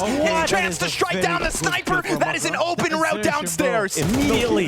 Lucky almost catching a player falling off of the rafters. Now this is going to preoccupy a player per team, they're but he slowing just down doesn't Vent. want him to drop down the vents. Slick move from PR to get close. Can he do it again? Maka missed shot this time. Bomb planter gets away. It's 89 damage, but Masuda lives on. He's staying in the Headshots sight. are dead. Torzi's watching the flank. He misses his shot. Lucky's arrival perfectly timed. Zelex to show us something, uses the smoke to cross out. It fades, and he's found. They pulled it off. You're joking. 3D Max strike first in a T round with a lucky 3K. His multi-frag's fantastic. We're taking this round. I can't even believe that. That miss and secret, bro. That was meant to. Xerxin Then missing again, 2 there or was 3 a bullets miss inside a from, secret, from, allowed the op to get a Xerxin line. run, yeah. That was well And just. Torzi. An instant rotate down. Xerxin and Torzi with 2 both kills outside. That That's might not Word. Yeah, Torzi missing the op there was not good. He could have waited. I don't know. It's easier said than done. It's easier said than done. That's the thing in the heat of the moment. Like These guys really thrive in the chaos. They're in overtime. They're about to Put Mouse on notice about to lose that map instantly to the lowest. in OT. 3D Max haven't Man, played 1 good T for round. months, and they're That can about to easily be lose. enough. They have That's best pick. They've played the map 4 times so far. 3D Max. Mauser on notice. With 0% win rate. And without They're about timeouts to too. break it and do a set 20% win rate just with this game. It's untenable, the amount of If they win mistakes it, they they've win made it. so far this game. And I only say that because it's a team of this I caliber. like how I can hear them talking. Obviously, I don't know what they're saying. You have to it's a give different language. context. And some of those mistakes hearing their the own French, doing, French, some of those human mistakes talk. feel I like don't know they what were they're saying, but I can hear caused them by talking. 3D Max. I can hear words coming out of their mouth. I can hear noises. Thriving That's what in the normally comes chaos. Okay, let's see if Double Exertion is Molotov gonna into the fuck up secret again. stairs, Okay, gets the okay, CT to peel back. Spinks is not going to be able to retain any kind of control I outside. feel like Exertions is know like, the man, setup. after that, Double you score molly secret. there. I can't Man, this do is something different. We waited until OT to get this many players in garage. What a catch. Masuda just swoops down into his demise. PR's collected the kill to Gravity. 3v5 demanded a 3D Max. they But can get one Xerxin more, is cut off and having to fall back into his own spawn. I feel like they didn't even know Xerxin was there with the way Masuda died. Lucky. But now Lucky's going to be hyper aware of it. This is still not an easy shot, even if you know where the fight is. Kersey down lower, loses his head to Spinks. Lucky's got a tough duel here towards spawn. He'll happily take it. 2v5. And now, I thought that was him. It's Zelex dead instead, so this round absolutely fizzles out. We try something different from the 3D Max camp, and it will net them not any space towards a bomb site, not any kills. Yeah, Mal's going to have to fight for this one. Like a contract. With that first round, 3D Max. Yeah, I know. Imagine it's a contract thing. If you I'm lose sure the they game, feel you're they have the game if they grab this last one. That's how they keep their players. They give them these ultimate. Xerxin with like 2 you inches of make space your is catching area these up, buddy. unbelievable kills. I That's mean, kind of like an unwritten contractual obligation with any athletic sports person. A football team. Kersey If caught you're off by coach, the you're off going, angle, never opened the you're doors best. downstairs. The player, not the coach. I mean, I know. but I think feels it's like easier 3D Max have to gotten count the away coach with than a player. lot of Broke upper out the pops, clipboard but also without That's being their too last time repetitive. out. They've really dressed Yes. it up Last differently a time lot out of with rounds. They're Ah, involving if we're gonna see outside a more lot time more also, than I it's with thought map they three. would, considering you know how little success and how little they played the map I'll be honest. in recent times. I And take another overtime to enter the max winning it rather than a third net. True, I agree. ironically, the round they win, it's a 2K from PR on the ramp, So, where he's been right, it's actually 3 rounds, right? fantastic. And a half. Or 4. It's probably It's been the the last round as well. most solid portion of the This is map probably out the of most Mouse. important one for 3D Max to win. Yes and no, because you're going on the T side next. I want to just like shout. Sorry, I'm interrupting you. I want to shout like, be louder. So what you saying? Don't be performative. I was improving when I was as a fan here. As a fan, but now you are a co-streamer, you are Pure Royale. No, press. I said I don't think it's that important for 3D Mac. I mean, it is, but I think it will is definitely as well. help. It would help, but they're on the CT Just side. don't miss. Next, so I It's a great spot for Torzy. CeRN, top of the board, but already Lucky did manage to exit, so at least your offer has been removed from the site. 3D Max will have that to work with. Kersey doesn't pick up the duel. Maka trades, and he's not able to get that shot back up to the rafters. They will stuff the approach this time. It is 2 rounds in OT for Mouse's defense. You gotta say it, man. CeRN in these critical moments, just the 1Ks that he's getting, is just driving the round forward, keeping player advantage, drawing attention from one player so that another can rotate in. And there's been tons of pressure on him inside a mini. 3 rounds and they win. That's it. 2 rounds they get double domination.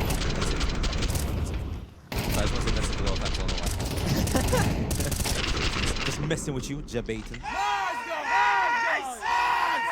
Oh, they enjoyed that. They enjoyed that. I don't blame them. I don't blame them. Now, this is, I think, where Mouse is gonna get tested a little bit, because last time they had played against. First half. Mouse instantly trying to give Torzy an angle through Squeaky. Nobody oversteps it. Does Kersey have the nerve? The true power. Let's put it like that. It's a dangerous game I feel like in that doorway. If Mouse win this round, it's game over, and I don't see 3D Max forcing. We can already see this movement from Mouse over towards the ramp. 3 players inside of Trophy, bomb included. Masuda 13 and 20. Yeah, he's been no PR, I'll tell you that much for free. Has to win this is the place to go, and also very little support for him, so great combination of reasons to attack. And that gap has existed multiple times throughout regulation, right? His closest rotator is nowhere to be found. You've got Lucky throwing grenades outside because of that fake wall of smokes. This is all on Masuda. Delivers the first one clean and at least escapes. This is something for 3D Max to work with. That's officially his best ramp round ever. Out of there, he gets his kill, unscathed as well. Kersey climbs up to hut roof. Maka, passive angle from Lockers. This crawl forward out of Mouse is going to give them space to the perimeter of that lower bomb site. And while Masuda got away undamaged, there's nobody else just yet. It is Lucky to press in behind them. Could not be better. This is efficiency to the max. Easy flank. Lucky gets his. We go 5 versus 3. Suddenly, Mauser definitely going to feel squeezed. He tries to attack at the heels. Masuda's going to hear that drop into the dark room. Kersey's won the 1v1 lurk battle upstairs. This is going to perfection until Zelex gets his one. But 3D Max will be happy with that. Masuda with the peel away. It's exactly what they needed. It's the only time he's both gotten a kill and got out. You can honestly get out without a frag and still be doing your job as a ramp player. It's not the perfect situation. If you're a god like PR has been, you can get 2 and stay alive. That's not expected of you unless you're literally Rops. For Masuda to do this is already improvement from what we've seen in the first half. And I, again, don't blame Mouse for trying to test him one more time because he failed, I think, every single round that he was holding. Fuck you. Still a scary scene to see him left to his own devices like he was. Yes, it's always not, it's also, as you're saying, not always his fault. If there's no one on Turnpike to catch a rotation, to come in and frag after he gets the first kill, well, there's also only so much that you can do. But we could also see that gap created by Mouse's smokes outside. He had Lucky with hands busy chucking nades. But as Mouse showed nothing outdoors except for that utility, it's CeRN over Kersey this time. Kersey first walking out in front of the smoke. That's a free one for Maka. There goes your man advantage. And CeRN tagged down to 1/3 of his health. 2 players in close proximity, but he's going to announce himself downstairs. Drops that utility, causes a scramble. Opch! Oh, but it stays alive. It shuts off the ramp. PR, nothing. And now it's only those 2 guys. 3D Max up to the 4v2. That was a scramble across the map. And it is 3D Max to come out better off than Mouse. The last 2 remaining paces with the bomb in their possession here on the A site. It's the only thing they've earned a chance at the plant. They find the right play very quickly, immediately in this 2-on-4. Don't write him off just yet. Spinx is trying to take this to another level. He's pushed back out into the hut. It leaves Torzy alone. Man, he's going to have to multi-frag as they set themselves up through the heavens. And also the player in the backdrop towards spawn. That's Flash's set up for this heaven push. Masuda's going to late play because of that low HP. They're already out. Torzy pops up. 2 headshots. No way. A triple from Torzy. Bomb past the halfway point. Spinx off of the flashbang. A jump and a bait. They'll secure this. No. Wow! 2v4 and Maus take 15. It's the triangle of doom on Torji. What a beautiful sequence from him. That's a terrible round to lose. Spinks just staying out of the way. For the mental Fair games play. as well. It had to be that clean from Torji. Gets the third player out. Instant transition into gravity. Players have pushed it fast, and Masuda had to be the first to break out the team. And the prediction over on main. They picked him all one by one. Yeah, there's ridiculous rifle work to stay alive. 100%. Maus's first chance to win their map pick. Out-aimed. What a flash.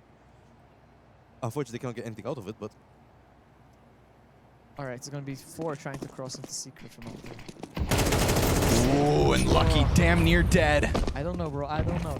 Lucky low on HP now. as well. Big drop down through secret. Lucky's the guy to rotate. Half health, but he keeps it so clean. Oh, and 2 fan rotators and a lower player. Oh, Masuda blasted out of it as PR gets right back to the headshots, but this isn't all of Maus in their entirety. Although Bomb is here on Torji, and he's able to adapt to that Kersey off angle, unexpected position, and now Maus have the one-man edge. Well, they know Lucky was down here. He's the one who got the kill, still alive.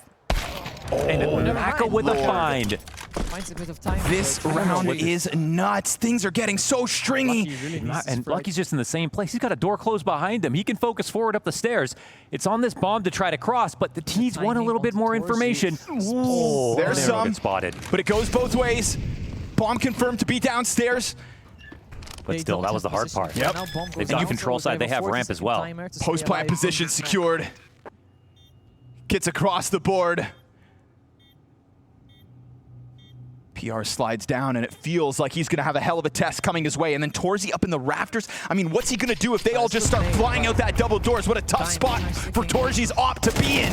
PR full blind, dead with nothing. Torzi's hoping that they come in from single. And as he tries to get into the cover now, they're dropping Yuto on the other side. He's going to go down with nothing. It needs to be Spinks, the trade out of Maka.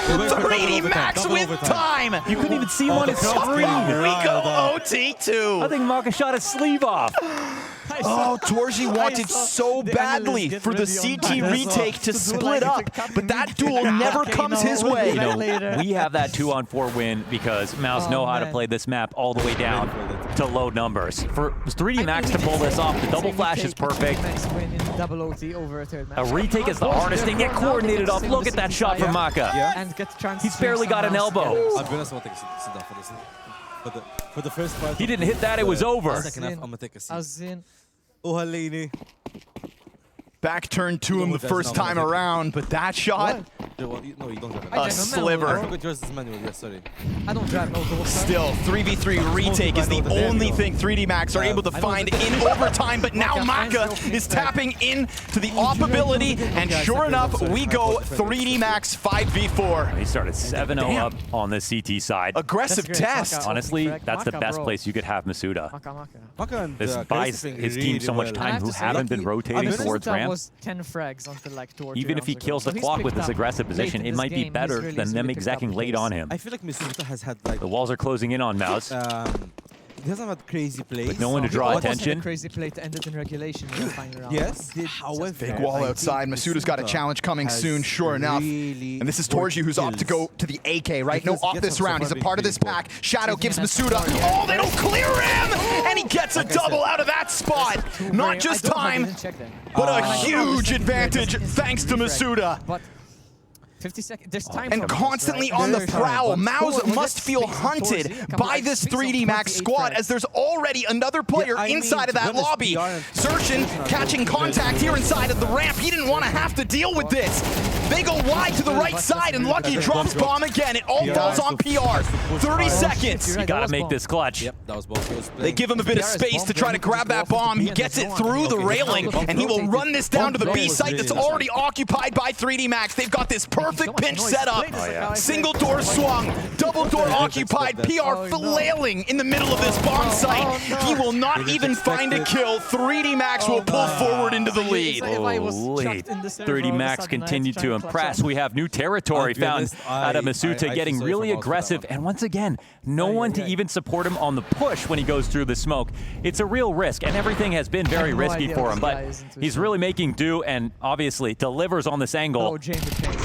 I really love your It's not a great Game clear play out of skills. I'm Zelix. afraid Thought this- about it for a second, looked away. I'm afraid it's been Playing, I misjudged. appreciate that. However, that And that aim definitely is, increased his odds of multi-killing. Just ignore that. Yeah, I'm aware. You don't have to block it. Just leave it It's really funny. Hey, bro. there. Live in bro. Jamie, if you're not a bot, say 6. Oh my He's not gonna. He's not gonna. That's how we Oh, know. dangerous, always. And these two have been locking horns throughout both sides. It is curse you to walk away, worse for wear. I'm joking. A slight liability on that 8th floor. Okay, so I think if GD Max managed to get all 3 rounds, Oh, I think then they take that. But I mean, PR's position revealed. Masuda's going to have a challenge coming his way, but it's a different angle. Oh, but he start dropping nades. They're going to swing into him, and he'll deliver his one. Oh my god, the fire damn near spreads, but look at this. It's held! Torji turns around. A second one as well. Mad awareness out of Torji. Because it's starting to be the 3D Max swagger that they attack the flank like that. So Torji locked in on the hold. And you're not going to get away with it that time. I was like, man, at some point, when are they going to help Masuda? But also, is he just going to keep getting better and better? Is his damage nearly a kill and a half? And again, if not for Torji turning around. Longer, he dies from the increase Oh, in quality. 100%. Massive jeopardy. Those 2 kills in the back are really good for them as well. Turned in the right time. If you went just half a second sooner. That's meeting the quota of the first Oh, you're overtime. gonna stand up now. You're gonna stand up again, My legs got a little break. Yeah. Nobody yet to win. 2 on the T side in OT. Ooh, what's happening here? Masuda's already left his post. 3D. Max? No, I'm just 3D size. Looking to come in. I feel like he's Actually, I just think I'm more over than encumbered with damage. Oh, it's gonna be responsibilities. fight down Like, ramp. they Oh can, my yeah, God. go ahead and take It's this. like There's me playing not even a target here. You got 2 players rotating back in, but by the time you get into the ramp, it's going to be Maus all over your lower bomb site. We have to be a full road. They're going to try to retain position for the retake. They can't hold the side. Kersey smoked off. All the control. Damn near double lineup. Kersey tries to test the smoke, but they're so ready for that kind of a scramble. Maus gain man advantage off of the push from 3D Max. Just becomes incredibly desperate at that moment. Like Maus are about to do that. Could have tried to maybe corral the bomb site. Could have waited to see if Maus had to push off. When you had 2 players ready to flush them down the ramp. But Kersey runs wild, goes down empty-handed, and now trying to regain a bomb site with man disadvantage. Tough ask of 3D Max. At least they flashed Torji once, but he regains vision. They're going to drop fire at his feet, flush him out of here. But he's fine.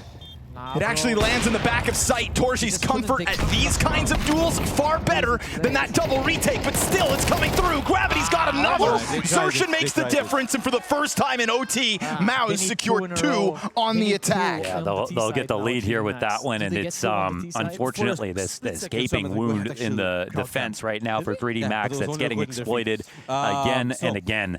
You said they need 2 rounds. Guaranteed third OT. And are they gonna win 2 rounds on the T side? Nobody's done it yet, apart from Maus just now. So I really feel like Masuda can't clone himself. 3. And Maus are being pragmatic. They're going where definitely 3D Max haven't tried to stop them from going. I believe that 3D Max giving up ramp there was really bad. Yeah, I don't know why there was no one there. You need at least one person just to get the sheer, just presence. And now Maus are in the driver's seat. They'll burn a timeout. Every time you go into overtime, with a round lead. You get an extra timeout. And in a battle of the weak T sides, Maus finally get majority rounds. It might have fucked up big time. No, I don't think so. I don't think he did anything. Safe to say at this point, anyone could have won this game, but yes, I hit the switch and the guy went full blackout. Battle rages on. Yeah, there's no argument to want to be 3D Max in this position. You'd still rather take the CT side. You just had to sit down. Huh? With a 1-round lead. Keep that box away from me, actually. He just had to sit down. He couldn't help himself. It's not because I stuck, because I put the chair away and how I pushed it. Maus' wall of smokes on the attack had so much of 3D Max's attention allocated to it. Xertion's going to try to follow them through. Oh, it's a brave move to make, but he's in the middle of it. Garage player turns right back around and executes him with only his 1. A 1-for-1 on Xertion outside is, I feel like, a win. He's behind me. You have to stomach some damage on Maka in the process, but I feel like if they kill Torji could catch this off. Of course, he gets a frag here. They might not. Oh, they're worried about it. You're putting him on high alert, and sure enough, he'll deliver his. Gravity's down, Mao's man advantage. Yeah. And Maka walks the no man's land. But given space, as Spinx is going to test the flank. This is classic 3D Max used against them. But he still just keeps missing these timings. Lucky has yet to consider his flank. And so is Sitting Duck. I think that's all she Sure wrote. enough, Spinx keeps on the threat. And now last two players at 3D Max. Oh, they've gone unnoticed. But you can see PR still considering the threat. Finds the timing on the bomb carrier. And it's going to be Maus securing themselves 2 chances to close down Nuke. Is this a map tree? I think this is a map tree. A hell of a hard-fought battle. 20 seconds left. Maka hears that drop out of heaven, knows this position would be open. Shouldn't be able to get away with the plant. Ain't no way. Ain't no fucking way. I mean, now it's man's done for. Impossible to get out of here, surely. Threats in all directions. Okay. Easy trade for Torji. Let him rack up those frags. 33rd kill collected by Torji. Driving force in Maus's success on Nuke. They will take 18. Could have been a couple of chances for 3D Max to close this game, but looks like Maus have finally started to get warmed up. 100%. I've seen Silver Fewer mistakes, some great positioning. And even Xerxin dying outside, he doesn't leave without a kill. I think most of the time when he's gotten caught off, it's been inside of Mini. When he's been roaming, he's had a lot more success. Oh, there we go.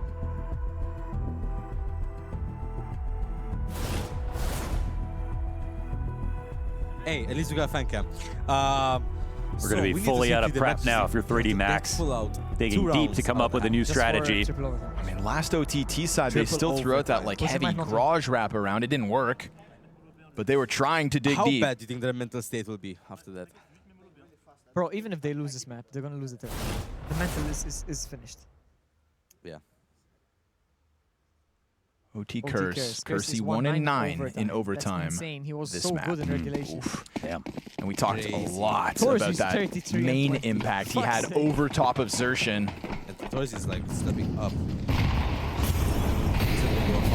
Bodies outer. Look at this. Oh, no way! That's free for Torzi. Torzi just hammers it home with the lobby crunch. He did not stop running. They make it 35. Aggressive off the rip. Now you've got the secret player also looking to get into the action, dueling with Maka up above. Spinx wasn't ready though. Players come wide. Maka damn near dead. Wait, they know he's over here. Look how he's hiding. Oh, Xerxin. Xerxin's gonna get blindsided. Sure, Zelak still strikes. Trade's good from Masuda. PR preoccupied outer. And off of the rip with that man advantage, somehow 3D Max have bounced back into it. Don't tell me this is still alive. I mean, Torzi's still got a good line. I know he's there? I don't think so. No, I don't think Bomb's roaming around, but... Lobby entrance, back turn from Torzi. What a flank. No way 3D Max fight on. So many players outside. I mean, what a move for Maka. I mean, even hiding from Xerxin when he was pushing outside on red. That's from a 4v5. PR knows he's got a target out here somewhere. Needs to deal with that first. Just waiting for him. And a fast step and Gravity just killing the clock. They know he's here now. 27 damage off that. Let's see, a smoke and let's see how risky he wants to get. Make it happen. Molotov first, frag to get him in here. Okay. Top hut held. Oh, scary when Masuda doesn't get that insta-kill because his teammate has 10 HP. But what a chaotic spot for 3D Max to find themselves in, not only after the man disadvantage from that aggressive Torzi push, but all the things that could have gone wrong outside. 3 people pushing that. And they come out on top of it. Maybe an open door offered by Spinx, who was playing with nades. By the way, that was off the tac pod. Something, like you said, brand new, where they've been bringing in brand new stuff into overtime. I'll be going home. It's the perfect risk. Is you a bang? Door off the hinges. Oh, these oversimplified A-hits have gone badly for 3D Max before. And sure enough, 5v3. When they don't come in through main, it gets shredded. This round, no different, but is the recovery truly underway? 2 versus 4, the first step's clean. Maka needs to grab bomb and also dodge all looming threats. I love this layer. Throw a body up, try to catch this player off. Smoke fades and they've done it. Numbers even down. They've got the edge. They've got another OT. Look at the fans. Style points from 3D Max. A reverse boost into heaven. From a 2v5. That was an insane round. Like, it was over. To stay alive. That's insane. They are the chaos. Oh my god. Someone's shouting at people. Can you believe your eyes? Should have been ready for that. That was crazy. Literally, but guess what the Falcon was doing? Nothing. Not even one of them died. With that anger, nothing. Absolute perfection. Flashes of exactly what Maus did back in regulation. 2v4 A site. I don't know. But I'm just This is a new level. We're getting on a 3D Max. Oh, I didn't see. What Xertion right behind the red box. That's going to catch you off, Elgar.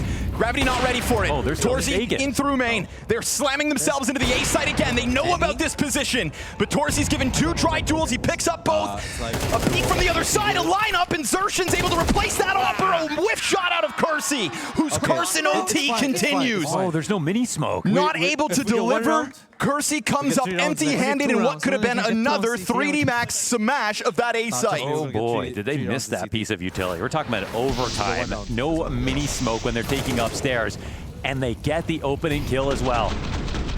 It was 2v4. This should have been no chance from Torzsi, and he ends up getting 2 from this spot. Plus Xertion's 3 kills out of that main presence from Maus. Critical error here from 3D Max as this game's gone on. They trip over their own feet on that one. It's an electric tempo, and it's this constantly evolving threat of Xertion outside. You can feel Maka nervous about it. Nobody's on 30. And sure enough, Xertion still trying to press into his opponents. Never used this spot. No, but those shots come right through, looking to keep his head tucked. But as he stays hidden, it has opened a door for 3D Max to surpass him. He's padded it perfectly. Kersey's going to walk into him. That's better. Super aware of this. Man advantage earned off of Kersey, who is looking for a chance to get back to the sort of form he had in regulation.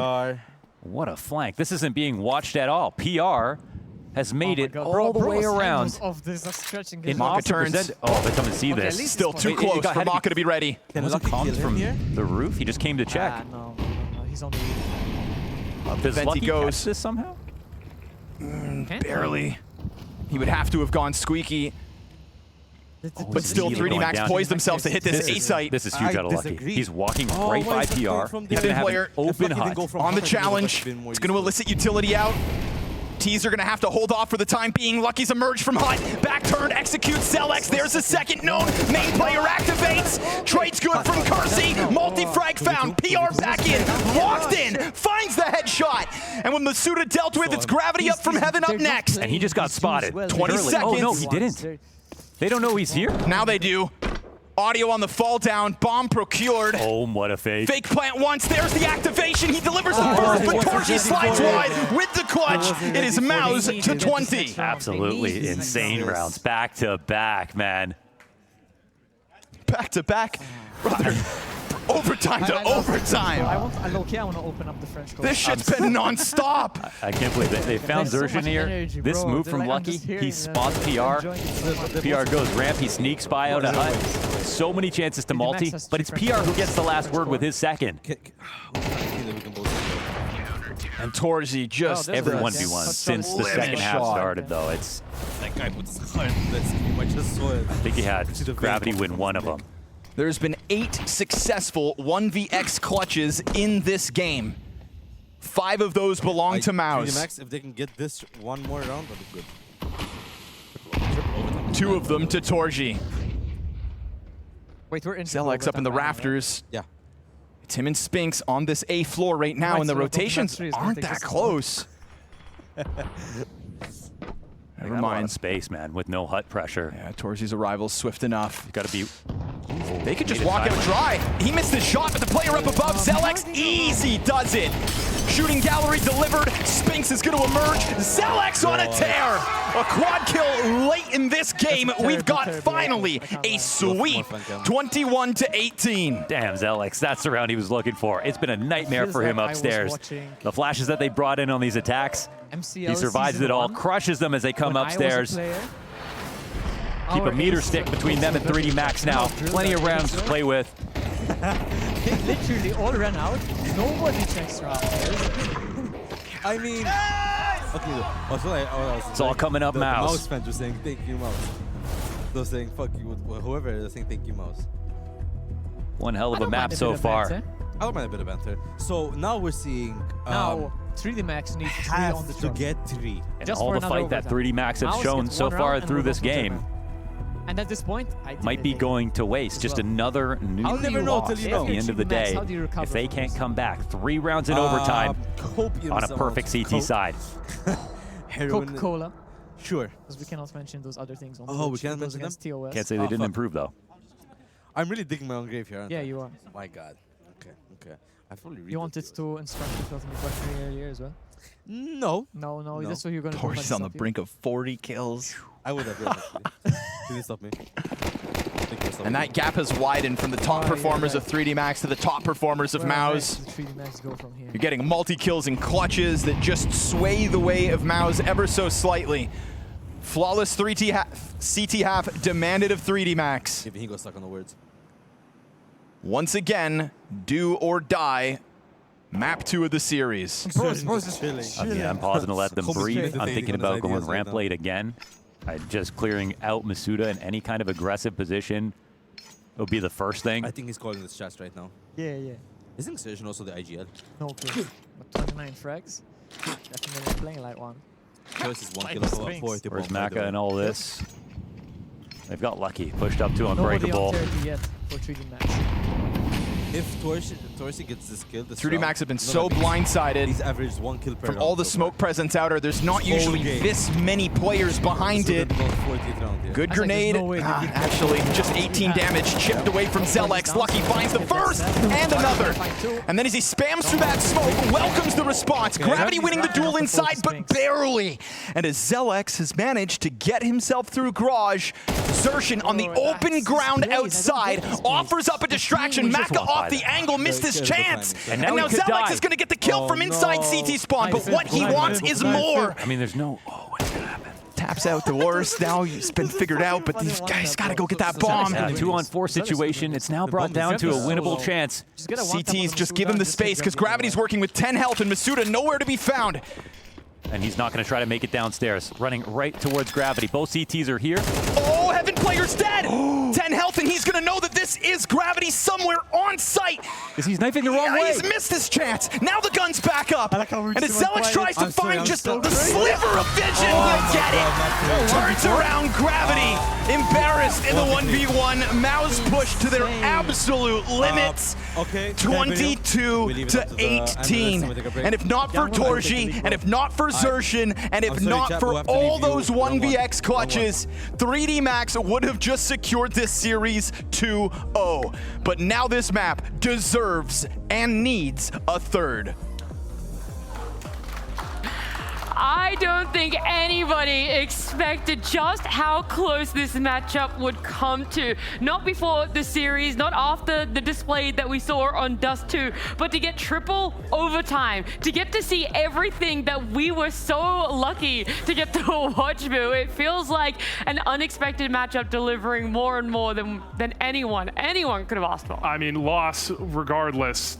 3D Max made some fans off that one. Yeah. Some of the plays they were making in that game, even with the loss, with I would say inferior firepower across the board, and they're still pulling out a triple OT game. And Maus, they just bought enough time for Torji to come activate. I mean, we talked about Torji in the pregame. The question is his current form. He is insane right now. It's almost a shame that 3D Max walks away from this with still a 0% win rate on Nuke. It doesn't even compute for me with how well they played themselves back into this game against Maus. I mean, they were absolutely pushing this one. All right, guys, I am once again joined by Aiden. Welcome back. And now we're going to be talking something a little bit different. First, we heard about Blast Roots, which was a great opportunity for the players in Malta. But now we're going to hear a bit about Blast shadowing programs. So if maybe, you're not like the players we see on stage, maybe you're a bit like me, more of a bot. These are still some things you can get involved in if you are a big fan of esports. So take it away. Cool, yeah. So with Blast Roots, we're doing a shadow program here in Malta. And essentially, if you don't know what a shadow program is, you actually participated. Yes. Once or twice? Once, but I'm going to be doing it on Saturday as well. Correct, yes. So he'll be doing his second shadow program, but basically it's an opportunity that we're giving to local students, local esports members. You don't have to be a student, you have to be in school. But essentially you're able to shadow with a Blast employee with one of our Blast teams. We believe that this experience that we're giving to students can, not only teach them about the world of Tier 1 esports, because you're following along with a Blast employee while at a Tier 1 esports event, It's a kind of, not really, I wouldn't say once in a lifetime because you're doing it for a second time, but it's a very crucial experience for a lot of people. And people, maybe you don't love esports, you don't love gaming. However, you might like something about Blast, something that we provide in our Shadow program. So you can kind of see that connection. And that's really what it's all about, is providing the experience for students. Essentially, they come for about an hour. On Saturday, actually, we still have some openings. So so if anyone wants, yeah, reach out. absolutely. The link for that will be sent into the CS2 Discord.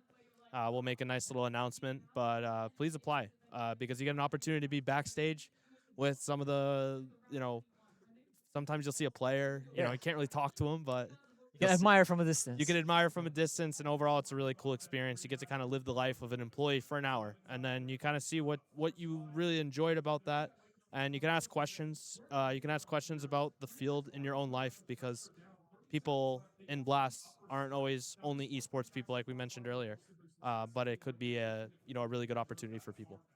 You mentioned the Shadow programs, you mentioned the opportunities they present. Can you go a bit more in depth about some specific Shadow programs that players can apply for? Absolutely. So for this upcoming Saturday, we're hosting 4 different teams. We have the player manager team, which you've done before. Yeah. The player managers essentially escort the teams, make sure they're on stage on time. Carry their bags off stage then. Carry their bags, work out transportation, assist with sending them up to the co-streaming booths.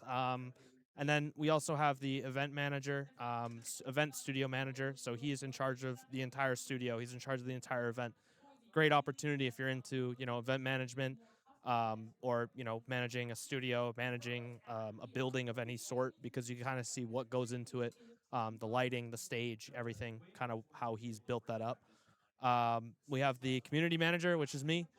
So you kind of see what goes into the community projects, not just in Malta, but Blast initiatives around the world, and what we're trying to do in elevating, grassroots esports, which is a very big emphasis not only at Blast but also Gaming Malta. And then the 4th team is going to blanking on the spot. Put you on the spot, yeah. So we have event manager, tournament operations. Yeah. Tournament operations sits backstage. They manage everything with the server. They make sure everything's running smoothly. Timeouts. Hey, I need a drink on stage. Can you please bring me a drink? Referees, and overall, they're, making sure everything works. They're right. I point back there because they're right behind that that screen right there. But overall, it's a great experience, and it's a experience of a lifetime, to be honest. Not just once in a lifetime, because some people get to do it twice. Different team though. But, yeah, of course. You'll be with me on Saturday. But overall, it's a great experience. Yeah, so you guys heard Aiden. Still some openings, a great experience all around. So link will be in the CS2 Discord. You can find it in the description of our Twitch channel as well. Make sure to join, have a look, and we hope to see you on Saturday. Yeah. Back to the analyst desk, though, for Map 3. And in an environment where it's do or die, you're starting to see why he's been such an elite player for years now. And we're seeing a lot of highlights from regulation, but I think the key here is how he powered up into overtime. You don't typically see Torji, as of recent, pulling out these carry performances where he goes for the opening plays, he goes for the hut push with the op in a pivotal round. He had the confidence into the overtime to actually carry his team and put them on his back in a way you don't usually see. A statement being made for Torzi on who he is as a player, but on the flip side, there's also statements being made from 3D Max as a team, as individuals. They get themselves into a position in second overtime where, again, they're in a 2v5, and you go, there's no way they're going to be able to win this one and put themselves in a position to be seeing a third overtime. But my goodness, again, they just over-deliver and make so many more fans of the 3D Max viewers out there. The way that this round played out, it was unbelievable. I feel like this is one of the best team play rounds I have seen. I mean, it's easily the best I've seen this season. But I don't know if I expand it for the rest, but the idea to boost into heaven, to catch Torzi with this off angle, because you're now in the rafters, is just, it's pure brilliance. I can't believe they assembled that plan so quickly, because as soon as they had that idea, you could see both players start jumping up Tetris, and I think that's the kind of moment where everybody on 3D Max is relishing the fact that they're on a French-speaking team, because you were so so quickly able to assemble that boost, put that plan in place, whereas the guys that we talked to from 3D Max that have played on English-speaking rosters, now that all of them are coming back, they're just so happy because they know they can just turn on a dime in those kinds of moments. So many times in situations like that, you see a team go for a boost on Hut and they get caught. They're a second late, they're 2 seconds late, that smoke comes down. The smoke came down right after he got boosted. He was barely up there. 2 seconds later, and he's getting caught with his pants down, getting boosted up. Instead, I think you're right, the communication, the speed of rotations, of plays, and after plans and retakes from 3D Max here, incredible. That is a breathtaking round. I honestly don't think there's a duo out there that could have been able to do what they did in that situation. Of course, I'm exaggerating a little bit because maybe you guys at home, you think you and your duo could do it, and if you wanted to put your skills to the test, you could head on over to Refrag because there are so many different scenarios. That is blowing my ears out right now. That's not a feature of the product. That's not a Refrag feature. They're also trying to deafen you to see if you can play out the crossfires in duo with no communication there. But yeah, you can have a lot of fun in their training modes. That's just the arena simulator for how loud it is when you win and the confetti comes out. That's actually the white noise that they're dealing with on stage, the players. I'll just say it as I do, that Refrag is by and large the best tool on the market or for free. It doesn't matter. Any way you can access it, it is easily the best way to get better at Counter-Strike. You're going through live simulations of rounds repeatedly. You're honing your skills in environments that are very much mimicking what you would see in a live match. So yeah, get on that. Get on refrag.gg/blast. Yeah, you don't get this type of practice playing against a standard bot in any other map. It mimics live scenarios, as you're saying. I think it probably is the best way to learn Counter-Strike or to improve your mechanics specifically. So when are you going to start using it, Vu? I have a subscription. I have a subscription to Refrag, and I used to use it when I played regularly. I was using it all the time, but it's been a while since I've launched the game. All right, well, I'm excited for you to dust it off. Show me what happens your before and after Refrag training montage there. But for now, we're going to head to a break because a very deserved and an extremely hype Map 3 is coming our way in Inferno.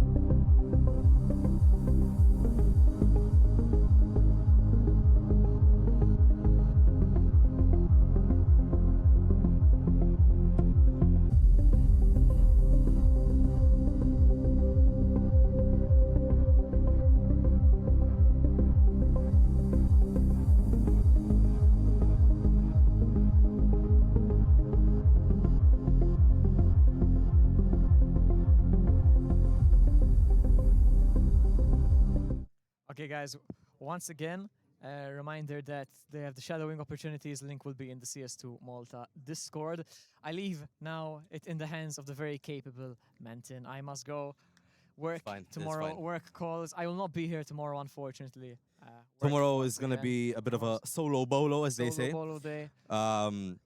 I wish you the best of luck. Thank I you, know thank you you. are very more than capable of doing so. I mean, I think the first map, or the first like series, I have good energy. Yeah, I feel like you just need I to just measure I it. need to like I have to make sure I have good energy for the second series. Yeah, but I'm sure you'll do a good job. Oh, I'll With manage that, it. I'll though, manage it. I'm gonna leave you guys. I'll see you on Saturday. Right before we leave, we'll do a dap up for the stream. Do one last All right, dap. look at my elbow. Look at yours. Okay, that was horrible. That was good See, enough. see, So, see. one Nice last seeing dap you. for Take the care, stream. brother. And we will see you guys. Well, I'll see you guys on Saturday. Menton's gonna take it away from now. See you guys soon. What was a nuke? They're going to triple overtime, and of course now that does mean we will be moving towards Inferno to decide who is the better team between MOUZ and 3D Max.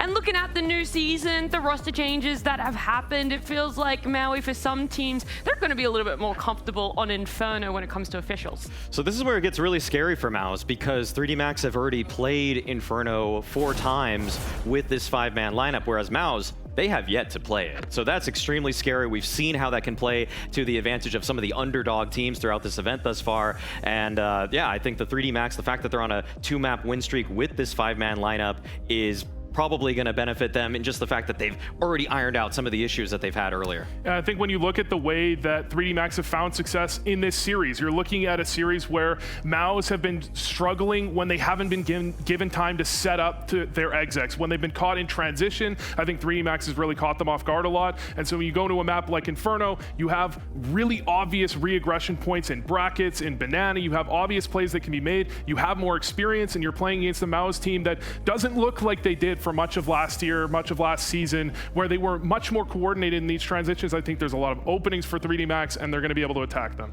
Now, because it's going all the way to map 3, I haven't really had the chance to ask you guys this yet, but do you think it's going to be a MOUZ victory or a 3D Max one, knowing the information you do have? Oh, I'm actually, after how well 3D Max played that nuke, I'm kind of feeling it. I think the upset is very, very possible here. I think that there's a lot of moving pieces here for MOUZ that I'm not sure if they're going to be able to put it together. 13-11 MOUZ. I can't pull the trigger. My heart says 3D Max. I love the way they're playing. I love the strategies. I don't want to hear a but. I love how fluent they are, but the problem is that MOUZ is just better individually to a degree with Torji activated. How could I predict 3D Max? Everything says 3D Max have a good chance, but MOUZ is going to manage to take it home. Well, I'll give everyone a better one, right? My heart says 3D Max, but let's hear what our casters think. Scrawny and Launders. That's a real smooth evasion, Nat. Well, I like what you have to say, but I think I actually am going to go with 3D Max. I won't lie. I mean, I think prediction says otherwise. Yes, it does. But in this game, based on what we've seen, when it comes to individual level, I mean, Torzi was awesome, but I saw lots of individual skill out of 3D Max. Lots of clutches and even teamwork that stood out above MOUZ 2v4s. They probably have better flashes. They got just as many opening kills. I mean, I don't know the numbers on that exactly. They did excellent work when it came to every portion of the round, many times in a row.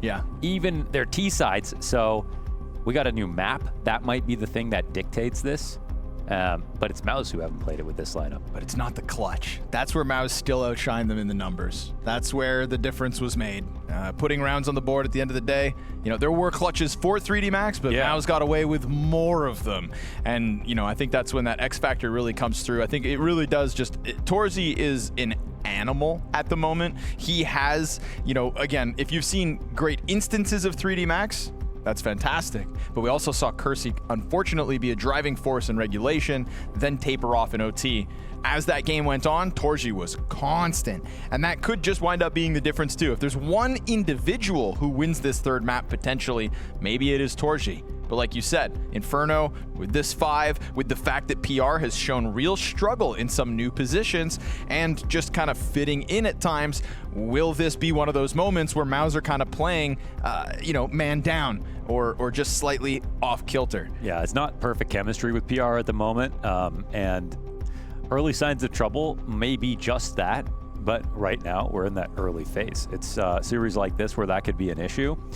We don't know if that gets solved right now. We don't have any Inferno data for MOUZ with this lineup, and so It is true. Kersey was kind of a worrying sign when B-Trans brought up that stat that he went 1-9 in overtime, but Gravity and Maka all the way to the end were inspiring, honestly. And it makes sense. They're the oldest dogs on this team, but they really did come close to bringing this home. I mean, you could look at that and go, yeah, like obviously, MOUZ won.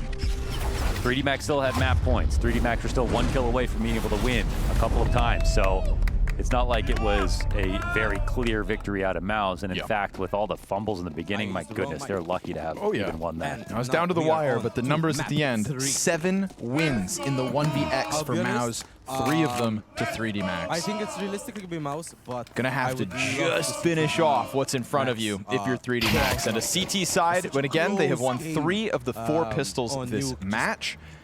We'll see if 3D Max can keep it up, because Masuda pushes forward, catches first blood over Spinks. It is going to activate MOUZ into the B bomb site.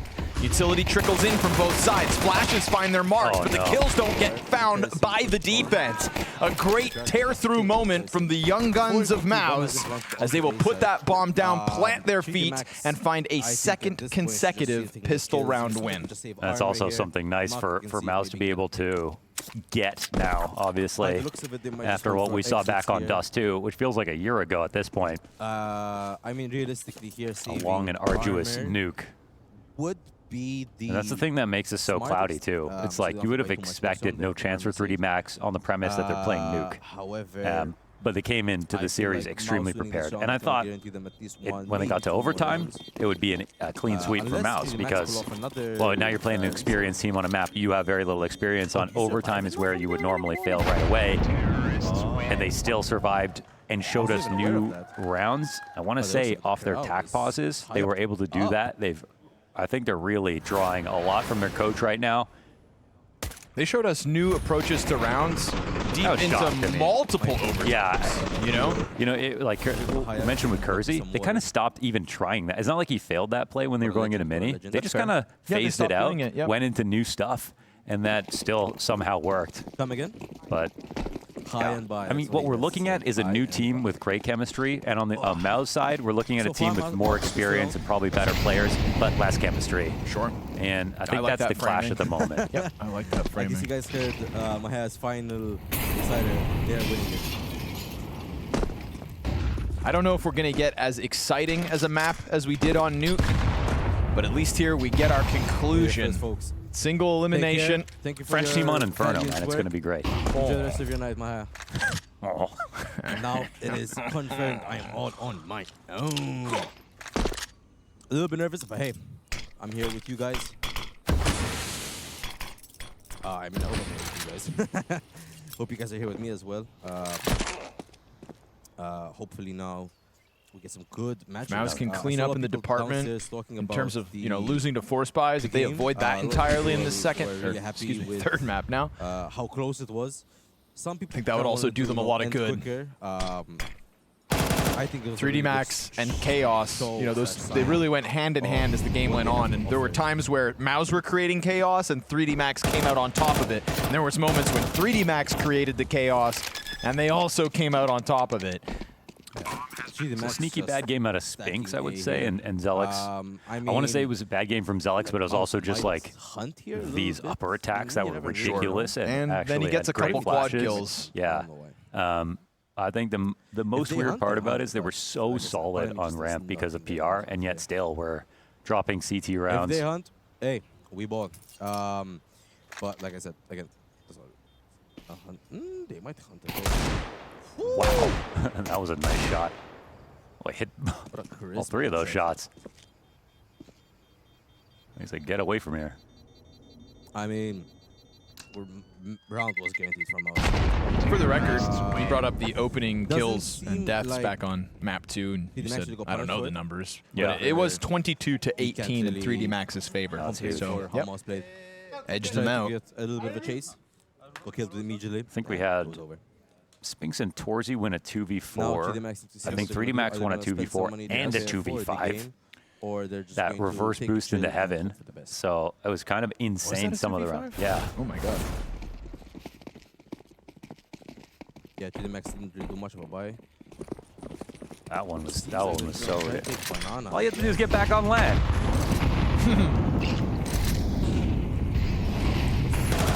Bringing into this gun round, or rather, round without guns. They buy up. Last round, save a few. Let's try to restart that. Everybody, excuse me. Let's restart. We've all got guns. Saving what they did in the last round and not getting full guns, 3D Max press into the rifles and find a 4v3. Please take it away. And now, Zelix really needs to be the difference. He'll secure that kill with 20 HP. It is a 3v3, however, HP-wise, Zelix is very low. And the bomb doesn't get Out caught. 2v3 now.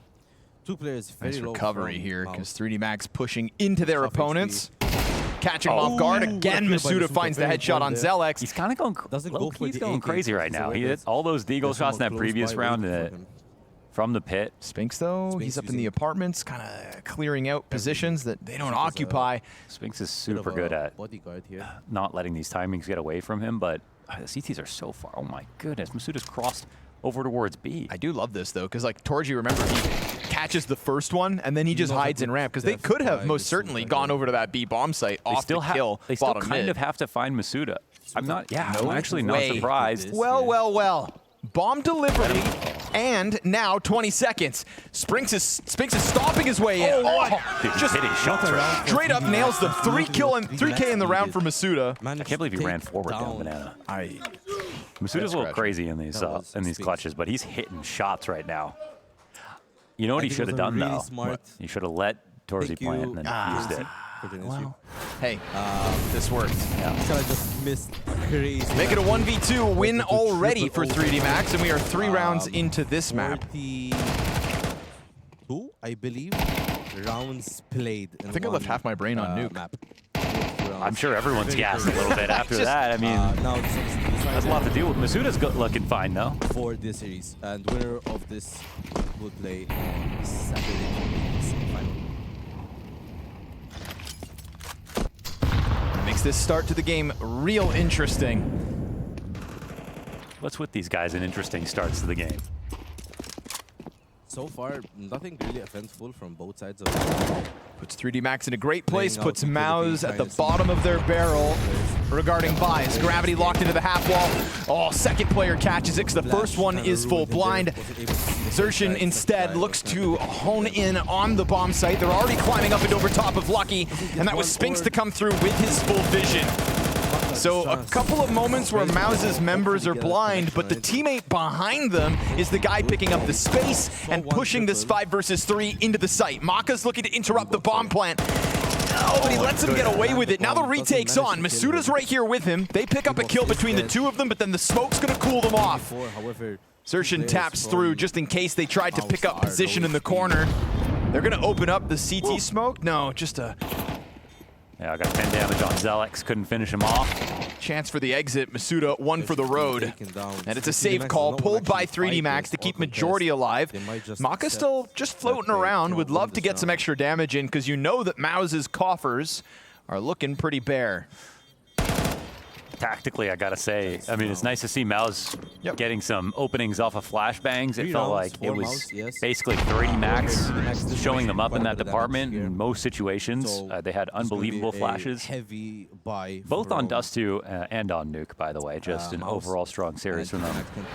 From a util perspective, back on Dust 2 was great on the HE front, I think, from Mouse. That was something to note. But this one straight up sets up the victory. Sorry, had pulled off 2 rounds ago.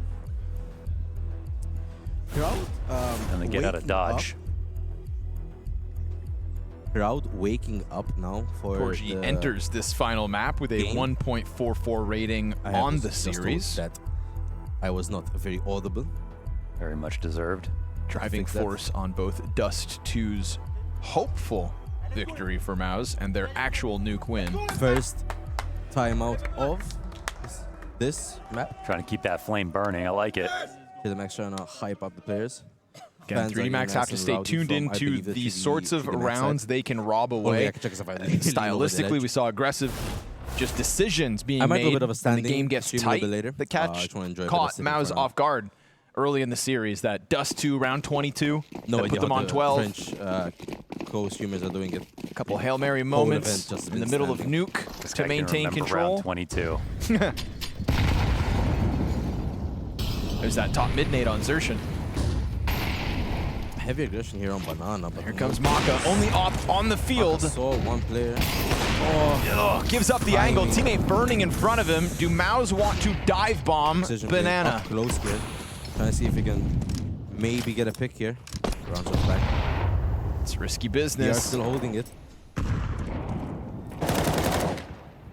They're slowly deciding if they're going to go back to Banana or not. I mean, they're moving up in Banana, throwing a smoke into A to kind of bait them. Just a fake smoke that Mac is in front of, but they just want to keep his attention. No flares are here. Gravity. Oh, maybe Misses wanted to the peek spray. into that fight. PR comes in, Lucky cleans has that to angle now hold nicely. downside Ball on again. Lucky's Galil. Oh, and PR coming just through the barely. wide side of the smoke. It is PhD on another PR moment here. where Maus Gives Maus just another work bomb their plant way here. into this B site. Oh boy, that's a problem. And Max all stacked on A here.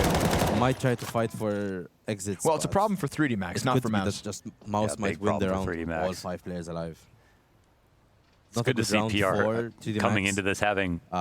However, it's like to be honest, it was if you either really he played compare from well last or they, map, you know, 3D Max they right could now win is without not him. the best mental.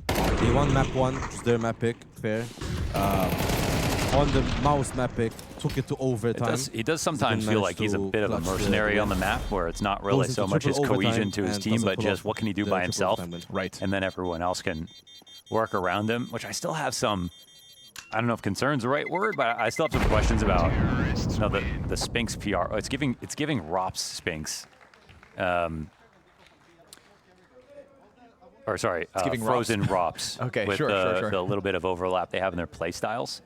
Maybe not necessarily just their flat out roles.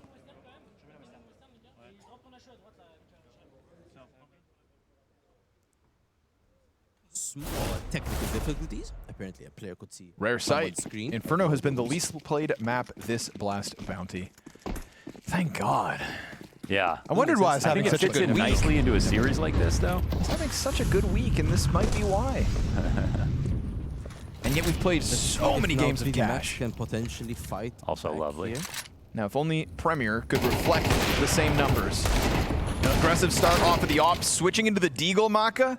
Ambitious, but under pressure, and good on him. It's a Masuda slide into the Trades Balk it room out, makes to get it that 4-4. kill back. And Kersey's got the op You're right, falling on away Kersey's from cross, middle but as the wasn't aware smoke of it. fades. They don't even shy Masuda's away pushing from this. here. They actually go What's back in searching? for more, and catches it Xerxin works. off But he guard still here. hasn't died yet, by Now the down way. to 4 3D Max, lovely stuff, sending Kersey missed the Masuda shot. in for the action. Hello, However, they Zelix do pushed lose up. mid-control because Kersey's missed op shot opens the door for Torji to come Blue link up Rider. with Zelex, who gets another kill gets on another this kill, bomb low site's HP though. approach. I mean, it looks like Masuda has to kill everybody.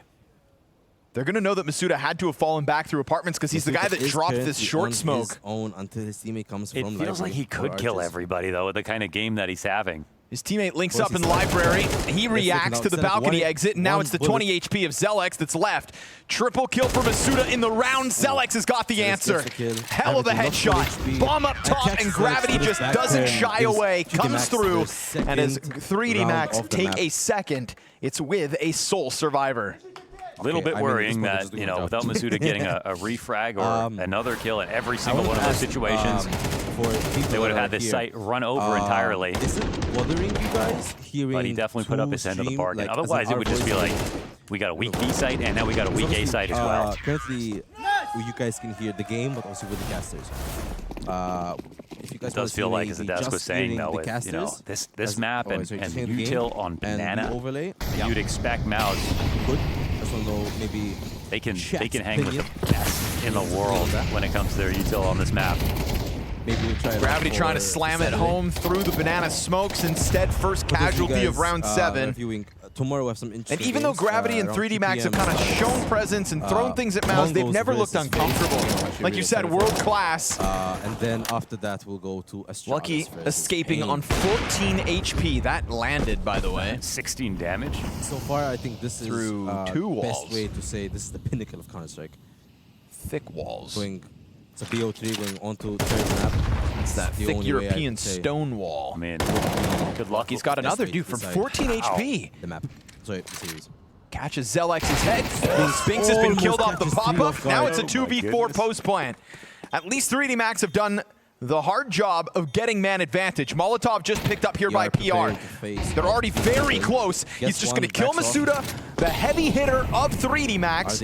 Awkward movement, but he's getting away and tucks into back sight. This opens the door for Torji to take contact. Now both players have delivered a headshot. And remember, Lucky's been low health from the get-go. PR down to the clutch now. Kersey over top. Time is ticking fast, and he'll find him on the jump up and over. Big round for PR, overtaking as the top performing Mouse player now. Yes, biggest round yet. Excellent 4K. Different positions for all those kills. And he's playing off a teammate in this situation, looking extremely comfortable here on the T side of Inferno. That's a weapon to have. Over to Mouse. It's the Max with the 4. It looks crazy this round even comes close with the way that it starts. And with Lucky getting hit down so low. Push onto side and take advantage of the 4 now. These teams just might be an exciting matchup for each other. Rightfully so. 2D Max a little bit heated. Mouse seems to be going okay. They decided to take a timeout. But man, you've got to be ready for Masuda at the moment. You know, let the pain sink in a bit on 2D Max. But it's Inferno. You can't avoid a player. You know, if he's going to anchor on A, he's as far away as possible from B, and that means that. Like they did in this previous round, they could pick off all his teammates before they get to him. They can go B, and he never gets a chance to retake the site. I think the scary thing for Mouse very hard to carry as an anchor. So like right now, how willing Masuda, even though he's the anchor, has been inside of the apartments, ready for the trades. You know, a part of these forward pushes. Yeah. 3D Max have been really right on the brink of aggression towards this A site. Who that is? I don't know that. But if Banana falters first, he's never going to get a chance to shine. And obviously in this round, USPs for the majority, 3D Max really have no chance. Mao's given a golden opportunity at finding breathing room in this series. Getting 1 kill on A, I'm surprised not really trying to take advantage of A. For the first time in a long time, Mao's are in control. Definitely. Okay, they just and a stack like this won't matter too much with the correct utility. Can molly everything. Orange is second, orange is quad. Don't even have to if they don't want to. It's 2 mollies for the approach. Seems like Mouse decided, you know what, let's not touch. I mean, they've been going B a lot. And they're off. I mean, yeah, they're full stacked B here. Like, hope for the best, I guess. Really One don't time blame them. Masuda comes B, they go the other way. They can smell him. Now it's going to be just a matter of champagne and oysters. He's going to ask what French people smell like. They're not going to. I mean, they can get rid of Lucky's pure 50. That's it. Cigarettes and espresso. Not cheese? Nah, some of them. Depends on where they're from. Okay, Toys gets 1. He's taken down. Spinks gets 2. Almost gets the 3rd. Gets the 3rd. Clean shot. Spinks, few headshots for the road. Torzy dropping and obviously 39 kills feeling comfortable. Last, round. And getting too used to it. It feels like 3D Max. 9 kills or more? I forgot actually. Once they feel like caged animals, will start to get crazier and crazier, and maybe they need that breakout. I think it was 39 kills in 40 rounds. I'll be honest. What they really need is somebody besides Masuda to be able to step up to the level Maus have brought to this 3rd map of the series. 40 bomb, which is mental. Maybe one of the stronger teams on a half buy so far at the bounty. I was gonna have to see what is going to be brought wrong. But the war is won here on Banana. Yeah, nice flash from the CTs to try to get up and over the half wall, but it is still just a powerful nade here for a 1 trade. Make it a 2K for PR as that nade just locks onto Graffiti on his exit. Ooh, interesting. Zelex tries to go back in, and that's where Maka is able to equalize the numbers. But knowing the ops over on the B side, they're going to try their hand at A. Problem is Masuda's here, and he has been a handful for Mouse. Will clip PR on that exit back and leave Spinks 1v2, no bomb. Dropped on. Can we queue up a Spinks clutch? With all the time in the world and 100 health. Masuda's giving him the space for the bomb. The bomb within reach as well. And this is very much a 1v1. Maka still not close for the trade. If Spinks can somehow kill Mitsuda with the lesser gun, predict his position, locked in back sight. That'd be one thing. Spinx is really thinking if time ticks down, they're going to try to join up, but it's not the case. So he really just has to kill Mitsuda. You're joking, Spinx. No way! And here it comes. We got 6 HP on Spinx, and Maka will take a deep breath as he comes in with an op. Spinx to clutch up and kind of set the tone for the rest of the map. USP's out. One single bullet gets the job done. One single sidearm shot. Spinx, doesn't consider it. Maka just James Bond style tiptoes in. Like 3D Max it was scary, but more rounds for this half. What a flick. Welcome back, I think Mouse is going to be giving it to them. Are you kidding me? Mouse is not budging. I mean, they lost it. I mean, you know, inhuman reactions. Not really giving them the freebies that they might really want. I don't care about the rest of the round. I just want to see that Spinx headshot. Oh my goodness. That looks nuts from Masuda's POV. Great 180, but also really cool, game, calm play from Maka to just test that table. smoke grenade. I'll be honest, and that's what happens, right? You go towards Masuda late in the round. He delivered a hold.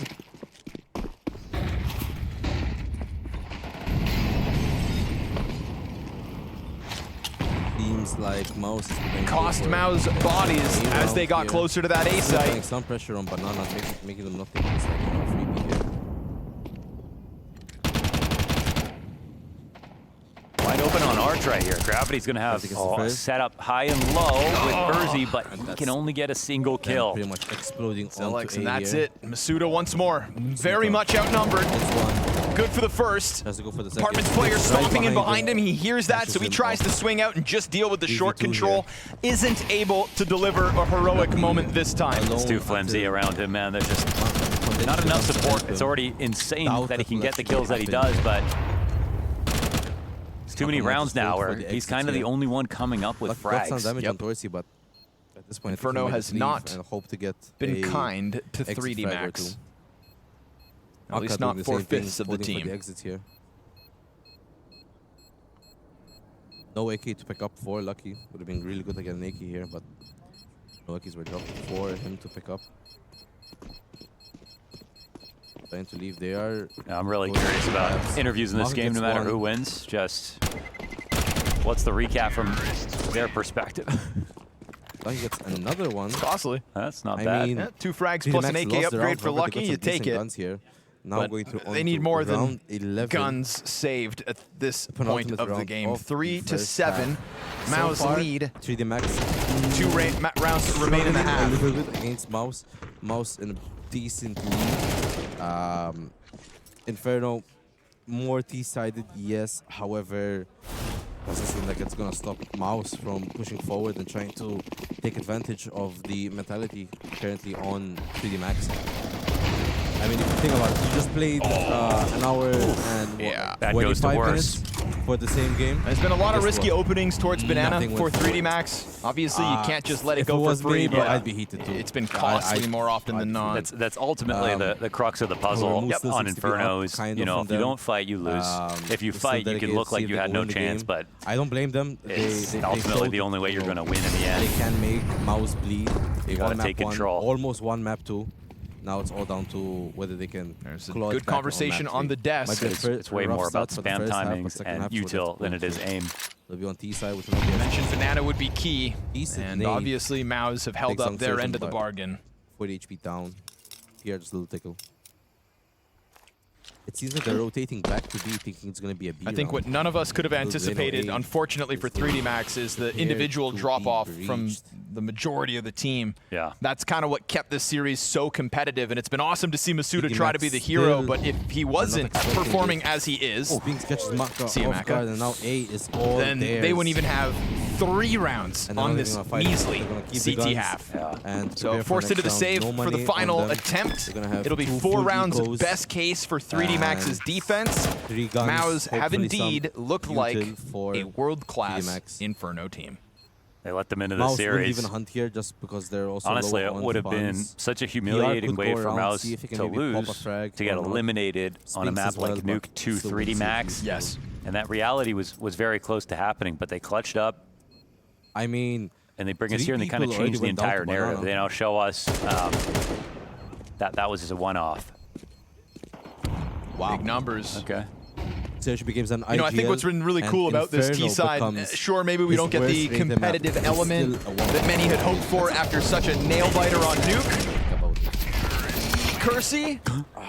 That's 2 guns that gone. main punch is so This real. place is aim so badly. Oh my goodness. Kersey can probably drop another What's been cool gun. about this T-side, though, is like there was questions around Mao's first time with this 5 on the map. PR is 14-7. This isn't Torji going 3 maps in a row. This isn't Xertion with big entries and a high rating, even though he's averaging 1.14 as his lowest map. This is Xertion 1-7, Torji 4-6, but PR 14 frags to his name. It'd always be a better compliment to Xertion to be able to say that his new pieces are feeling comfortable, that they have new places they can go in their map pool. So you're an in-game leader now. Assuming this is going to be Mouse. Those are compliments you've never had. And really difficult for 3D Max here. It's now sometimes fish for. Individualistic now. I want to say they can try fight it back, but I mean, how many times has Gravity just kind of current state? I think, unfortunately. However, you can never say never. If you guys saw the major that happened a few weeks ago.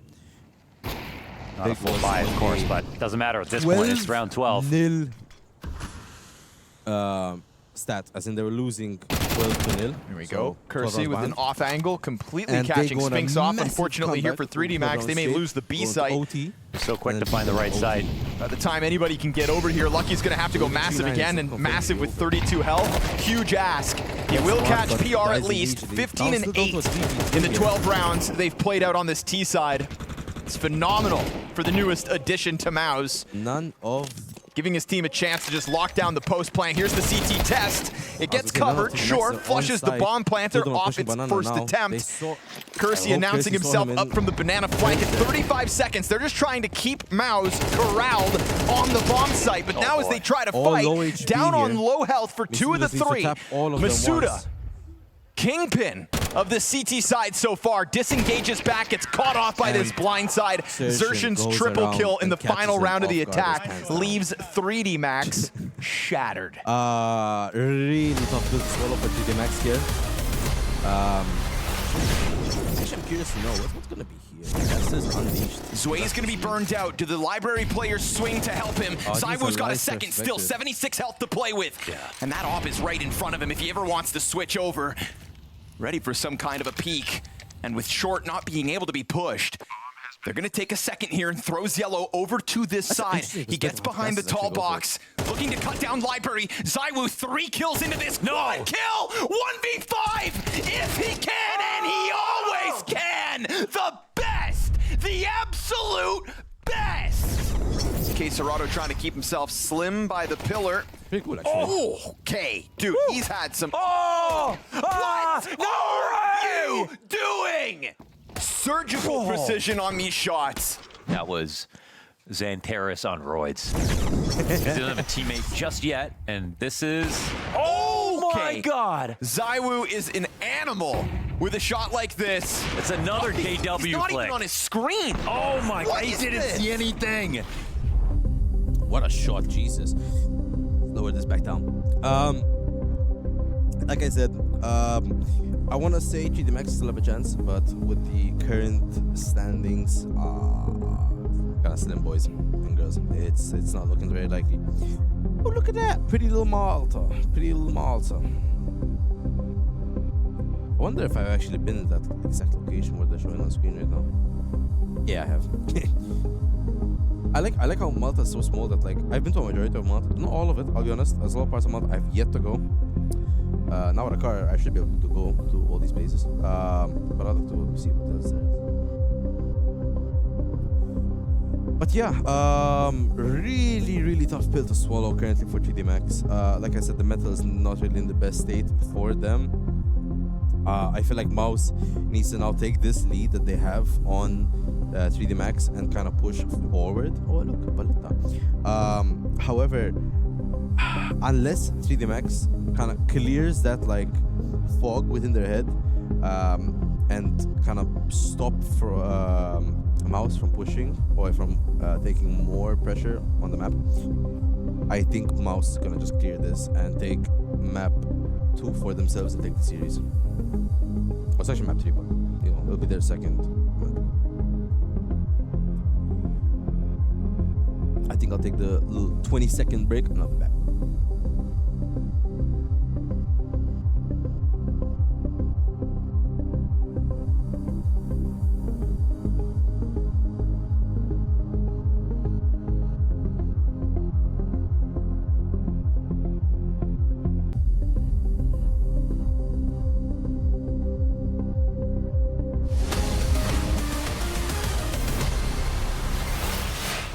Not quite the fireworks we had on Nuke, but there is something to celebrate, and that is Mouse's arrival on a whole other level in this series. Truly putting themselves one step forward from the competition. This is a roster that's expected to be Spirit's biggest contender come Grand Finals Sunday, and they had to hold up their end of the bargain in getting there, transitioning into LAN for the first time as 5. Shaky stuff after Nuke, but here they are now dominating and given a golden road to victory in this best of 3. They've slowly been able to win these pistols as the series has gone on. If Mouse can find a 3rd consecutive pistol win, it feels like this one's over. Probably my favorite setup for a CT pistol, just kind of catch all with a little B-lean sprinkled in. Vision on every important choke point. They'll get flashback. Those actually draw the attention of Spinks when they lose vision of bracket. How'd you hold your pants up? Not a bad setup here for 3D Max. Beretta's to the back. Searching gets there in the end. Flash is interrupted. PR is here to help. Oh, he's farming. Beautiful 3K for PR off of the coffin. Left alone on we thought Masuda was going to steal the show, but PR has now clearly surpassed him as the final boss of 3D Max tonight. 10-3, all yeah, he's looking awesome now. Everything has come together for PR. And you'll find Mouse on Saturday for the semifinals. If Dust 2 was the last map, it would have felt different. It's a great closing statement for him to help Mouse. What a series. I'll be honest, what a series. Dust 2 was close. I think we're all cheering for this map to be a little bit closer, but it's also, I think, important for Mouse that, you know, if they're to go on and really see themselves have chances as this tournament moves forward, that they could close out on a strong note. Needs to be in this form. Until the final few rounds. And now we're on to Inferno, and I feel like just the mental that... And that's not to say there aren't other teams that could still upset Mouse on their way to Grand Finals, but that's just where really tanked everything for the them. predictions lay. Went down. Spirit hold up their end of the bargain and totally trounced Liquid earlier today. Mouse tested assertions, anti-eco ace gets cut down 2 kills shy. And Spinks looking to deal with this SMG that actually doubles back to Banana and then has second thoughts. Ooh, Gravity throws himself at Spinks. That's a little wild. Can they get that gun? Can Masuda work his way over, grab the M4? Because then suddenly it's going to be tough, especially as Gravity finds another. Forced by victory on the cards. Oh, Torzi locking him in with him. What a sick peel off from both sides to make sure Mouse keep on the highway to victory tonight. This looks right at Cyclone. A perfect crossfire. Did you see that, Papa? Could not pull it off. I'm clutching, Papa. What a swing by Torzi. Gravity almost pulls it back for 3D map. Come rub my shoulders. Unfortunately, not enough. And Mouse will probably end up taking that round and are now even closer. But that sort of feels inevitable at this point with Torji. Any chance? Point. 1 round off. Tech pause. Someone's shit is broken. So it's a quick 11th in for Mouse. Who got an air? And of course, a buy up in response here for 3D Max. All of them just looking around. Aww, how sweet. I drew the mouse sign. I didn't even see the camera person. It's a bit crushing that this game falls as flat as it does because they had the fans in Malta on their feet for 3D Max back when they were fighting strong. We won't forget how great Nuke was, though. That was game of the event. That was a saga. That was awesome. It was 9 p.m. for us. Oh. Hope everyone's enjoying it. Well, actually, this event did have 100 teams eliminate Falcons. And there. That's true, actually. You know what? Besides the actual name value of the teams, Max is ready we casted that one too. I feel like that Nuke actually beat it. It's kind of insane. They've crossed, not yet. Context aside, Now they end up crossing. most fun map of Counter-Strike played at the Bounty. Zelex gets one. Zelex and Spinks on cleanup duty. These guns are not getting a single inch. Gravity and Kersey, the only two to answer back. It's going to leave Lucky in a clutch. And down he goes. This is Maus just trouncing 3D Max at this point. Damn. It's now all They're getting up ran through. to And again, for 3D their Max. Are they sake, gonna it's try and important claw that this back? Maus If stomp they are, they're on gonna an need 9 opponent straight rounds as just to they'll go to look overtime, to and then get they have to try and see if they can win this semifinals. overtime. They were probably a little bitter Highly after Dust 2 unlikely. as well, and how close Nuke went, all the mistakes they made, so Let a man dream. It ain't over until it's over. as they they'll go to say. sleep a little happier.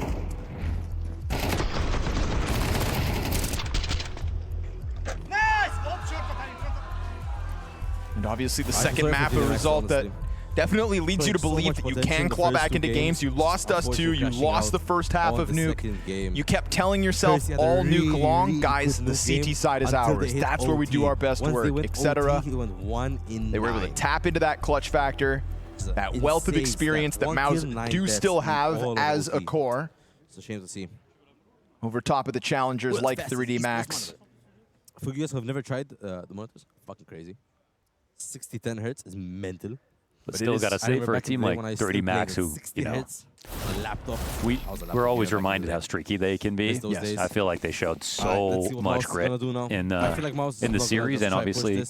They might pick on up Nuke an early kill here.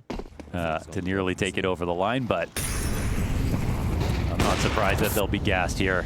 As third map's going to kind of sour their not much of a success gun. from the He's not much inside, of a but I gun. think as outside witnesses to what they put on display They're in a the face threat. of Maus, it's definitely steps forward for 3D Max at the start of Gravity, this season. Really powerful push here. Gets And as an smoked off. organization and a core, they need it.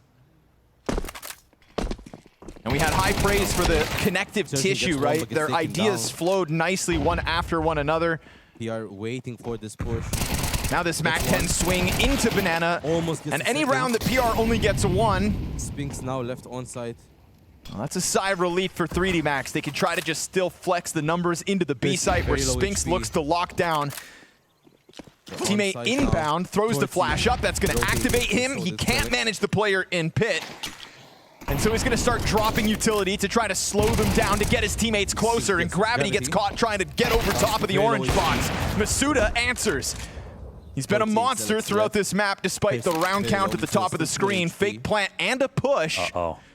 Torji, though, Kersey is sees all him too through the ready. smoke. Is he ready The for the double second push, player? it's going to continue. He's feeling it. Kersey's He's got to feeling seal it. this up. 28 Match HP to point, stay alive. series point. Doubles Can back. Kersey Zelex keep the on dream arrival from alive? Banana has already Or is made Zelex it gonna past clear that this point. game off? Toys with it, Sees him. gives him the jiggle Gets the peek, tag. and keeps Kersey locked in. Takes it This one's going to for come Maus down to a to win. 13-3 victory. Maus not looking in their rearview mirror. Maus Nuke, will an be absolute nail-biter.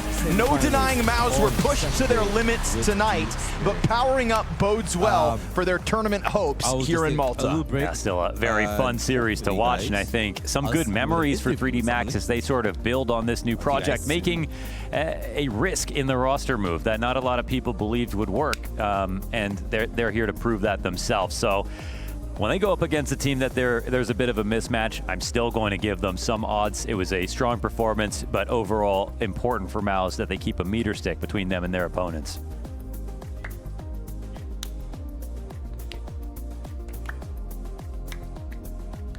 And so the handshakes come in. It's it's a solid moment here for 3D Max, obviously, because end of the road, they're going to be thinking about every single round that happened on Nuke. But if you zoom out a bit and they get a few days off to look back at the match, I'm sure there are some positives that they could draw from it.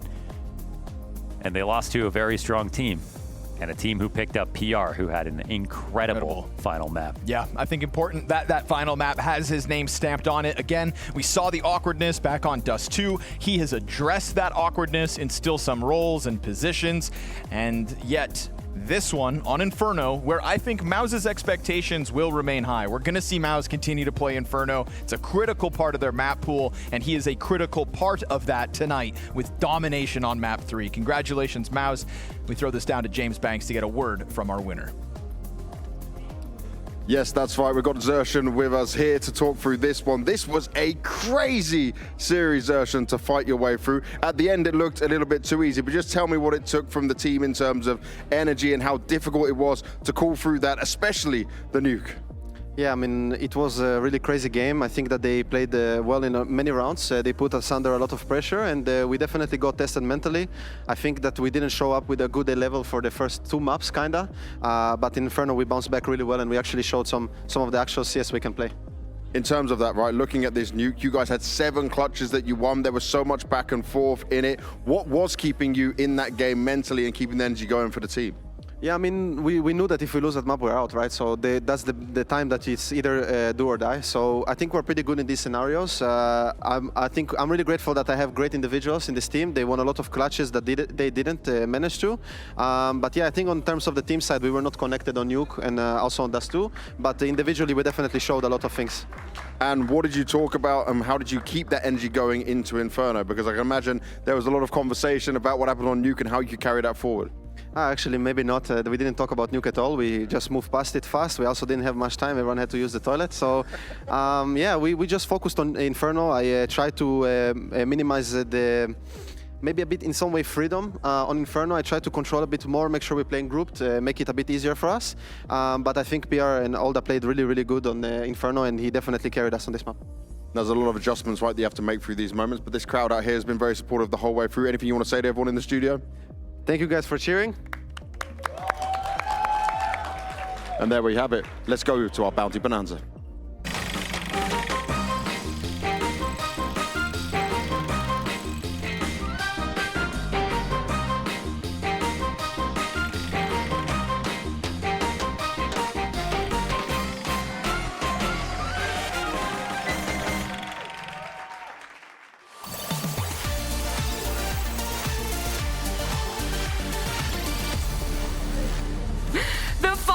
Back with our Bounty Bonanza. Of course, we have a new player, a new audience member, but big prizes to be given away. We'll start with that lovely lady standing beside me. If you'd like to introduce yourself, and I want to know, is this your first Counter-Strike event?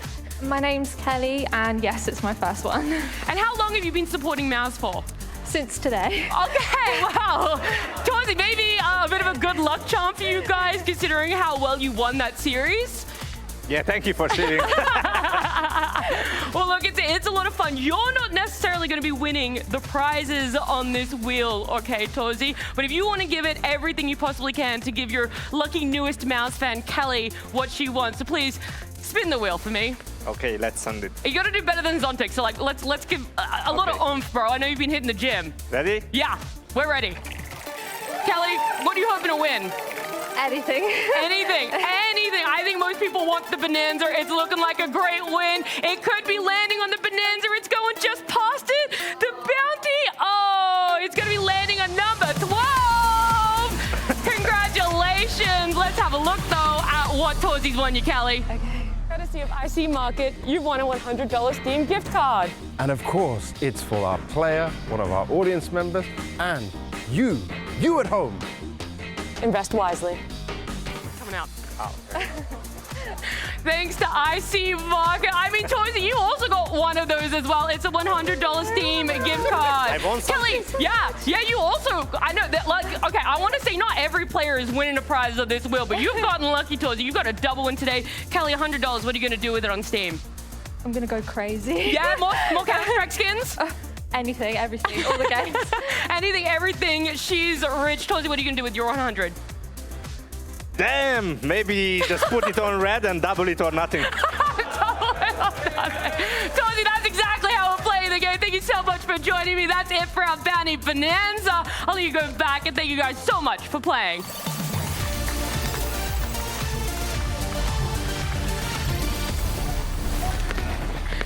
It's always so much fun when our players get a win, but of course our audience members do as well. Unfortunately, it was only MOUZ going to be walking away with a win.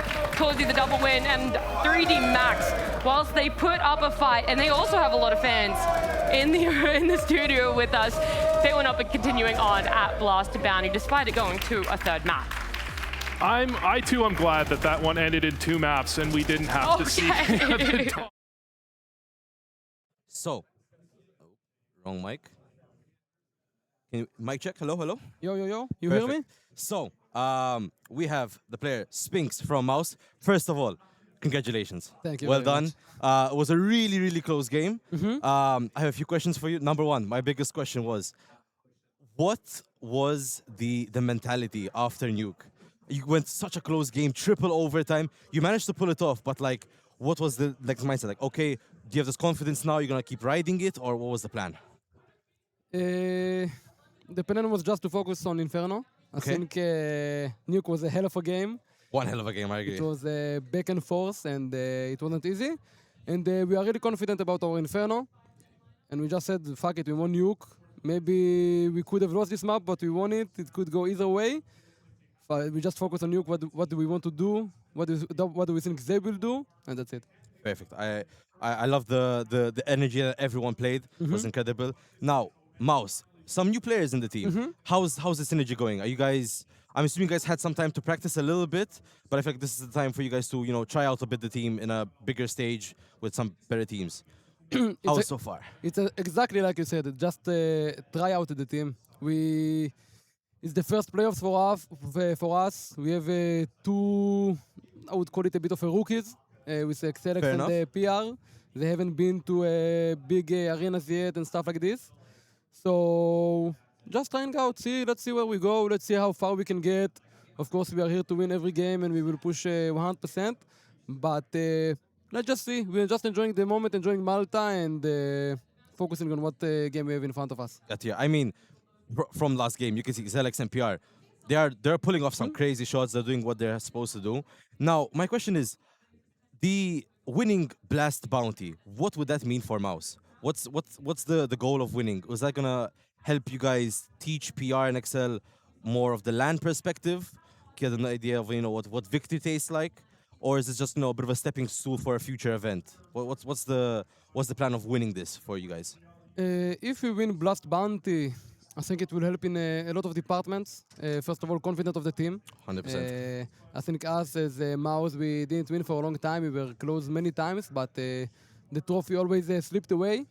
So just getting a trophy for the team, for us, for the organization, would mean a lot. We don't know if we will get there yet. First of all, we have to play the semis.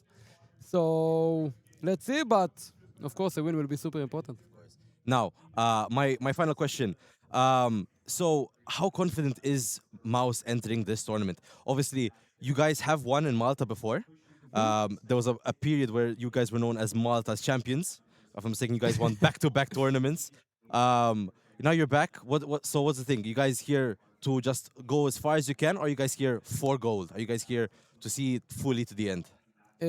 No goals. No goals at all. No goals at all. Just here, see what we happens. We are just here. Let's see what happens. If it's semis, if it's final, if it's a trophy, whatever happens. We just try to learn from each game, try to improve.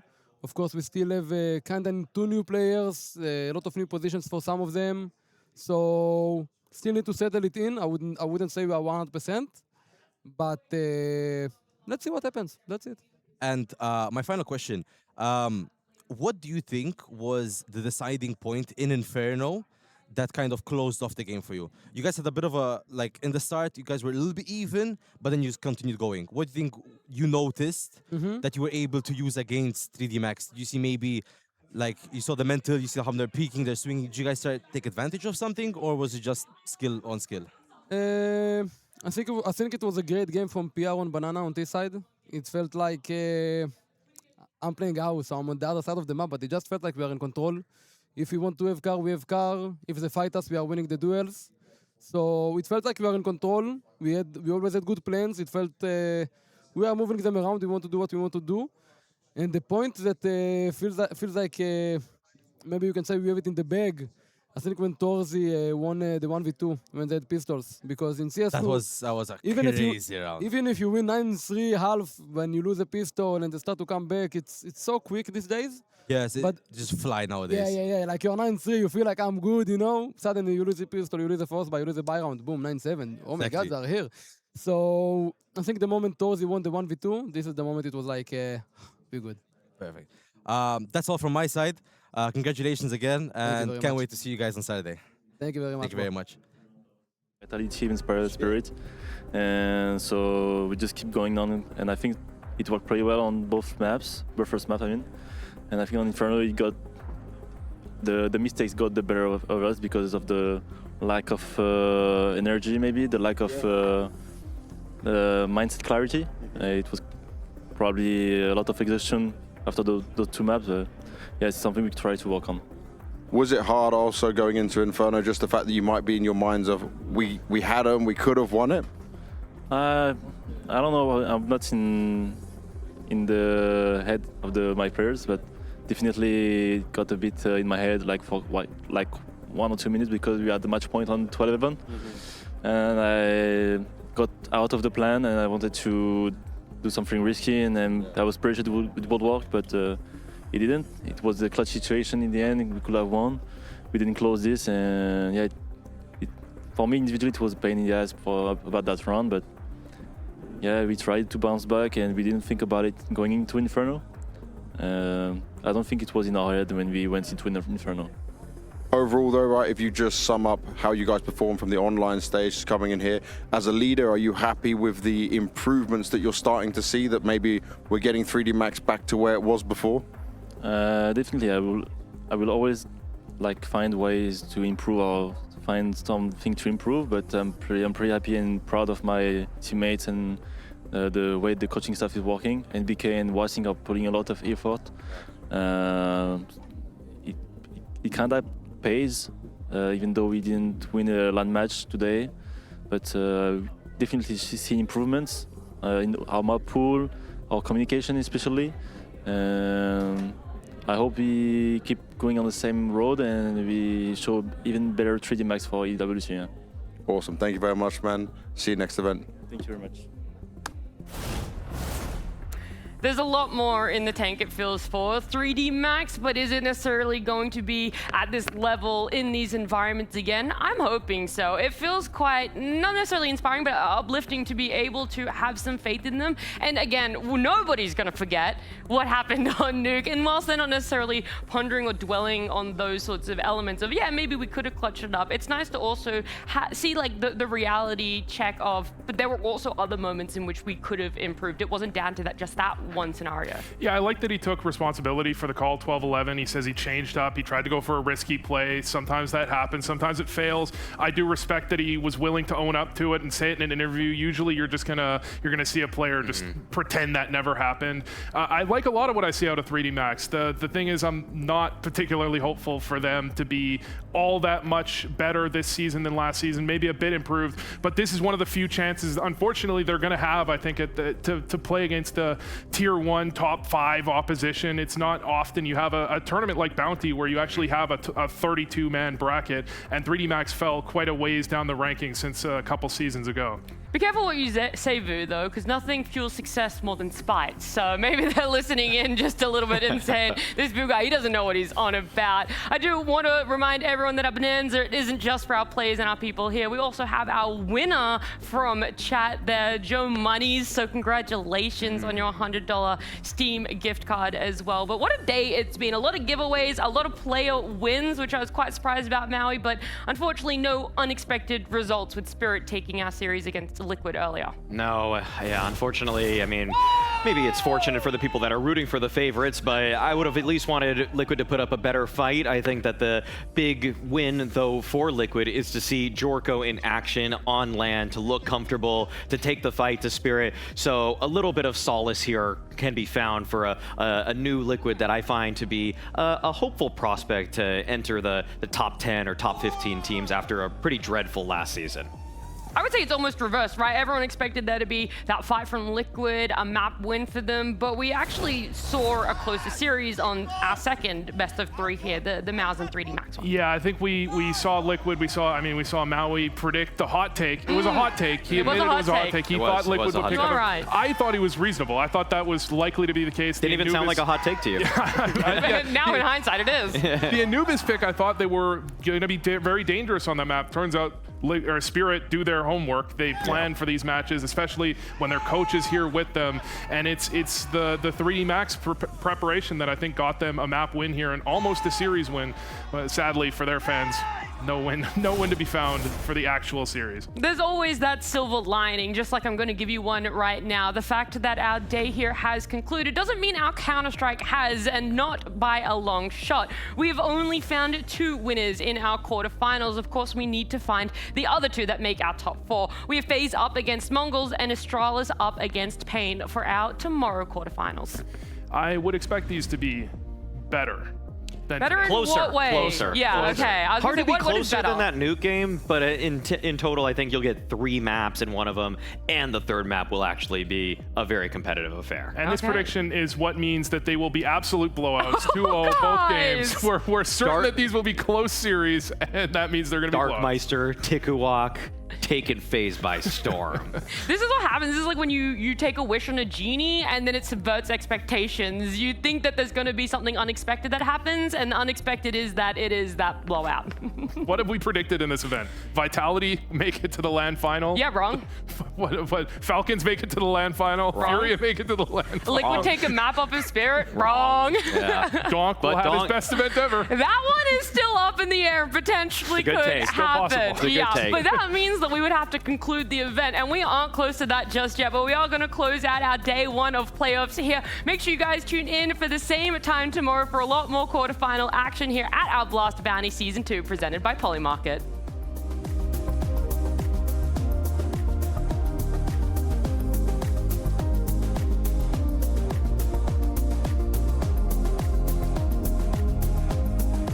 Welcome to The Bounty, a new, bold Counter-Strike format where every round raises the stakes.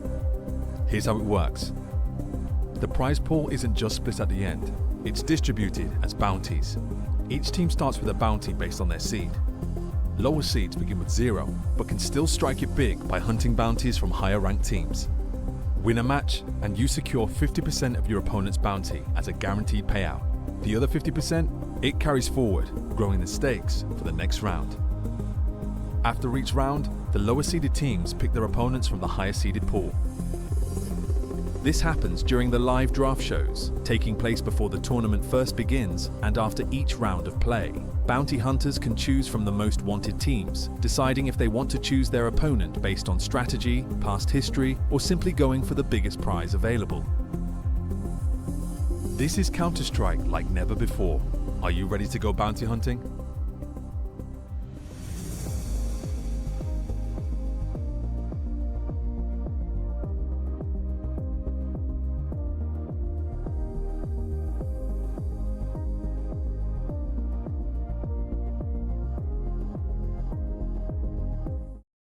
So, guys, that's pretty much it from the Blast Bounty for today.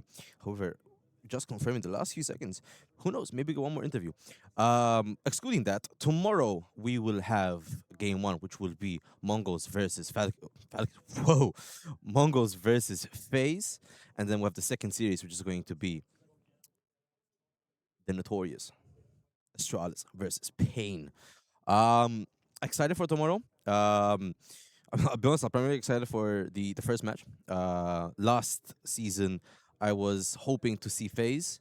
Unfortunately, they lost on day 1, which is a shame.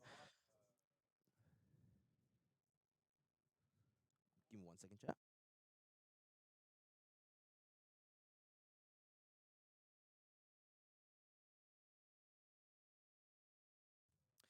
Sorry for that. I had to get the last little confirmation for today. Usually the first day, I feel like it's always the most, like, I wouldn't say troublesome, but like usually the busiest one of them all. Now with all the final confirmations, we can finish off the final event. I'll be honest, I really enjoyed day 1. It was fun, exciting, a little bit nerve-wracking to be honest. However, I don't think you can ever go wrong with a bit of a hectic day. Unfortunately, Mahia had to leave early and could not finish off the day with us. However, I still think it was a glorious, glorious day. Now, I will quickly give you guys a little break just to confirm if we're going to get a potential one more interview. If no, I will come back just to cut off the stream and tell you guys all goodbye. See you guys later.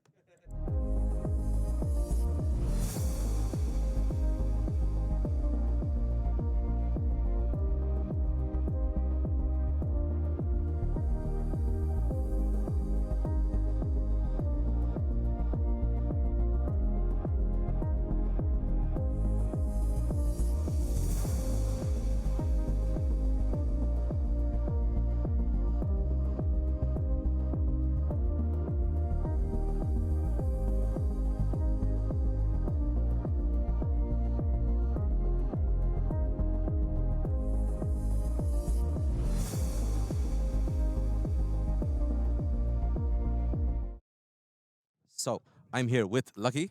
First of all, commiserations. It was a close game.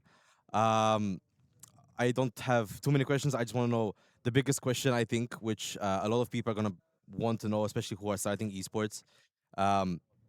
What is the mental game? After coming over Nuke, I feel like the mental was not strong, but I want to know what is the talk you guys have between the team to see if you can fix the mental and keep pushing together? I think after the first map, those two, we were really fired up. We knew we could really take it down on Nuke, but Nuke was such a long and like chaotic map. 40 plus rounds. It was crazy long.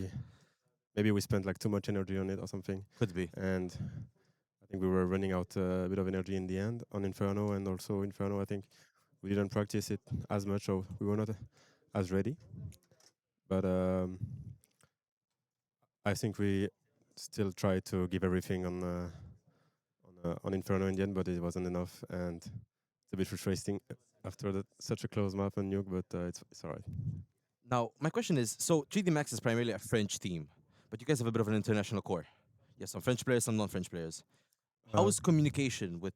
No, we're all French. All French? Yeah. Okay, then I must have gotten my facts wrong. I understood something else. My second question regarding 3D Max is, you guys are known to be as a bit of like a heavy practice team. You guys are spending a lot of time practicing and working. I want to know, how does like you guys go day to day on practice? Like, do you guys like focus on a lot of just man time on hours and just playing together, or is it more like strategical? I think it really depends. What we are trying to focus on. Like for example, last week we were really trying to focus on communication. We knew it was an issue for us, especially on LAN. In those tight games, maybe we couldn't keep a consistent communication compared to like practice, because we had a really good like result on practice, we thought, and we couldn't replicate it as well on officials. But I think it's a work that's been paying off, because lately we've been doing better, so it feels good. Yeah. Now, my final question for you is, unfortunately, this marks the end for Blast Bounty. However, I believe you guys put up a really good fight, and you showed that there is still potential for you guys. What's the next step? What's the next goal? Are you guys gonna take this as a little step down and go 5 steps forward, or evaluate everything and move forward slowly? I mean, our next focus is EWSC in Paris. I think it's a really big event, really important for us. It's a big opportunity for us to. It's a local event as well. Yeah. So hopefully it's going to be a bit of an advantage for us. But we really want to do well there, because we don't have as many opportunities now that we are like in the top 30, like close to top 30, like VRS. So we really need to do well here. So that's our focus. We're not slowing down at all on the work. We are going to review what went well, what went wrong, and we are trying to keep it up. Yeah. Perfect. That's all I have for questions. I want to wish you guys the best of luck, and I hope to see you guys again soon. All right, thank you, man. Thank you very much. Well done. So, guys, that was Lucky. Thanks again, by the way. That is it for day one. All lights are off. A bit of a pitch blackout now. We will wrap the stream up, and I will catch you guys tomorrow for the first series and second series. First game starts at 3 p.m., so I'll see you guys at 3 p.m.